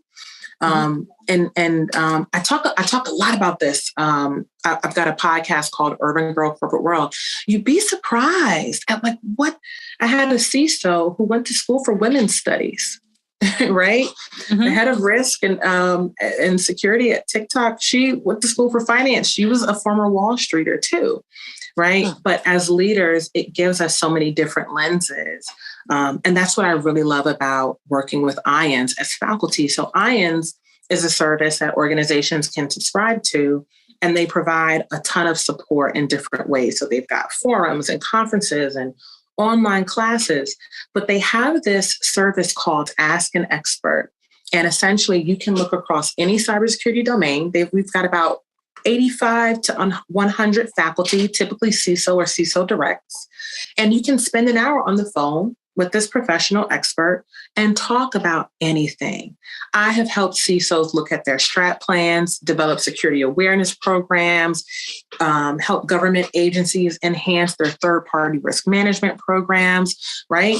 This is different from, again, they could go on LinkedIn Learning and get that foundational aspect, but they want the experience, right? Mm-hmm. And I think to your point, Tracy, that's what mentorship is about. Getting the firsthand perspective from somebody with experience, because theory is great, but execution is so much better. And, what I'm able to share is, hey, I've done that before, or, oh, you're thinking about doing this? Well, I did that and it flopped. And here's why. Here's what you need to be mindful of. And that's what I find really, really special about that offering with IONS. I think you're going to see, to the point you just made.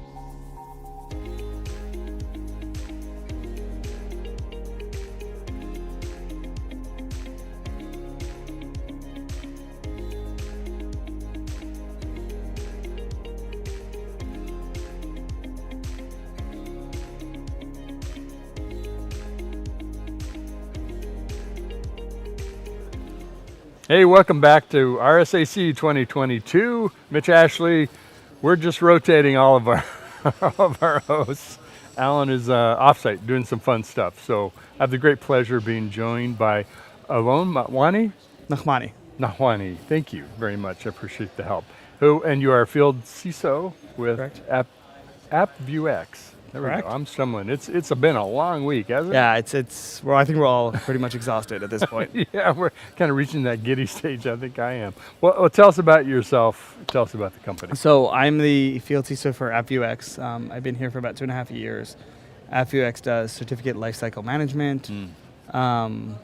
We kind of take your PKI, your infrastructure, and automate it, both from a DevOps, kind of reduce the outages, and then also from a security perspective, we protect your private keys, and just kind of protect your crown jewels, the keys to the castle, to make sure that only those who need access to them when they need the access have access.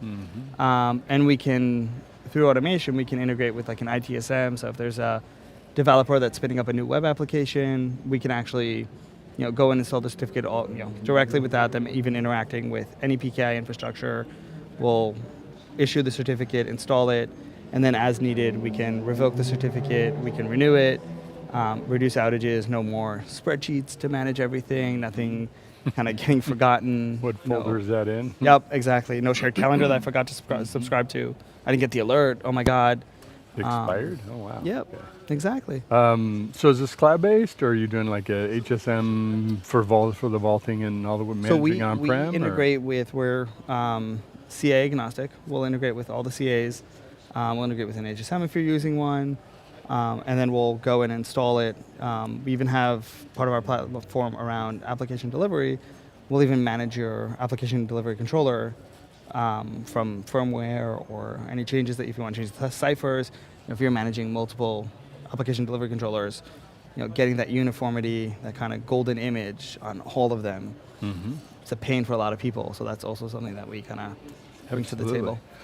Excuse me. So I just finished a talk on API security, and the message was, manual nothing, because it's all happening too fast. You'll never keep up. It's not even that. You also PKI have is kind of the same challenge, right? Yeah. So it's not even just too fast. So there's two parts to why you would want to automate it. The first one is, you want to make sure that you have the consistency and that you don't have somebody fat fingering, forgetting a step.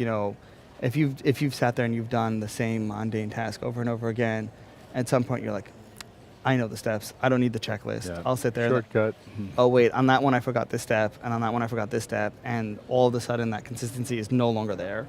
But then on the flip side, and it's kind of my personal soapbox, but do you really want your employees sitting there and doing a mundane task? You didn't hire smart individuals to sit there and just click on the same button in the Ford plant over and over again, screwing the wrench. You tap into their knowledge, tap into their brain. Let's free our people from the mundane, use automation where we can, and tap into people's potential. I'm curious, are you primarily working with CAs, external CAs, or do you also have people who have, God forbid, they've gone off and created their own CA hierarchy and trying to manage it themselves? Bigger organizations can do that, but most people can't afford or find the people to do that. So, all of the above. We're finding that people not only have one external CA and often, like you said, a private CA internally.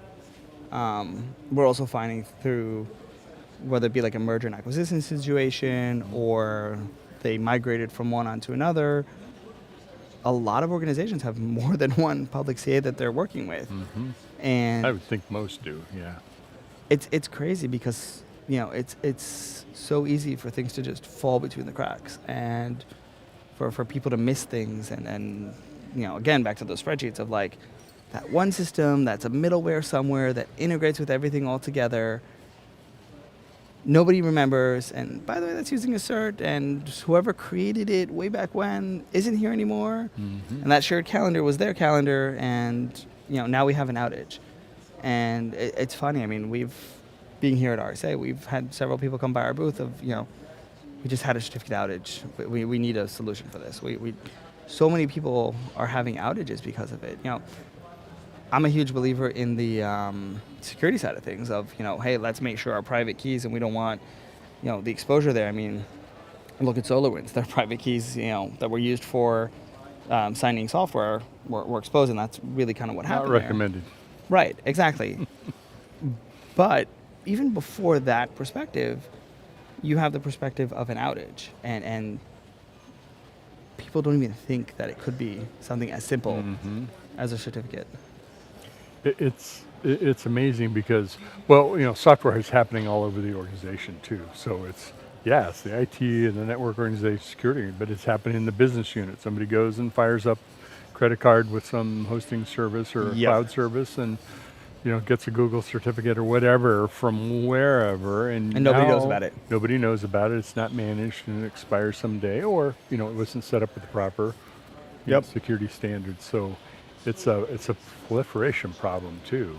For sure, and it's something that we're seeing over and over and over again. I mean, I can't tell you how many organizations.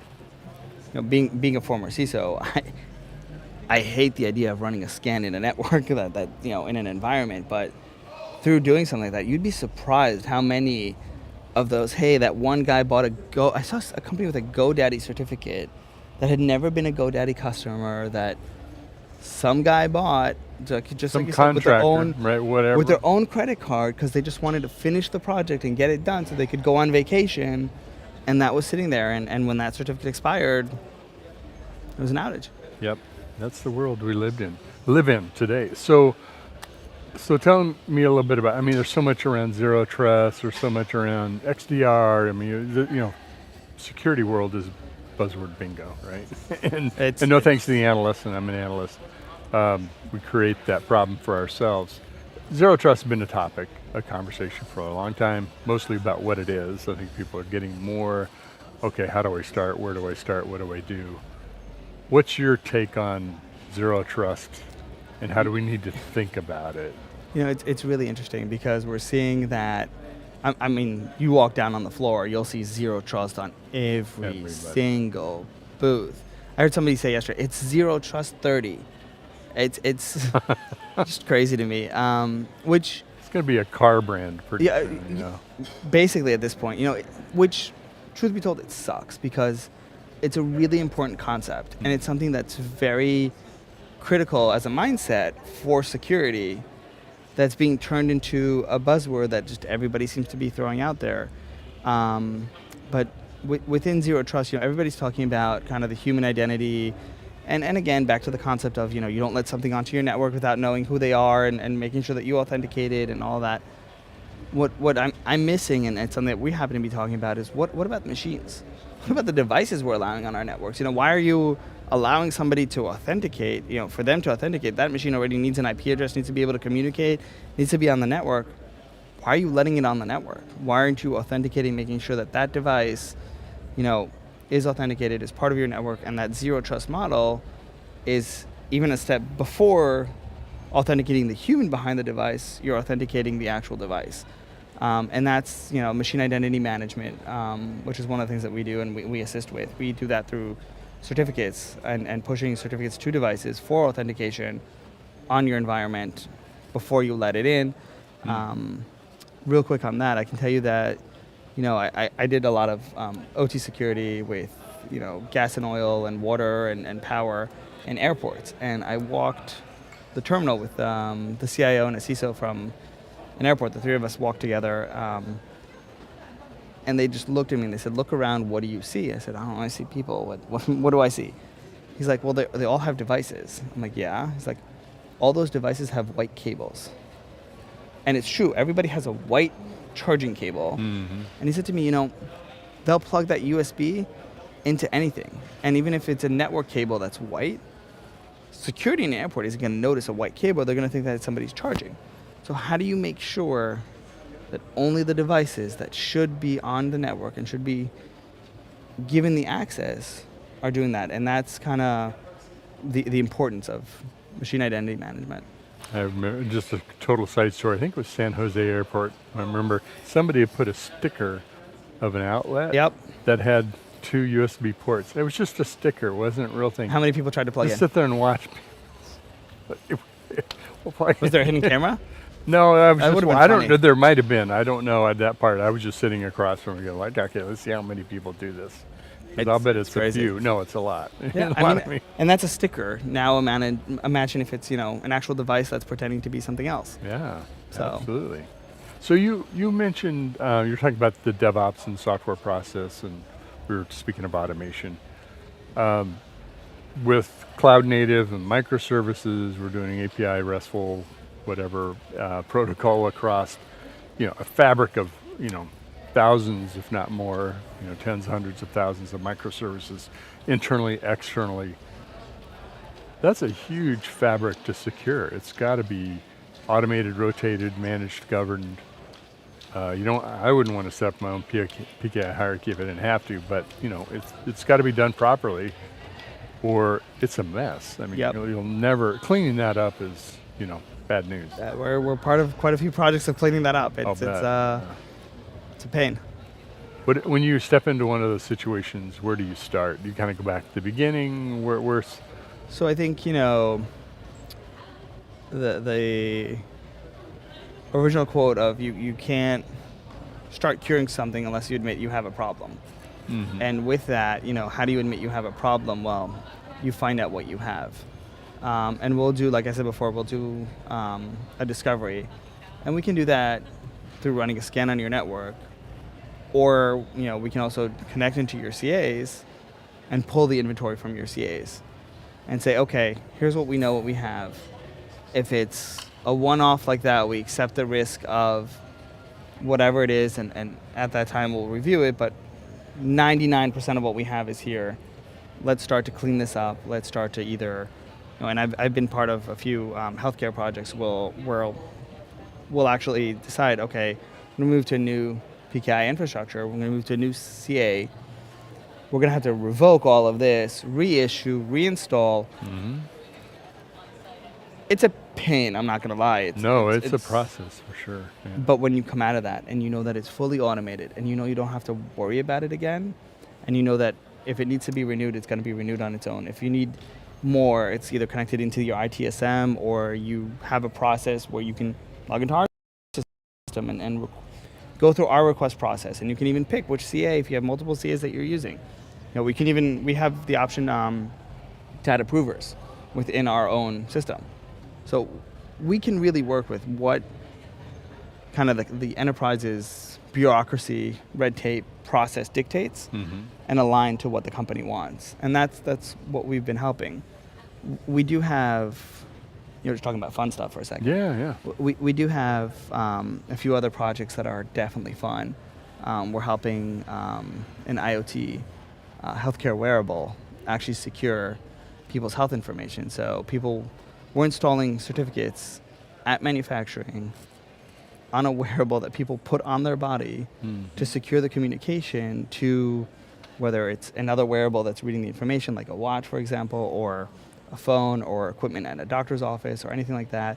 We're encrypting all of that information, not only so that, your, mine, Joe Schmo's security is intact, but world leaders who, if you're the CIA and you want to know what, somebody in Asia's blood pressure is because they're a world leader, we're helping kind of make sure and keep all of our health information secure. So I think that's a really cool project that we've been a part of. And PKI, as much as PKI is not sexy and fun, it's definitely interesting and it's definitely a wild ride. It's sort of like the roads or some element used in roads. We have to have it. I mean, it's fundamental to what we do for sure. Any impressions from RSAC this year? We're obviously all back and in person, and good to be connecting and not sitting behind a screen. But any other thoughts other than or seeing observations? Zero Trust everywhere. Yeah, that's true. It is everywhere. Everywhere. Yeah. It's great to see people in person. It's great to shake hands again. It's great to look people in the eye. People that I've had the opportunity to meet people I've worked with for over 2 years that all of a sudden I thought you were going to be taller, or just giving somebody a hug because you've worked with them for so long, you become friends virtually. You've never really hung out and had the opportunity to go out and have a drink with a friend. It's definitely been an interesting and fun experience. That human connection. Yes. Nothing like in-person human connection. Absolutely. Alon, great to have you come by. Thanks for chatting. Thank you for having me. PKI lifecycle management and tying it into DevOps and some of the fun projects. For sure. You're doing. Hope you'll come back. And where anytime. can folks find out more? Where can they find? Yeah, you can come to our website at www.appvux.com. Great. Any particular resource there, or free trial, free account, or all of it is all there. People can check in. We actually launched our new brand, so it's a brand new website, and hope people like it. Okay, good. Yeah, quick. If you've been there before, go again because it's new. So, all right, take care. Thank you.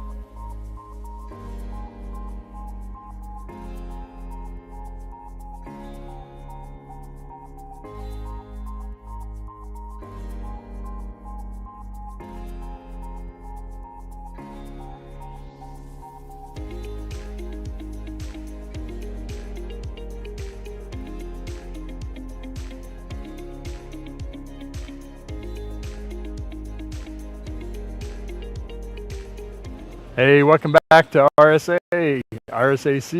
It is, boy, it's been a week, hasn't it? This is a good friend, Tony Enscombe, who is Chief Security Evangelist with ESET. Welcome, man.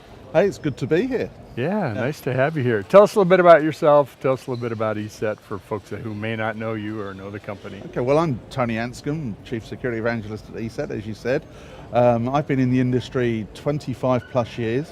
The grey hair kind of shows that, I think. I got you. I think I got you beat, but okay, anyway. Yeah, originally starting back as a coder, COBOL and Fortran. Remember those? Oh, that's how I those started. Great things. Yeah. So, and cloud, when cloud was a 3090. Back in those days. But for the last 15 years or so, very much in the endpoint security market. Because actually I think that's where a lot of really interesting stuff has happened. Oh, it's changed a lot, yeah. If you look at the early 2000s, we saw huge increases in cybercrime, malware increasing, and it's been super important to make sure people are protected. Just think of the last 15 years, how our use of endpoint devices has changed, It's exploded growth, we have more compute power on our wrists and our pockets than, whatever went to the moon. Well, and the way to think of it is, can you imagine the pandemic without them? No, not now. I mean, I think that was perfect timing is the right word, but the timing of it, I think it really helped us keep going. Yeah, the fact we could all video with each other and the communication between humans is just immense. It is. Speaking of timing, so we're back, RSAC, we're in person, getting to see each other again. What are some, what do you, you're doing a lot, I know, where's your company based in? We're based in Central Europe, so we're from, our HQ is in Slovakia. Slovakia, that's right. So I know you've been involved or detected, kind of uncovered and done some investigation, a lot of the things that are happening at nation state level and some interesting things. Maybe you can share some of that with us. Well, yeah, maybe just important to point out that while we're a product company and we've got all the endpoint stuff and the XDR and the MDR and et cetera, we're heavily a research company. A lot of we're overly research, if that makes sense. So we've got more researchers than a typical company of our size. And what that means is we look at things that maybe other companies aren't. So for example, when conflict happened in Ukraine, which is our neighbor, and we have a significant customer base for our products in Ukraine, we got very involved there. So we saw some data wipers early on, and data wipers do exactly what they say on the tin. Yep. What's interesting is some of those data wipers, we looked at the distribution mechanisms, and some of them even have ransomware attached to them. Now, the question here is, why does a data wiper have ransomware? Because that's the confusing look everybody has. Well, that's easy because it covers up forensics and it makes it actually difficult to recover a machine or a device once you've actually then encrypted it, even if it had nothing on it. So there's good reasons. But if we look at the timeline, we saw data wipers the day before Russia actually moved in land forces into Ukraine. And we also then had, we worked with the CERT in Ukraine, and we thwarted an attack against critical infrastructure with them. So back in 2016, we uncovered and published wide details about InDestroyer, an ICS piece of malware, so quite unusual, looking at electrical substations. And then we've seen InDestroyer 2.0 during this conflict. So an updated version that works in slightly differing ways. But again, it had a data wiper, caddy wiper attached to it. So it was trying to cover its tracks on how it got in there and stuff like that. But industrial control system malware is an issue. And it's interesting when we hear about here in the US about critical infrastructure and the need for cyber resilience and business continuity. These are real things. Yeah, this is real malware. It's not World War II, let's bomb the ball bearing factory and that'll prevent the whole supply chain for military equipment. It is the infrastructure, it is the technology, and you don't have to bomb it. I mean, you can attack it. One of the things I was wondering is, given your position in the world, I think a lot of us in the West, at least the U.S., sort of waiting for the shoe to drop for Russia's attacks to increase on us. And yes, we've seen some increases, but I don't think we've seen the effect of that to the degree we thought. There's also the lens has kind of been focused back on Russia and going after them. Well, and if you look at it, the attacks that have happened, I mean, there is some collateral fallout. So if you look at some of the attacks against communication infrastructure, the satellite infrastructure in Europe, there was some fallout in other countries. But I think the cyber attacks have been very much focused on those involved in the conflict. Now, I have my own theory on this, that I think, major governments around the world are all sitting on those 0 days in the safe at the back of the room. And I think it's nearly like a nuclear deterrent. Yeah, I think it's like a nuclear deterrent, that we know you've got some 0 days, I've got some 0 days. If we all unleash them, there's going to be cyber hell. Yeah, I'm not sure anybody's going to survive, right? So I think whether my conspiracy theory there is true, I don't know. But it would certainly, I think, answer why maybe it hasn't spread beyond those borders. It's as good as any conspiracy theory is, but it sounds plausible to me. Interesting. Well, what's happening in your world? I mean, we were all back together and we're talking about collaborating more as a community within the security community, not just being together like we are at RSAC. Are there ways that you're working with other companies that have evolved and changed in the past year or so? Well, I think one of the most fascinating things about the cybersecurity industry, and first I really want to touch you, just to make sure you're not virtual. No. I'm here, trust me. But if you look around places like RSA, firstly, the people that come to events like this and the industry in general, I think is relatively unique. We all have one goal, and that's actually to defeat cyber criminals and the bad actors that are out there. And while if you walk around the show floor, there may be huge amounts of competition. So, somebody might have purple XDR and somebody might have blue XDR and somebody might have green, and et cetera, as you walk along the floor. But at the back of that, what you'll find is an awful lot of these companies, at the research level, are working together. They share intelligence, because actually everybody has a common theme of doing the right thing to protect companies, protect society, and protect individuals. And I think that's one of the unique things about the cybersecurity industry. Yeah, customers won't be too happy to hear one company withheld something just to get an advantage over another when it would have been helpful to the customer in the end. And you must see that when with people you talk to. Oh, I mean, Alan and I have been coming here since 2003 and started the whole bloggers network and people working together, and it definitely is. It's almost like, in a way, kind of like cancer research for the medical industry. You've got a purpose of wiping out something, in this case, battling against the bad cyber actors. Yeah, and we all might have slightly different vaccines, to carry on your analogy there, but the end goal is all to do the same thing. Interesting. So XDR, I want to ask you about that. That's one of the elevated buzzwords. I forget which analyst came up with it. We're an industry of buzzwords and overused acronyms, and it always happens, whatever the hot thing is, so everybody gloms onto it. And I have a zero trust, my car is a zero trust XDR edition. It's like everybody's calling it whatever the buzzword is. Tell us your interpretation of XDR and why that's important. Well, I think it shows if you look at the sophistication of cybercrime, I mean, back in 2003, if only we could go back then, I mean, everything was somewhat simpler, wasn't it? Much, yeah. I send you an attachment, you download the attachment. I love you a virus, and my server goes down. Up the virus pops, and the Pac-Man runs across the screen, and that was pretty much, it was about disruption, and it had a very different game.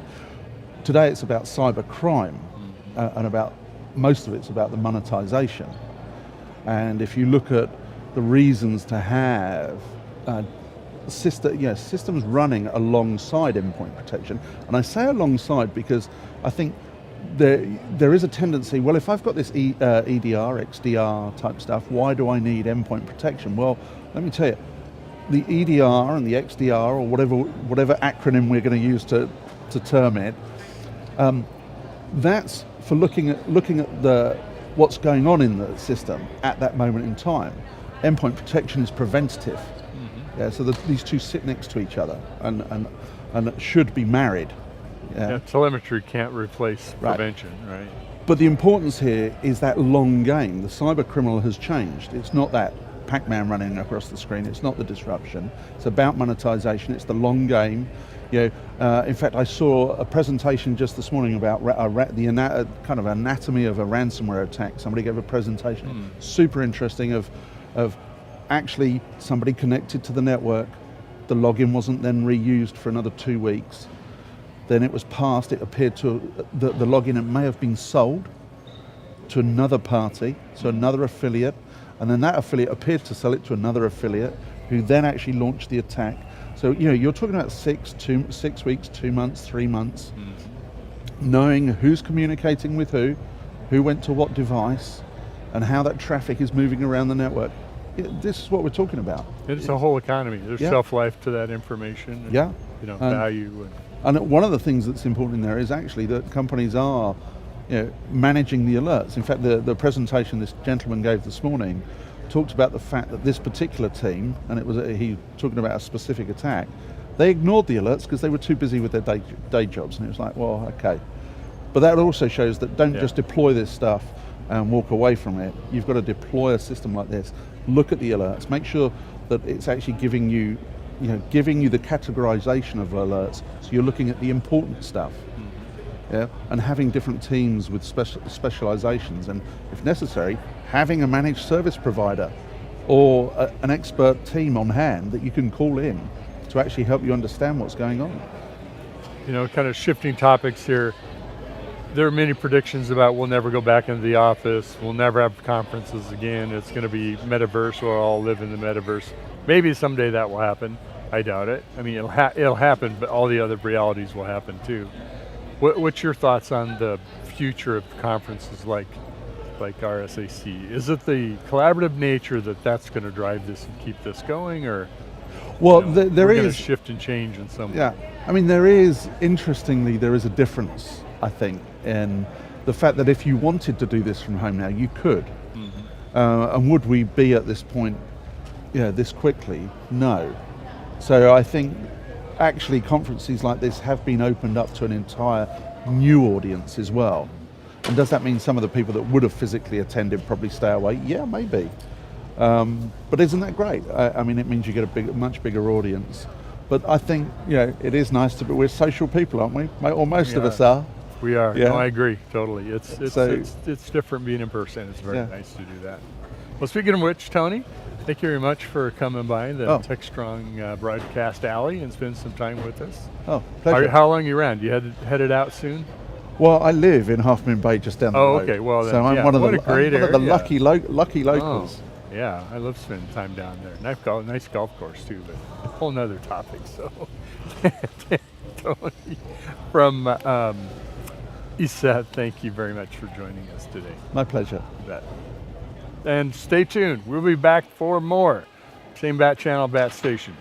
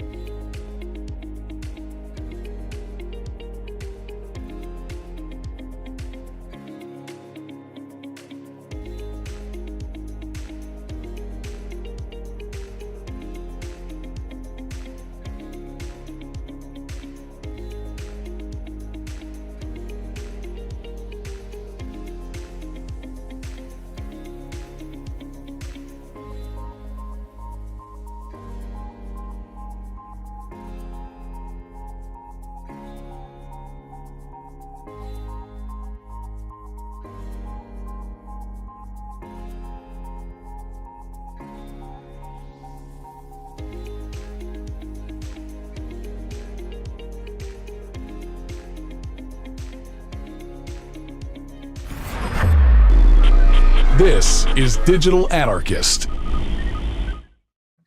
Hey guys, thanks for the throw. We're here with Mike Malone, who's CEO for Small Step Labs. They just raised. This is Digital Anarchist. Hey, everybody. Welcome back to Techstrong TV. I'm Charlene O'Hanlon, and I am here now with Han Sahin, who is the CEO and founder of a company called Threat Fabric. Han, thank you so much for joining me today. Do appreciate it. Thank you very much for having me. Great. I want to talk to you a little bit about this idea of proactive fraud detection, especially in the financial services industry, where obviously cybersecurity is of paramount. Well, I guess it is in any industry, but financial services, there's a lot at stake there. But first, I wonder if you can tell me a little bit about Threat Fabric. Threat Fabric is performing online fraud detection actually for the financial industry. So, and our standing point has always been threat intelligence. So to fully understand what the threat landscape is, how fraud can operate inside the customer's journey. And there are many accelerators these days that actually cause what we call the fraud epidemic. Imagine peer-to-peer networks like Zelle. It's not that Zelle is making any mistakes. Mm-hmm. It's mainly the fact that there are people that are socially engineered in a certain way. They receive phone calls, acting like an actual bank employee. There are so many accelerators that lead to fraud that it's very difficult not to play the cat and mouse game when you're operating on the financial side of preventing fraud. And our standing point is that we fully want to understand how fraud works and then have the actual tools and the software for banks to detect these fraud factors in a proactive way. But understanding threats, that's really our standing point. Okay. All right. Great. And that's such an important part, because if you don't understand the threats, then how are you going to mitigate them? So, and especially, are you guys in the business also of kind of educating consumers and users as well? Or is it more just the technology of rooting out those threats? It's mainly the last part, but while working with banks, we usually give the fraud operators advice what to ask. Like in case, for example, all these voice phishing, that's like a social engineering threat that's happening, for example, with fintech banks like Zelle and others mm-hmm. That victims are being social engineered. And for a fraud operator working on the bank side, it's very important to know what to ask the victim. Like what actually happened? Did you give your codes to the actual fraudsters? So asking the right questions is part of the education, part of the threat intelligence we gather. Like how did the fraud actually execute on the victim's device is part of resolving the problem. And that's indeed part of it. But the main part is how can fraud happen over time? Like you can have technology that is able to detect fraud, like fraud factors of yesterday. But can you also make technology that can detect the threats of tomorrow, and how is fraud evolving over time? And we believe in 2022, regardless of all these accelerators like fast payments, even data breaches. So everybody knows everything about you at this moment. Even I'm quite a security aware person, but I'm 100% sure that people know my balance, that people know my account numbers. That's a consideration you have to take. You have all kinds of digitalization trends, shifting to mobile, doing more on mobile. All these fintech companies competing with bigger banks on onboarding time, on know your customer success stories. There's so much happening that you really have to be aware of what you do in what part of the customer journey. And we believe that there's enough tools, enough threat intelligence out there to actually be proactive. And our main approach is that in every part of the customer's journey, we want to have some fraud visibility. So anti-fraud visibility. So have digital sensors present, know how people actually behave in a human form. So let's say you use your keyboard and you type a beneficiary account name. the way you type is called typing rhythm. That's part of your digital way of using your keyboard. And when you're voice phished, for example, in the Zelle case where victims were being called by so-called employees of the bank, the fraudsters, they were typing themselves, but they were hesitating. So when they were typing, their typing rhythm showed a lot of hesitation. And this is actually something you can see. But it doesn't stop there, unfortunately. You also have fraud by malware, and fraud by malware executes fully in the victim's behavior itself. So my point of view is you need multiple technologies inside the customer journey to be proactive against ever-changing fraud. So when fraud adapts, when voice phishing is combined with actual malware threats, you need to be aware of it and also need to be ready for it. So, yeah, you can actually be in control of it as long as you have the right controls inside the customer journey. Yeah, that makes a lot of sense, and it sounds like that you guys are looking at it from every interaction, every not just after the fraud has happened, but to your point, the proactive elements, and some of the I guess would be kind of the clues, if you will, to understand whether fraud is happening or whether it's it actually is the actual customer or the actual bank. So, what do you think that financial services can do now to make sure that that they've got the fraud mitigation happening at all points of the customer journey? Because right now, I almost feel like there's a lot of emphasis on kind of cleaning up after fraud has already occurred, but there's not a lot of that proactive happening right now. So is that something that you're seeing? There is actually a big trend, at least where we're from Europe. It's really, you see that proactive fraud defense is one of the strongest strategies at the moment. And like you said, we're trying to get clues. Even it starts in the onboarding. There's a piece of identity proofing happening in actually the onboarding of the customer. But today it also needs to happen fast, right? You need to be onboarded in 1 minute with just a passport. So there are challenges as well. However, there's enough technology that says that when you onboard, you can, like in the way you type, in the way you use your mouse, the way you hold your device, you can check if malware is present. You have enough sensors to say, this is actually a good normal onboarding flow. And then a normal user logs in. At that point in time, you keep scoring somebody's digital behavior. And at some point in time, and that's not in all cases, some people just check their balance or wants to change their address book. But in some cases, you want to transfer money to a new beneficiary account number. And at that point in time, you really need to be aware of what the actual risk score of that device, of that digital profile is. And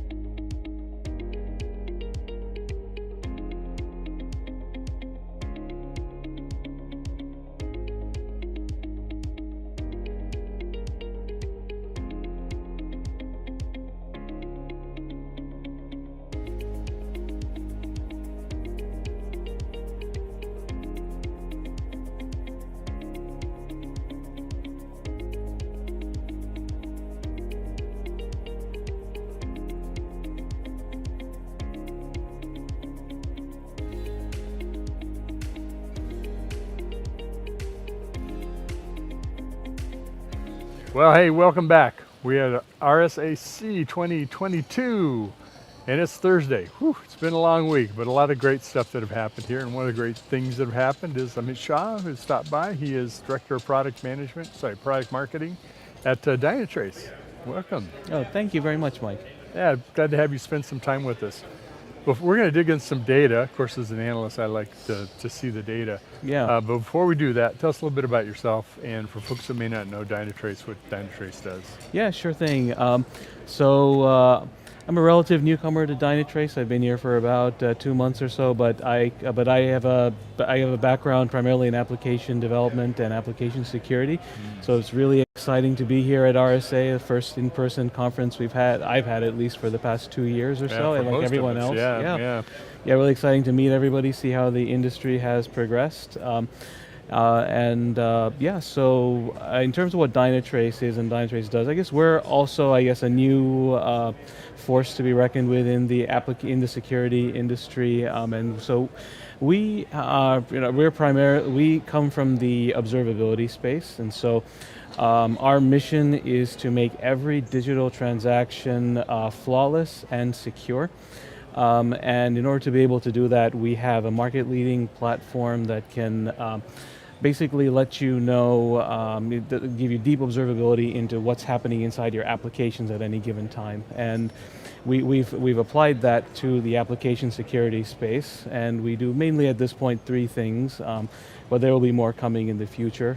We can look into the applications and do runtime vulnerability analysis, tell you whether or not whether any kind of vulnerabilities in open source or open source code are actually being executed, and whether they're actually what the impact would be if they were exploited, and so you should probably whether you need to fix them now or not.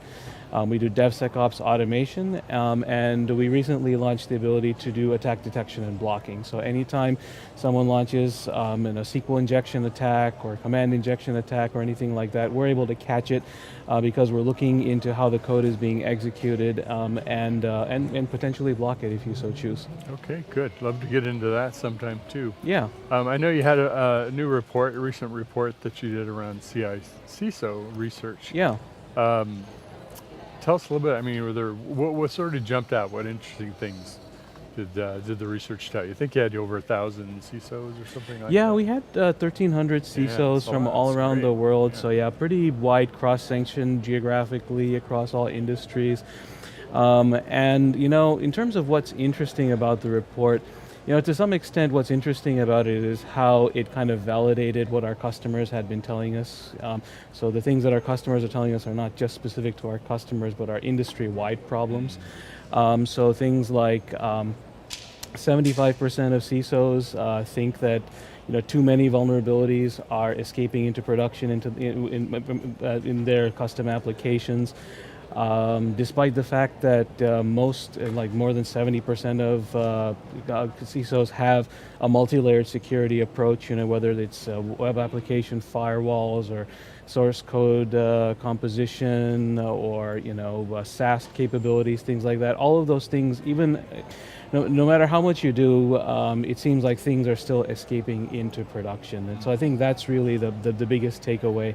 And that we need a new approach in order to be able to to solve that problem. It makes sense. I just got through giving a talk earlier today. Sorry, folks, I keep bringing this up on our live stream, but talking about API security and the way we construct applications is completely different with microservices, cloud native, and API first kind of. That alone, more or less, is a microservices type architecture, demanding the need for observability and tracing and the things that you kind of come from. Yeah. You do have to rethink it because you can't monitor and manually, manage it. A lot of it's got to be automated, but to build it into the DevOps cycle. Exactly. As part of that process, you're going to manually capture things earlier and get them done because software audit creation, a lot of it is automated. So you're too late. No, exactly. And with software releases are happening now sometimes on more than once a day. Even if you're not doing, the crazy every 3 or 4 hour type releases, you're doing them every once a week. There's so much new code being released all the time that it's nearly impossible for developers to be able to find and fix all of the vulnerabilities in the code. Not to mention, you don't know how severe they are. I've heard literally folks have thousands upon thousands of vulnerabilities that have been identified, and all of them have high severity scores, but that's just the highest potential severity of the vulnerability. It doesn't tell you whether that vulnerability is ever actually going to be executed in your code base or not. It doesn't tell you whether the code that's being executed is near something sensitive, like sensitive customer data, or is it even accessible from the internet, things like that. And so you have to do all that you can to keep your environment clean, but in addition to that, you also need to be monitoring what's happening in your production environment. You need security observability in order to be able to do that. Great, very good. What other interesting things kind of popped out of the data?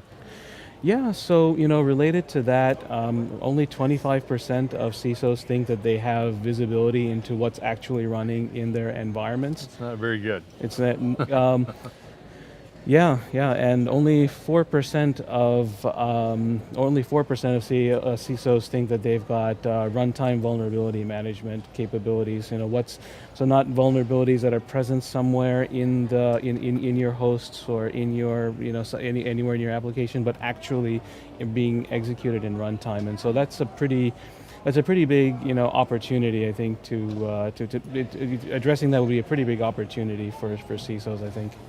Well, just on a personal note, I've been coming to RSA since 2003 or so. Yeah. And one of the anecdotes is if you're going to change jobs, do it right before RSA, RSAC, because it's a great place to come and catch up on what you're doing now. Yeah. As a newcomer to Dynatrace and coming to RSAC, getting back in person, what's your impression of the conference this year? What are some of the observations, takeaways, the vibe?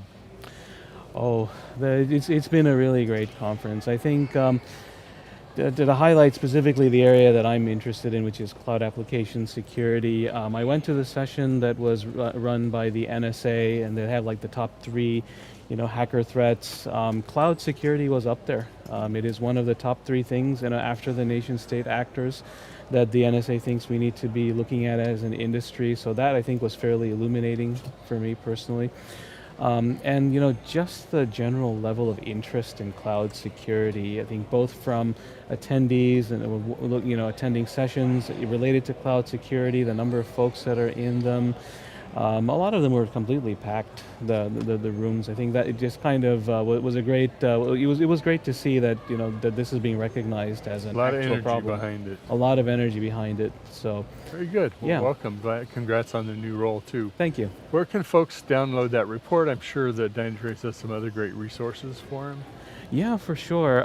So if you're interested in learning more, getting more insights on the report, feel free to go to dynatrace.com and download this report. We have a lot of other great insights and pretty practical things that you can do to address your runtime vulnerabilities. Okay, Amit, great. It's wonderful talking with you. Thank you very much. Look forward to seeing you at next year's. Yeah, for sure. Look forward to seeing you as well. All right, take care. I think we have one more interview coming up. One more, they promised me. So we're almost wrapped up here at RSAC. So we'll make sure it's a great one and get to that as soon as we can. So hang tight, same bat station, bat channel. We'll be right back.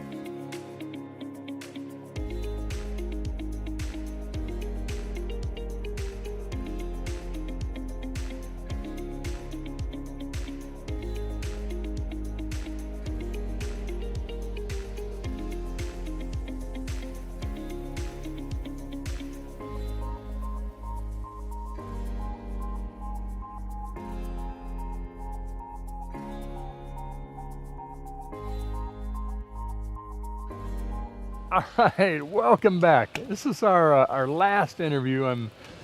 Can I say I'm happy and I'm sad? No, I'm sad that we're going to be wrapping things up at RSAC 2022. Have the great pleasure of Alex Marshall. Alex is co-founder. Co-founder. There's three of us. Yeah. Okay. Yeah. We won't tell the other guy. Yeah. Anyway. Chief Product Officer with TwinGate. Welcome. Yeah, thanks. Yeah, it's great to be here. Good to have you here. So tell us a little bit about yourself. Tell us a little bit about TwinGate, and we'll kind of get into some interesting stuff. Yeah. So as I said, there's three of us that found the company. We're a couple of us are actually ex-Dropbox employees, and the reason I mention that is that a lot of I think we're really passionate about is this well-designed products.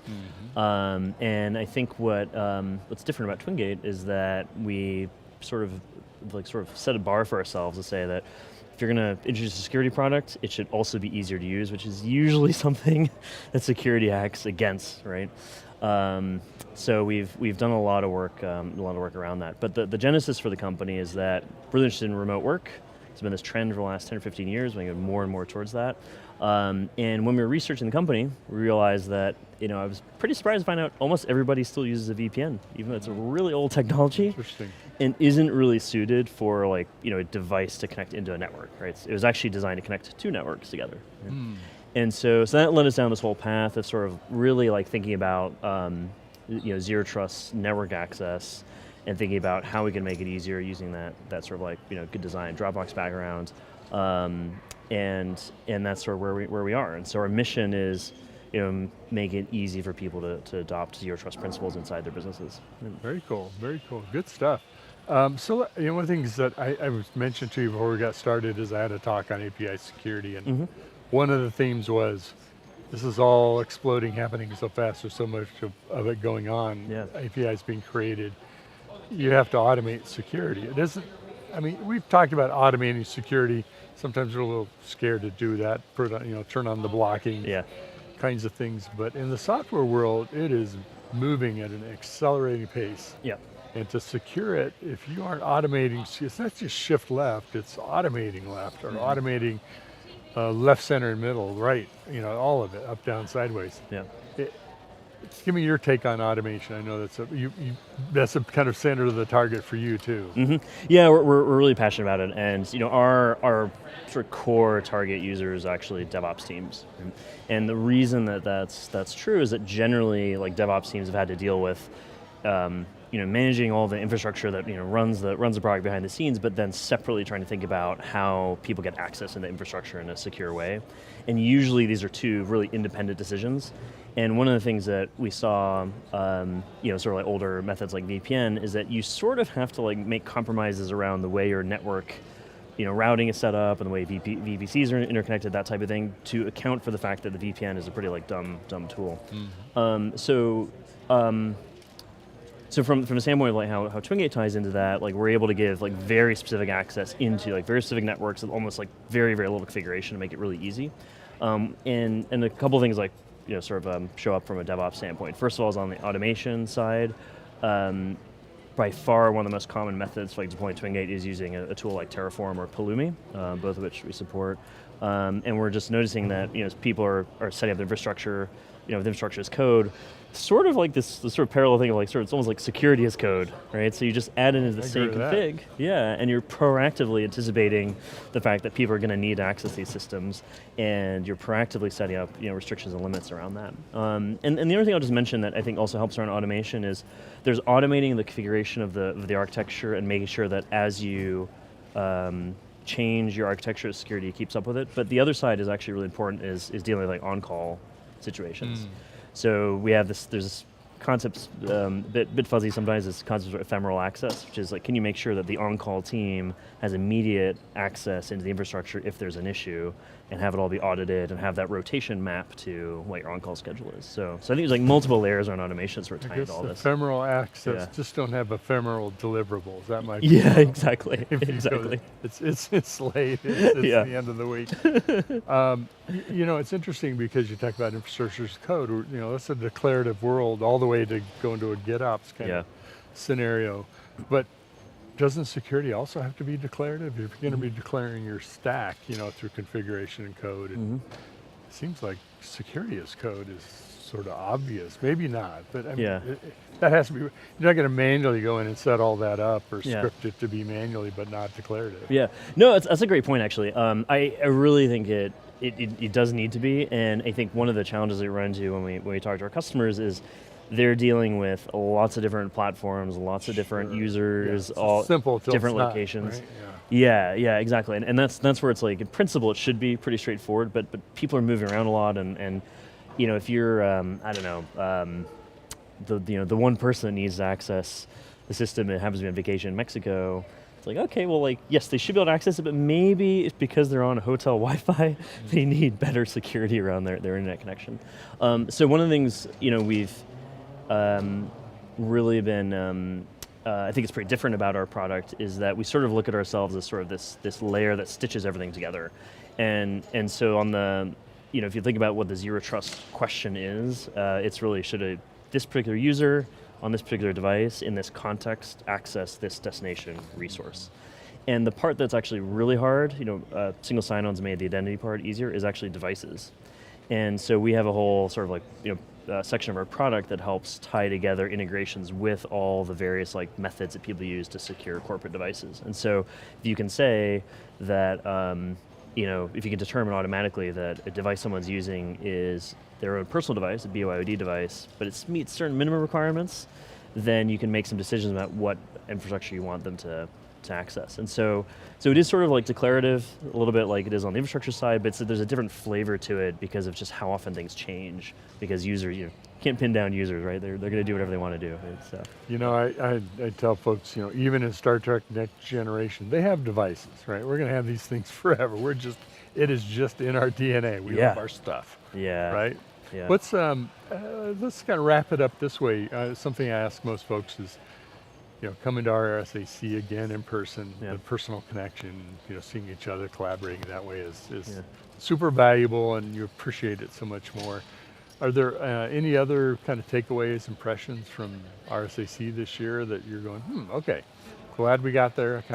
I thought this might be true, and it is, or more so. Or, Yeah, I don't know. I mean, I think first of all, this is great. It's great to be back in person again. RSA was the last thing I did before the lockdowns really started for the pandemic. So it's good to be back. It's like nice bookend everything. But it's really just that I think the thing that I'm reminded of, like being here in person, is just seeing how many companies there are in the security space and how many different solutions there are. Yeah, and I think it's sort of, on the one hand, people have like an amazing array of choices for like all kinds of companies doing really specialized and amazing things. But on the other hand, it's like actually really hard from the buyer's standpoint to like figure out like what should they do, right? And how do they tie together these different tools? And I think that is one thing that I've seen change over the last like 10, 15 years or so, is like you did have like a lot of, I feel like you had more concentration of larger vendors that did lots of different things, and now you have a lot more like tool specialization. It just really drives that home, like walking around and seeing that in person. A lot of that too is the VC funding and startup companies, and get a proliferation. Sometimes a lot of overlap too. Where there isn't differentiation. And then it's really hard, like, okay, how is this XDR different from that XDR? Right, exactly. Whatever it might be. Yeah, but it's great. I mean, honestly, it's really great to see like so much innovation in the security space, and it's just so important, right? This isn't a problem that's going away anytime soon. So. No, I agree with that. Well, Alex, you have the distinct pleasure or notoriety of being the last guest on the live stream from RSAC. Hopefully someone's still watching. So and I'm pretty sure they hung with us. I have no reason to think they would have. So thanks for joining us, and thanks to you for making this a great conference and being part of our live stream. So, appreciate it. Thanks a lot. You know, I want to thank everyone on behalf of Alan Schimmel and Charlene O'Hanlon, myself. Mark Miller did some hosting here as well. We have Brian, Paul, Rob, Sharon, Jody, a number of folks that are all behind the scenes, you know, turning the knobs, making sure the lights are pointed at the right place, and queuing things up so, you know, they can't fix the editing if I say something dumb, but, you know, they make it happen. So, and thanks to the crew back at BOCO and around the world that are part of the Techstrong group. So, thanks to Alex and all our great guests. Appreciate you being with us for this live stream, and we hope you'll join us at our next event. Of course, always tune in to Techstrong TV, Monday, Tuesday, and Thursdays are fresh content, and we have all of our wonderful sites. We have virtual events. Go to techstrongevents.com. Check out our great research. Self-serving plug. Great research at Techstrong Research. Lots of free reports. We're going to have some things coming out on API security that I talked about today. So, thanks for being with us, and we will see you in the digital universe. Take care, man.